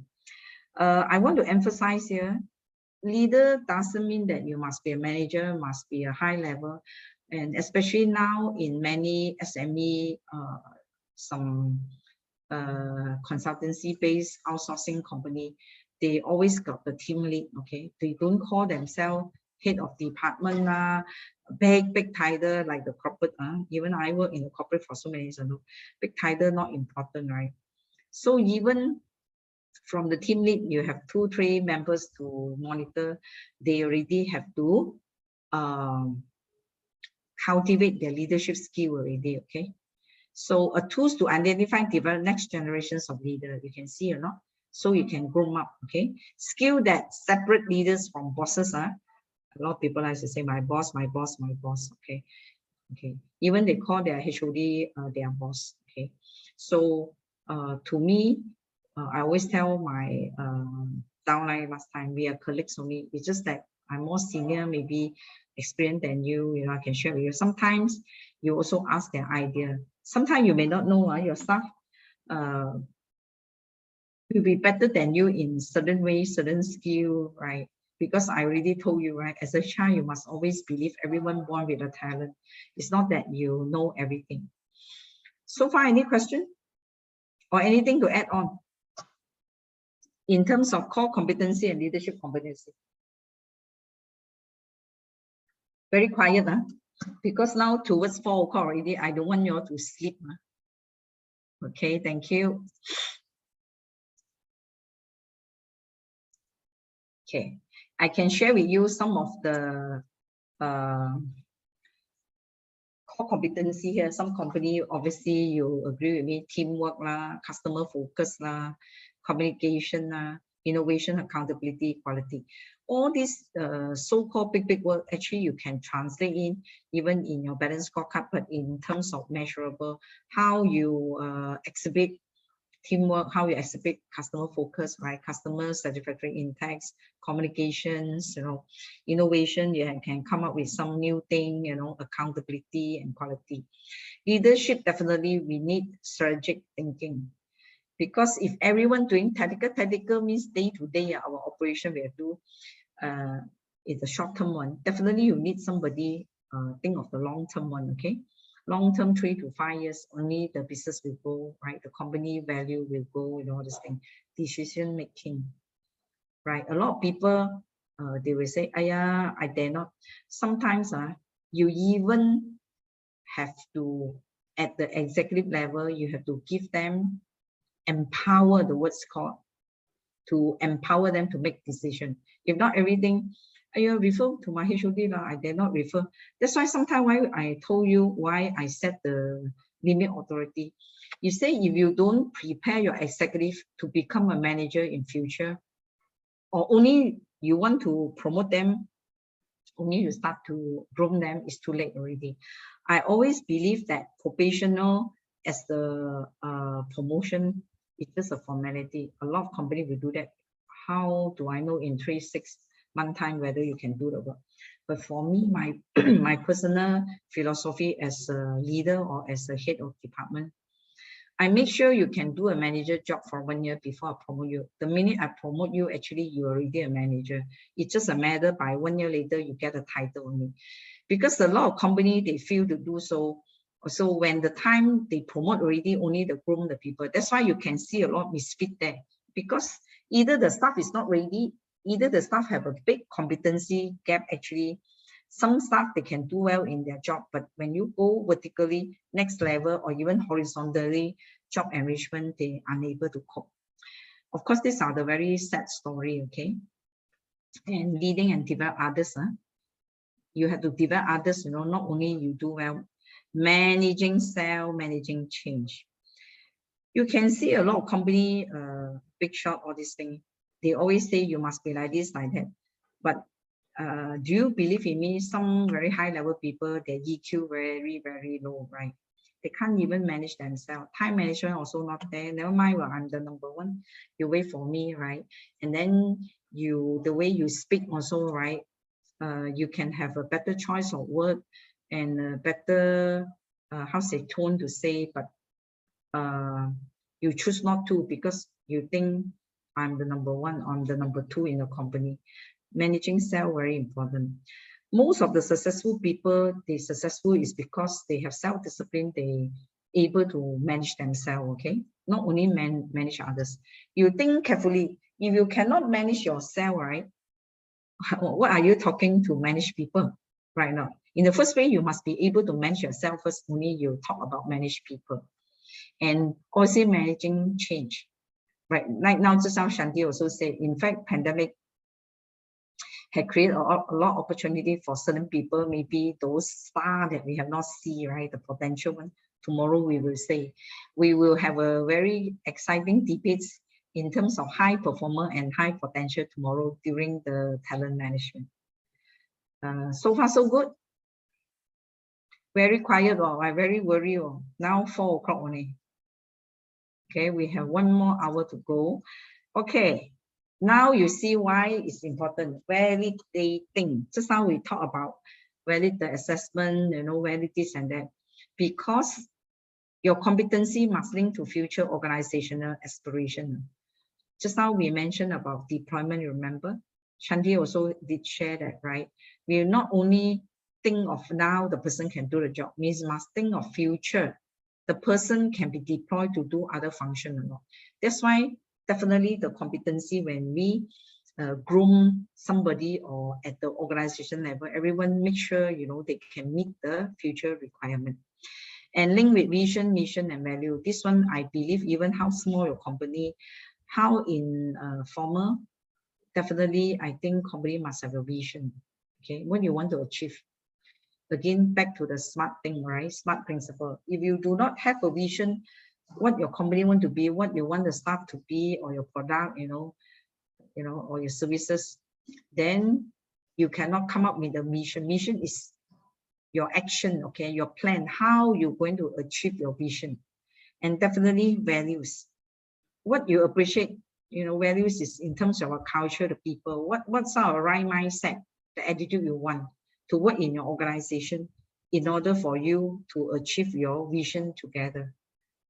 Agree with me? Later on, I will ask some of the company to share with me. Maybe some of you don't even know your vision, you know. Never mind, you can read now. And value adding to the customer. People always say what you add, you know, in terms of value. Okay, what is, okay, so many people selling, doing outsourcing, talk about maybe recruitment firm, why is so different about you, okay, or training provider, okay, or even a product. Some, they will even come to you, okay, you come, then they will teach you what to do. Even the car, you know, the car salesman, you know, we send the car directly to the destiny, you know, check for you, maybe for service to help you to send for service, let you know more about. So the extra miles that you go to make your product stand out and provide competitive edge, right? Your competency, why you need to provide competitive edges is because you have to stand out among the rest. As simple as that, selling nasi lemak, why I should come all the way, you know, to this, last time they told me the National Mosque, behind the National Mosque, there's one nasi lemak very good, right? Then you have to find out what is so good. The taste, the service, or whatever is it, okay? So remember, when we talk about competency, we think of the big picture first. Start from the organization level, more relate to your DNA, your value, and then your functional. What kind of minimum expectation the competency need for the department to perform and to the individual. And for the future, you have to think of how you enable the people to be deployed when things happen in the organization.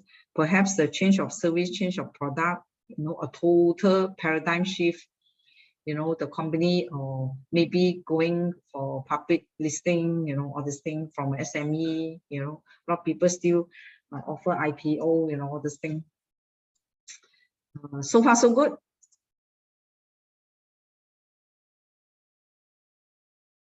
Okay, I'll show you one very small example here. Okay, we just now talk so much about the core competency, right? So you actually in a company, some company, they have to write the description. We call like a competency dictionary like that. What do you mean teamwork? Ability to work cooperatively to share goal in a respectful manner. Okay, then you will put, okay, customer focus, communication, innovation, everything will spell out. That's why in the very big company, or even 20 years ago when my company, in the previous industry, not the education, in the healthcare product service industry, we literally get somebody to write. In fact, to me, I call it Bible, very, very thick one. For every job, every competency, teamwork, okay, let's say this position, you match the job profiling, you should be in a level 3 or level 4 or level 5. So it will be very different one. And everything must be evidence-based one, okay? Either you got a project to show you in terms of also your observation, or you have a project or quality control, or this thing, okay? You can come up. This one, no fast rule how you want to make it right or wrong. Your company, start from small, you can actually come up with few core competency. Even you are SME, you think that you believe this is DNA or value in your company, then maybe you can set the level. Let's say the group MD, definitely maybe everything is 5, you need to achieve manager level, right? Supervisor, and so on, so on. Okay, then role, just I have mentioned, what is role competency about? Because you need to manage people, your resources, your information and activities. These are the category when we will exercise this role competency. Okay, like team leads or this thing. Functional, I think you should know, related to the job. Okay, what are the competency that enable the person to do the job? Okay, I let you see one example here. Okay, can you read?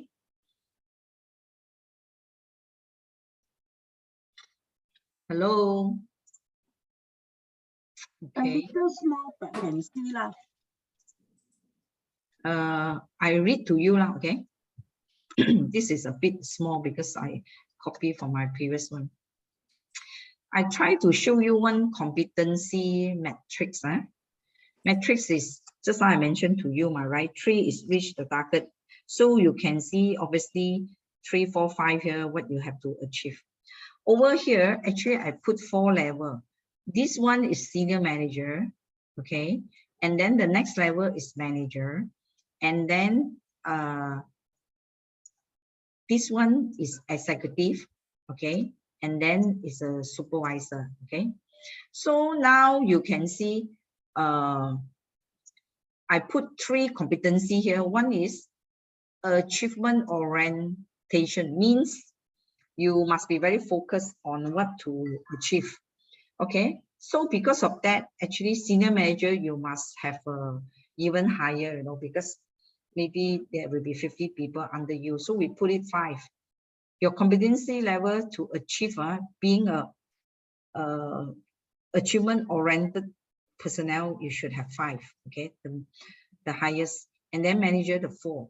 But this one subjective, doesn't mean that you have to follow as me. But for this industry, maybe they think that the highest is the senior manager. That's why they put it 5. You must have the most excellent one. And then you have 4. And then executive at least you must have 3, means meet requirements, supervisor also 3. Okay, relationship building is talking communication, right? Whether this relationship building, is whether internally or externally, right? You still have senior manager, of course, you have everybody maybe report to you in a small SME company, right? You must be able to build with every level, even to the extent driver, your secretary, to the extent your manager and the rest of them. And then you can see also cascade down to the numbers and conceptual thinking, right? Given you something, can you conceptualize when you do the planning, right? So this is just an example here. Okay, later I want to actually give you a wild guess. We will do a very short exercise. Let me see what. Let me finish all this thing first. I want to give you exercise so at least everyone can practice. And I also let you see one this. Let me erase this kind of thing. Skill matrix template. Some company is using colors. Okay, they use colors. Let's say this person X Mr. XYZ, and then this color here represents something one. Okay, maybe the red is level 3, yellow level 2, this one level 1, whatever. So in each box, I will see whether the person is ready for that skill or not. Maybe communication skill, design thinking skill, okay. Other skill that you can think of, interpersonal skill, whatever, then you can put here. So they are using colors to do the mapping, okay. So, but some company feel that very difficult, right? This one maybe you have time, maybe you do. Some people more prefer using the 1, 2, 3, 4, 5, okay. And usually we will start with 3 actually to meet the target, okay. And just now we talked so much, right? Whether you can perform, you bring a person, you need a performance improvement plan, PIP. For those still do not know, PIP is performance improvement plan. Of course, this got the timeline one. You cannot carry 1 year, normally it's 3 months. Competency, just now I mentioned, right? Knowledge, skill, attitude. Attitude affect behavior. That's why I add on 1 there to show the behaviors, okay? And then this one is to research one. 57% of the industry leaders, whatever industry, 57%, more than a half, who think soft skills are more important than hard skill. So skill also represent your competency, right? Okay, now I want you all to share with me why the industry leaders think that soft skills are more important than hard skills. Let's have some discussions over here. Hard skills can be taught. Sometimes the real soft skills, you have to have it in you, or you need to believe it's your mindset. Okay. You must want to do something. How about the rest? Good, Shanti, yes. Communication. Anything to add on? Soft skills on communication methods, the way how you deliver your message. Okay, so you believe that if they have attitude problem, even you send them for soft skill, how to present themselves, how to talk, also difficult, right? Yeah. So obviously you will emphasize more on the soft skill because practice make perfect. Same thing like you have attended these 2 days. I usually don't like the word training, but that's the common word people use, the jargon. I like to use learning. Through this 2-day learning or during my facilitating, if you actually focus, some of them I say, some of you will write down whatever you can reflect. It may be very useful to use in your organization, maybe not now, also in future. Also, maybe whatever I share here will give you a inspiration, right? You can go back to your own industry, small one, you can start to develop. Okay. Competency gap. Okay. Adeline, usually in your company, how you close your competency gap so that the employee can perform as expected, means the required competency level and the expected the outcome come out, then is the gap. Okay. So usually what is your company doing in order to close the competency gap? Okay, so it depends on what kind of gap that we need to close. So if let's say it is on leadership in terms of management style, we will try to put them on course and then come back and try to we will follow up, basically follow up to see whether the course actually address their issues. If it is more of the competency in terms of the hard skill, so-called the technical skill, right? Then it's quite easy. So basically it's either on job training where the senior ones will teach them, otherwise we can send them on some certification courses. Okay, good. How about Kelvin? Kelvin, let's say in your team, you find that you have competency gap in your team. Besides training, what do you do? Practically being a more pragmatic way, what do you do?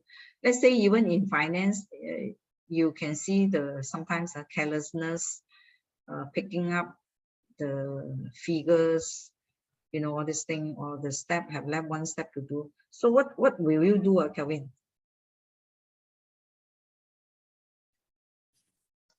Kelvin, are you there? We lost Kelvin again. How about Chui Jin? Chui Jin, can you share with me in your organization or maybe in your department, besides sending them to training or all this thing, what will you do? Communication is very important. Okay. To each other, and then on the job that we assign to them into a different stuff. Okay. Shanti, I want to hear from you. What's that?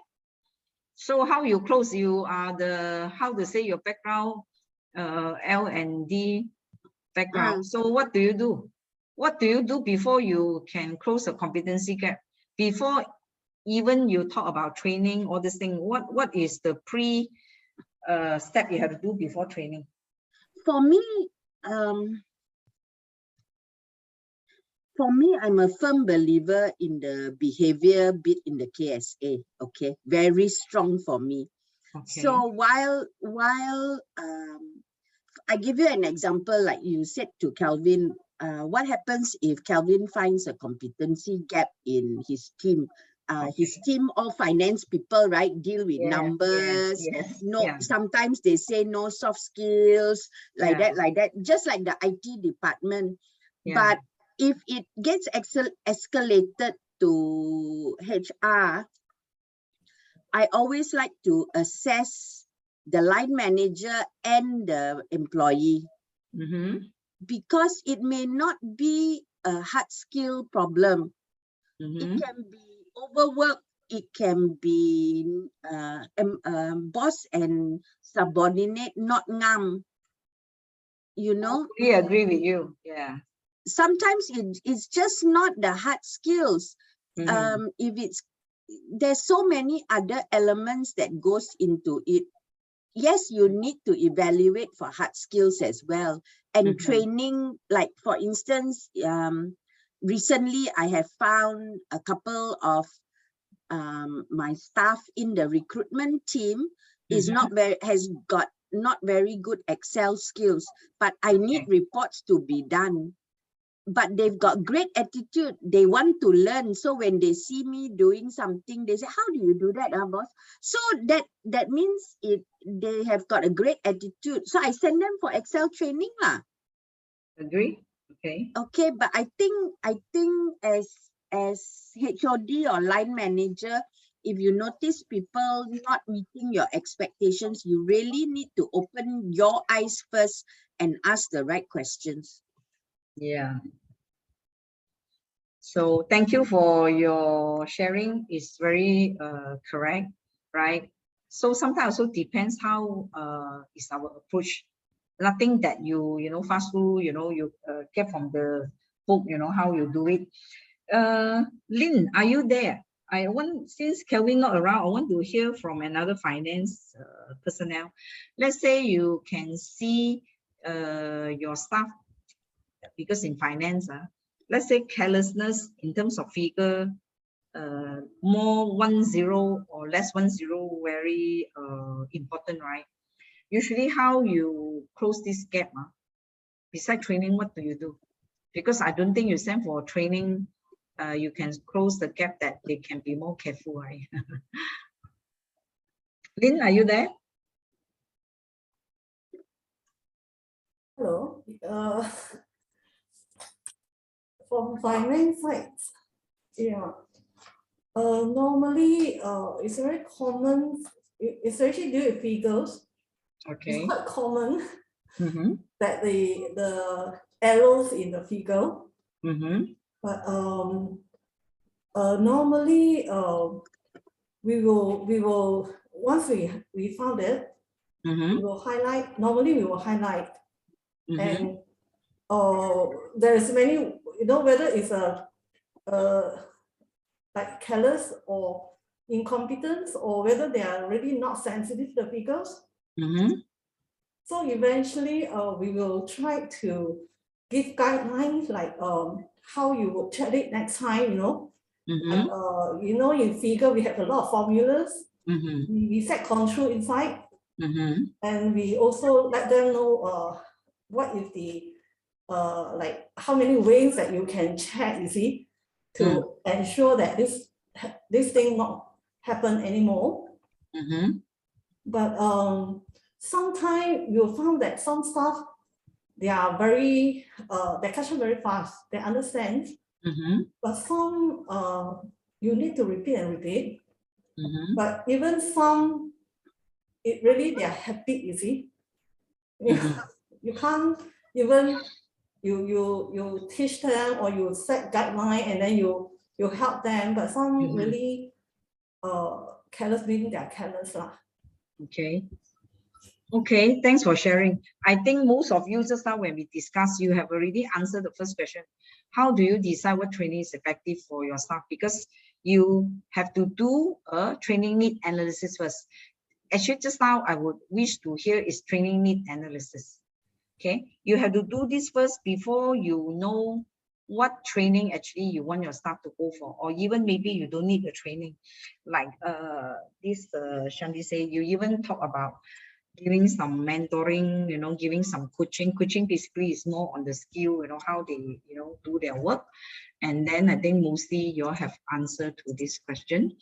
Okay, I want to share with you this Eddie model. So because this second half of the day, basically we talking things that very, I would have said very, to certain people, very dry subject, very technical, or maybe make people confused, not interested or whatever, but somehow or other you need to do. First thing you have to analyze first, okay? Even training, then you design, what will be the best one. Then you develop the relevant program, and then you implement, and then you evaluate whether whatever you come out, even performance management system, even the competency, not to the extent dictionary, to the extent for certain guideline framework for them, then you see whether your thing is effective or not. Because without you going through these 5 steps, sometimes you just, you like to say, taro saja, right? At the end, you don't meet the SMART principle, so you actually waste a lot of time, okay? So, of course, particularly, right, you need to have this, you analyze first, okay? Analyze your current system, right? If you don't have, you design one, okay? Then you develop, then you implement. Only you evaluate, only you know whatever you have developed or have changed, whether it's effective or not. And this also particular for your training program, okay? And then I just quickly share over here, maybe some company you don't really have a very structured one. There's a training analysis, right? You document actually the problem to me here is the competency gap, right? Then you find out why you have this gap, your staff, right? Then you plan the need analysis, what to do, whether go for training, go for coaching, go for mentoring, go for PIP, okay? And then only you conduct the analysis. And then you also see, validate the data, what you collect is right or not. Then you prepare the finding, and then only then you will come up with your training thing. So far, any question?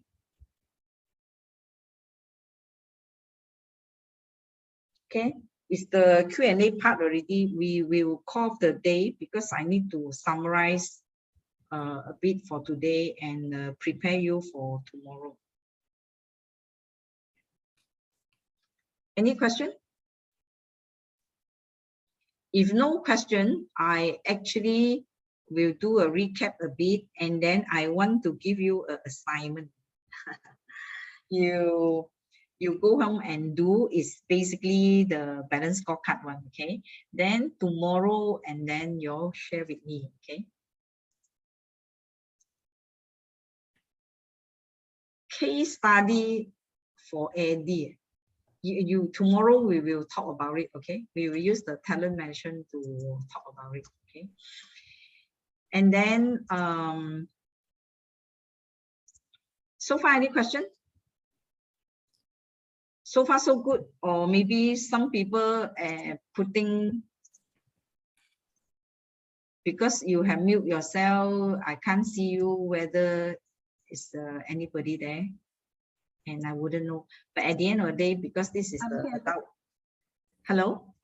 This is the adult learning, so it depends how much, what is the objective you are here, right? I know some of you maybe in the company, you're still working halfway.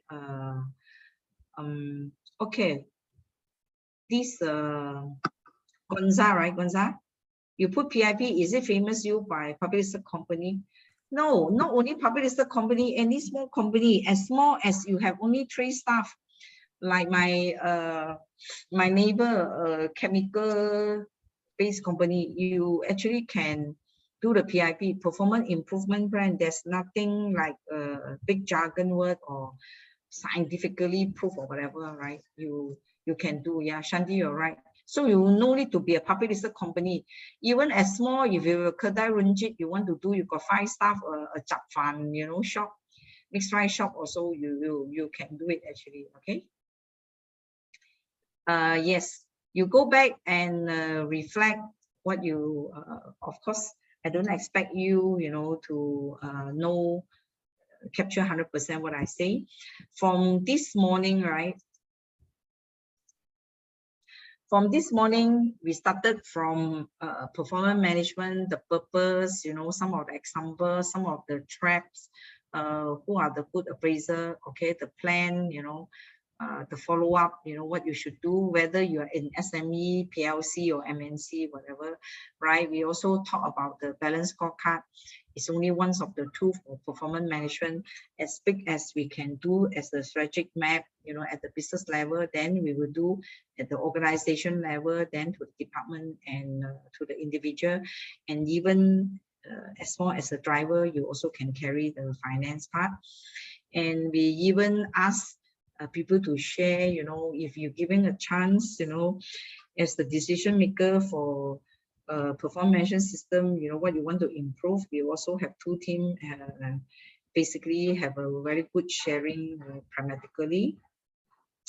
And then after that, we have a lunch break, and then we come back, we go through 2 strategic map, you know, in terms of the business level. Also, I have shared with you 1 education from organization level to the individual level, and mostly I emphasize on the organization capability, mostly because I have more HR people over here.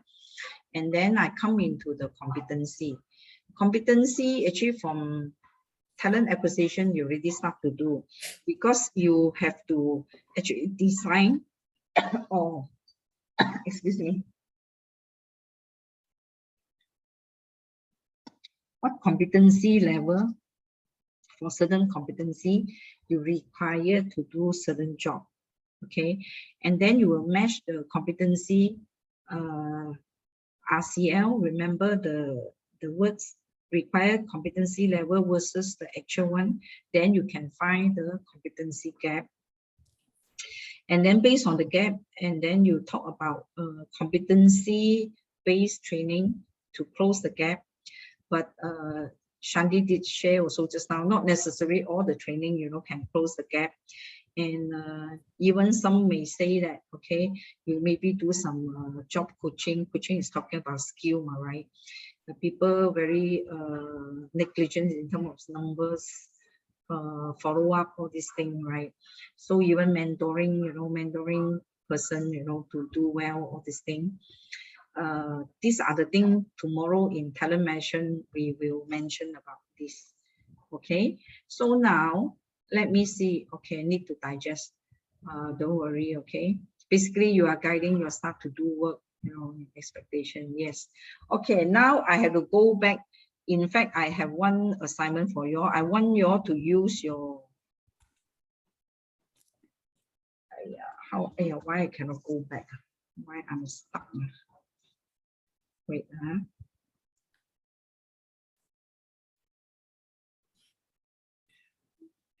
you take a snapshot and then you try to put this thing into the balance scorecard, the 4 level. Yes, please use your handphone to snap this assignment. So tomorrow when we use this one to recap for our balance scorecard, this XYZ outsourcing private limited company. Okay, you can see some of the things over here. You are supposed to put this thing, okay, into the 4 compartment, the 4 level. Okay, so example here, right? Finance, customer, internal processes, organization capability. These are the example. Let's say if you think one of the element there is for finance, then you put it here. Like here, I put sales, revenue, customer feedback index, SOP, learning and development. You know, how many level in text. Okay, so this will be the format. So this is the homework for you to do tomorrow. We will see how many people get it right. Tomorrow you will have the answer. Okay. Okay, can I see how many people are still with me? We are doing a closing already. Recap also finished. And tomorrow, after we have completed the sessions, I will give you my contact. You may email me, because you see this subject sometimes is not so direct, you know, question and answer. Some of the thing maybe take some time.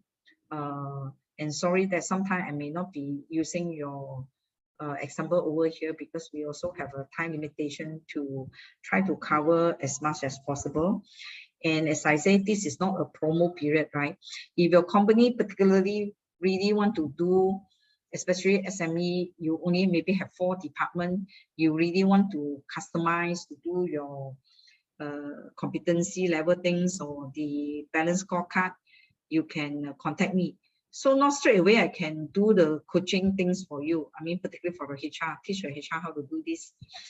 We need a lot of info of your company. Of late last month, I have did one for one public listed company. They want to look into the organization capability, particularly to put this more emphasis on this responsibility for the HOD to retain, to attract, retain, and develop their staff. So I have done one physical one with them, but this one 28 again, I have the day 2 sessions with them, which involve 20 HOD. So I customize for them. Okay, so I will teach them. Okay, basically sales, you know, okay, is how, procurement is how, you know. So there will be not only to me facilitating, more on half HR consultancy, means just customize for them. And this morning I mentioned about my background, right? I also able to help those companies need to do a HR audit. HR audit in terms of coming into a HR department and see what is the gap, what need to be improved. The other side of the HR audit is maybe I have to interview your HOD and see what is the competency gap, what the HR should do. This is part of my service as well. And I have mentioned my core basically in terms of performance management, talent management, and competency. So I can do it customized for the company in terms of more, you can see pragmatic way, right? Than only your company. So today, basically these 2 days, I sharing with the concept and of course sharing with you some of the cases. And I believe you will be able to pick up some. Okay, Cindy, SLA is service level agreement. For example, if your company have 3 departments, let's say talking about HR, right? Once I given you those days, you will have an application form, staff registration form, for example, staff registration form. You given, and then after 1 week, maybe you will chase me for, hey, I got any staff to interview or not. Maybe you have to put an internal SLA service level agreement. Once I receive your form, only within 2 weeks, I have to advertise, I have to do a shortlisting before I can give you the candidate to interview. So you mean you have an understanding. So once all these hiring manager come to you, they already know. So they cannot chase you in 3 days or 4 days, that kind of thing. Okay. Adeline, is okay. We finished already because I just answered some of the questions, and I see you tomorrow. Okay, thank you. Cindy, did I answer your question?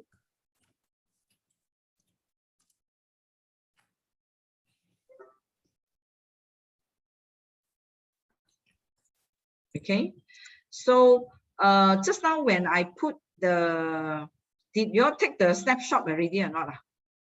The assignment? How about the rest? Have you taken? Yes, got it. You got it now, okay? So, okay, you got it right. You're supposed to put in other the 4 elements: the finance, the internal processes, the customer, and the OC. Okay, so we cover a day. I think I thank you so much for your participation, particularly for those very active one, and also the sharing. And also I thanks the admin, for facilitating the whole sessions from this morning 9 to 5 here. And I see everyone tomorrow. Tomorrow will be the very exciting one, okay? And I hope more participations in terms of the talent development management. I want you to share the view, or maybe we will do the actual case, okay? How you form the succession planning committee, what are the things you're supposed to do. And we will talk about the 9 grid box. If you are the decision maker, usually which are the boxes you would like to groom them and why, and so forth. Okay, so I see you tomorrow morning. Okay, thank you. See you all. Bye-bye. Thank you. Bye-bye. Bye-bye. Thank you, Shanti. Okay, good night. I hope everyone have a good rest first. I know some of you still yet to digest, because basically it's to me it's quite a short thing, as I say. Okay, don't worry. Okay, good night. Bye-bye.